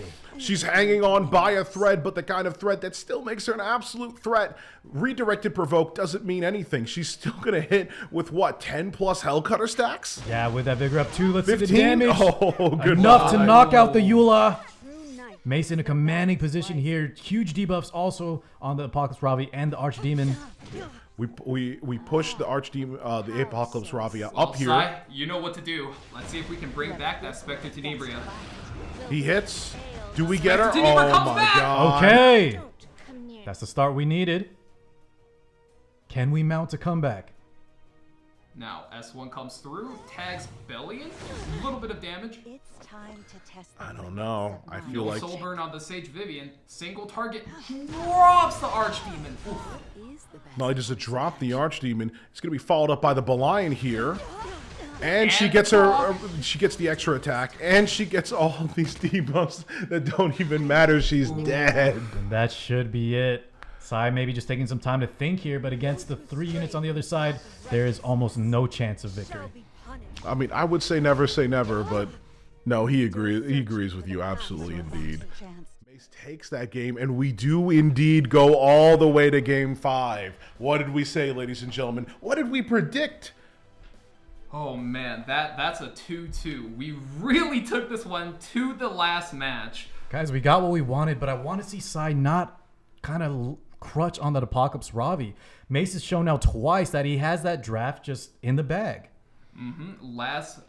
Little Queen Charlotte, just such a pivotal pick for him, even though she didn't do anything. But, you know, With that Sylvian follow-up from the Spectre Tenebria on the side of Sai, now that we have more bans, can he do it? that's right. RTA is a game that's all about the butterfly effect. If I pick something, you respond with 2 different units, and I need to respond with 2 different units. Sai just need to reach in a little bit deeper into that into that hero pool, and see if he can just pivot around what Mace has got built today. Absolutely. Dig deep into those pockets before you start running those pockets. You're going to have to find every single advantage you can take to make or break in what is going to be the last game of the finals here, ladies and gentlemen. Get a little bit hype. Get a little bit excited. We've got 12 bans on the board up Destina right here. out, Mediator Coeric out. What's going to be picked? Honestly, I don't even know.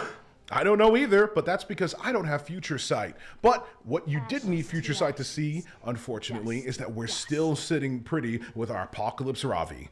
Now, that, as Carr just said, not exactly a pick that I believe you're comfortable with. You want to see a little bit of a change-up or a shake-up to the plan, but she's just so stable. In fact, she's so stable, I think that's why Mace has an answer for her. Sure. Obviously, you know, if you don't have other units ready to go, Apocalypse Ravi is so insane. With the Destina and the Meteor Quirk being banned, we could still see a different sort of shakedown here in terms of draft. Mace going for something we haven't seen him pick so far. DJ Basar into the Payra. That is a move we saw from Hatsu, and now Mace is pulling it out. The copycat steals the face of another Mace. I guess he's not the real one after all, huh? Yeah. No, but joking aside, that strategy is strong. I see it definitely now, shutting down the opponent's options. And when you don't have many options left, that feels kind of hard to deal with, right? I think that's going to be the key here in the last leg of the draft. Find these surprise options, these wonderful combos out of everything that's been taken. What's left? Make the best draft out of a bad hand. That's what's going to be going on here. And somehow through all of this, as it's endured, we still have Spectre Tenebria on the board. We still have Yulho who's been making a bunch of great plays. Plenty of good stuff still on the board. Not to mention Bellion. That's the unit that's been really clutch for Mace to be able to clutch out these games. That injury on the Bellion was so huge last game in order to just cut down on these HP scaling units turn after turn after turn. And that's what I want to see Sai be able to adapt around. And I wonder, you know, is he just out of depth at this point? Yeah, I definitely think we have to see the blind at that point. After all, we do have the Apocalypse Ravi, who doesn't want to get injured. We've got the Yulha, who doesn't want to get injured. We have the Spectre Tenebria, who doesn't want to get hit at all. And what's the answer to all that? Well, we'll see here in a couple of seconds, hopefully. I think we could just see the Bellion, maybe Little Queen Charlotte last pick, but Mace looking very comfortable right now. Wow, with a Fallen Cecilia fourth pick. I did not expect. I didn't see that one coming at all. But, you know, it makes sense, actually, Carr, because look what we've got up top again, right? The #1 counter to shields, so we can feel more comfortable providing ourselves with those barriers. Absolutely. Sai needs to reach in to find the unit he needs. He's got 2 picks here. These will be the last 2 picks he makes in this tournament. Can he close it out with a 4, with a 5? Right? We've mentioned it so many times. The #1 tool for the first pick player is to make sure you can beat the top 4 units of your opponent's team, and you just ban that pesky last pick. And in the last game, what you banned does not matter. There is no next game. Can Sai do it? He's got 13 seconds. Remnant Violet comes in. That's unit that's worked once for him. Can he find another? Throw your hands up into the air and believe simply in God. Give him your power, your prayers, and throw your destiny alongside with him. him. Now, I'm betting he gets banned personally, but if he doesn't, oh my God. Could there be a better storyline for this Remnant Violet? Final match of the final tournament, best of 5. Is he going to be able to dodge enough? Is he going to be able to dodge enough? And is he going to be able to come in strong, accompanied by the maid Chloe?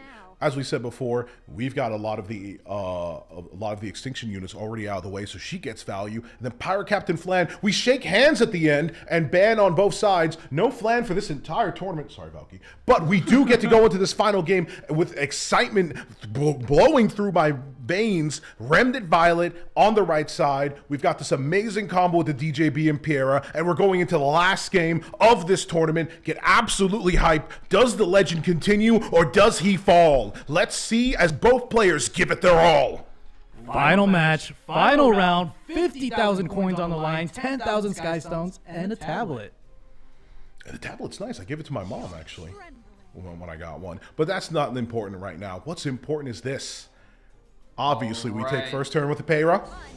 Rips the S2. The debuffs are going to matter a lot here, especially against this Aravi. Misses the Remnant Violet. But what's going to matter more? Do we? Oh, I thought for sure we'd get the RNL proc. We've got it so much already. Every time Pierre's come up, I was scared. Hang on. Goblet of Oath. That's going to be extra effectiveness on this Payra. She's going to have perfect cycling with that S2 and S3. You're right. I didn't see that. Not throwing away this last game to luck after all. We, as I said before, close it on a strategy that means you win, even in the worst of times. That's the kind of mentality Mace has going into his matches, and that's the kind of mentality that Sai has to overcome. DJB pushing up the FCC into the S3, and that's the power of the Fallen Cecilia. She was forgotten in the metagame for so long, but she was one of the best knights. And for what? That 4 skill nullifiers versus single target comps. You have to peel off those skill nullifiers one at a time, and it's so annoying. It buys your team so much time. And for this Sage Vivian, and that's all she needs. Spectre Tenebra goes down. Spectre Tenebra goes down in a flash. We're going to need to bring her back with Apocalypse Ravi, but she's already covered by the restrict, which means these presses, these pushes she's going to get when she gets hit by these AoE attacks aren't going to exactly be enough. Excellent target selection for Sai. Picks off the skill nullifier, and I wonder if Remnant Violet is just going to rip the S3 into the DJB to start working him down to prep for our Aravi to S3. It will do some decent damage here, but Mace is looking so tanky. I'm not sure if this is going to be enough on the side of Sai. I at least hope it breaks barrier. It definitely cuts through at half HP. Now what do we do? That's the exact type of thing you get with a double tank comp. Fallen Cecilia is a knight, but Payra has the escort. Oh, to make matters worse, that is a brutal stun. We don't get the combat readiness increase at all. We get stunned, and we're sitting there dazed out of our mind. Once again, you can take another hit, and that's important because we're actually taking out some of those Proof of Valor stacks. Those go away. This Aravi isn't as tanky as she was when she first started the match. As well as her fighting spirit, yeah. Mace is going to have so much control as the match progresses here. Sai opting to rip the Eula skill 3 into the Desert Jewel Bazaar. We're going to be able to take out this match here so that it's a 3v3, but Sage Vivian, the most important unit on Mace's side, still has a skill nullifier above her head. That's going to need to go if Sai wants to be able to come back to this game. Yeah, she's really been the MVP for Mace this entire last round of the tournament. I believe, though, did we see if she was on Chatty? I believe she... Not Symbol of Unity, correct. So maybe there's a chance that this Remnant Violet can just dodge forever and do a true comeback story. Ooh, we're going to have to see if that's the case. Soul burns into the Vivian. That's a flush. Lots of damage coming out. She's actually on last tea time. She's on last tea time, but keep this in mind as well. The recent buffs to Remnant Violet means we got to change to his S1, right? And we see it right here with the Soul Burn. We're going to have an extra turn after this. That's a but already we're going to go in. Okay. We go in, we blow him up, and we do what we got to do. Coming through, Remnant Violet, your god. And he's got another thing to say as he's continuing his turn, ripping, roaring into the Sylvan Sage Vivian and giving her the decreased hit chance. That's going to be massive. But guys, between the focus and the damage share... Oh, that provoke could be big. That provoke was so clutch. In a single turn, we dropped this Vivian by 3 stacks and land a clutch debuff. Oh, but we hit the Remnant Violet here, but we don't strip. He gets hit with that unbuffable.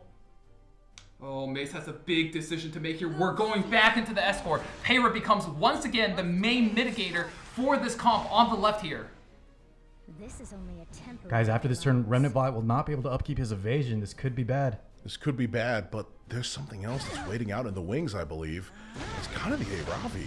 Malicious Smile, that is huge because, Fight as if you have 9 lives. oh my god, that's Thor's damage into a Sage Vivian, a unit that does not have a lot of HP. Yes. And, I just noticed it was unbuffable. It's actually 2-turn unbuffable. That's really going to hurt. These blinds are big, though. Sai getting the debuffs. He needs to stay in this.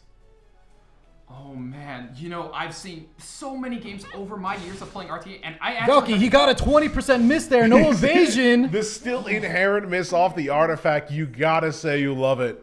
He's trying his best out here. That's an important 15%. That was here. big, though. Mace coming back with the RNG. Will this blind? Let's see, guys. This is huge. Sage is going to be able to heal herself with this one. Blind, let's see how this chops down. Is that 3 misses? No, we crit the Eula. We crit the U-Haul, but we still missed on the Remnant Violet again. But the lifesteal was big, guys. Behind the escort and the focus mechanic, Sai's running out of time to kill this Sage Vivian. She's definitely starting to run away with the show, and we definitely need to see a response sometime soon.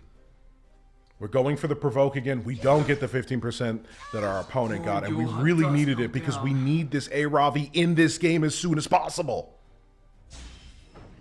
Oh, that is bad. No 20% evasion this time around. He's still sitting there looking like a dope. Yeah, he can go for another stun if he wants. Skill 2 first.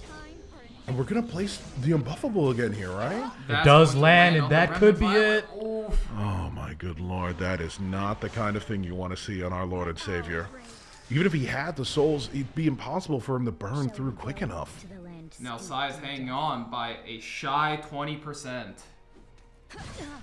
Yeah, and this Aravi keeps getting provoked. That 15% was clutch on the Sylvan Sage Vivian, and we just haven't seen that same luck repeated on the Aravi. Oof. Yeah, that's right. A Ravi, a unit that's usually good. Oh, and the Remnant Valley does eat the full brunt of that damage here. And now, like with most of ranked games, it ends with A Ravi standing tall at the end. Well, not standing after all. She's been stunned, and it's just going to be a cycle of these units coming in on her, just beating and bashing her down and taking that Proof of Valor down to almost no efficacy. Clearly going to win this. Yeah, on top of that, it doesn't kill, but we're facing out a Sage Vivian, who's just one of the best Apocalypse Ravi counters. Sai going to be taken out here very shortly.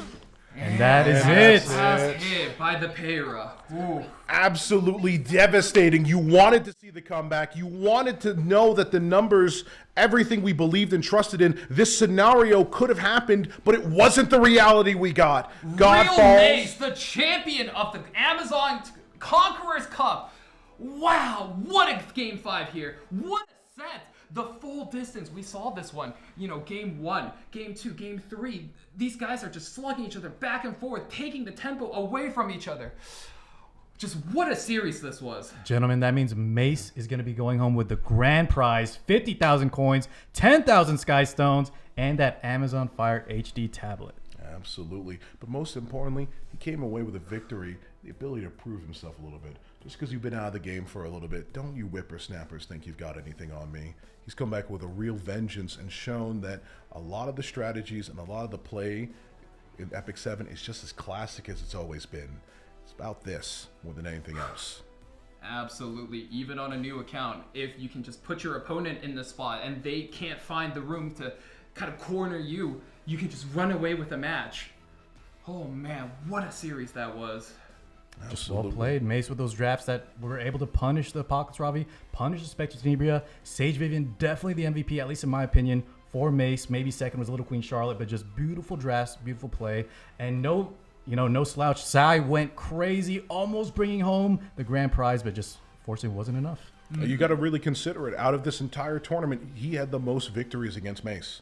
That's undoubtedly something you can be proud of, because that was something that numerous opponents who stood tall against the Giant were unable to do, even put a dent or a scratch into him. But you were able to really show us a great time with these games. All of these games, in fact. That game was incredibly hype. Our third place game also going all the way, being incredibly hype. Just game after game, and the strategies we saw develop with the new format. This was exciting beyond belief, and I'm more than happy to have commentated and made any part of it by being here today. What a tournament. It was absolutely my honor and pleasure to be here commentating this tournament with you gentlemen, and I want to thank those of you guys at home for joining us. It was such an intense time, and I hope it was for you guys as well. Same here, guys. Thank you for letting me be the host. I may have not talked as much as I normally would, but I let these casters do their job. They did such an amazing job. The players did an amazing job, guys. Hopefully, y'all locked in that exclusive emote. Once again, the prizes, so many Amazon coins, 50,000 and 10,000 Sky Stones for Mace, 30,000 coins for Sai here with 8,000 Sky Stones, and the third place going to get 10,000 coins and 4,000 Sky Stones. So all the players that got to the top 3 going home with a lot of currency. That is going to be a lot of currency, both for the upcoming buff weekends as well as all of those burning passion packs coming up. And end of the month, when that comes up again, equipment packs. Yeah. And I think, Divine, you had some final words? Yeah, well, obviously everyone here is really a winner at the end of the day. All the participants get rewards.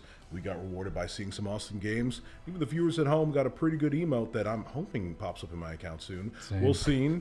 Like, absolutely winners all around. An amazing tournament series that I was more than happy to be able to participate in. I'd like to thank our sponsors, thank Amazon, thank everyone in production at Smilegate, and thank you, Car.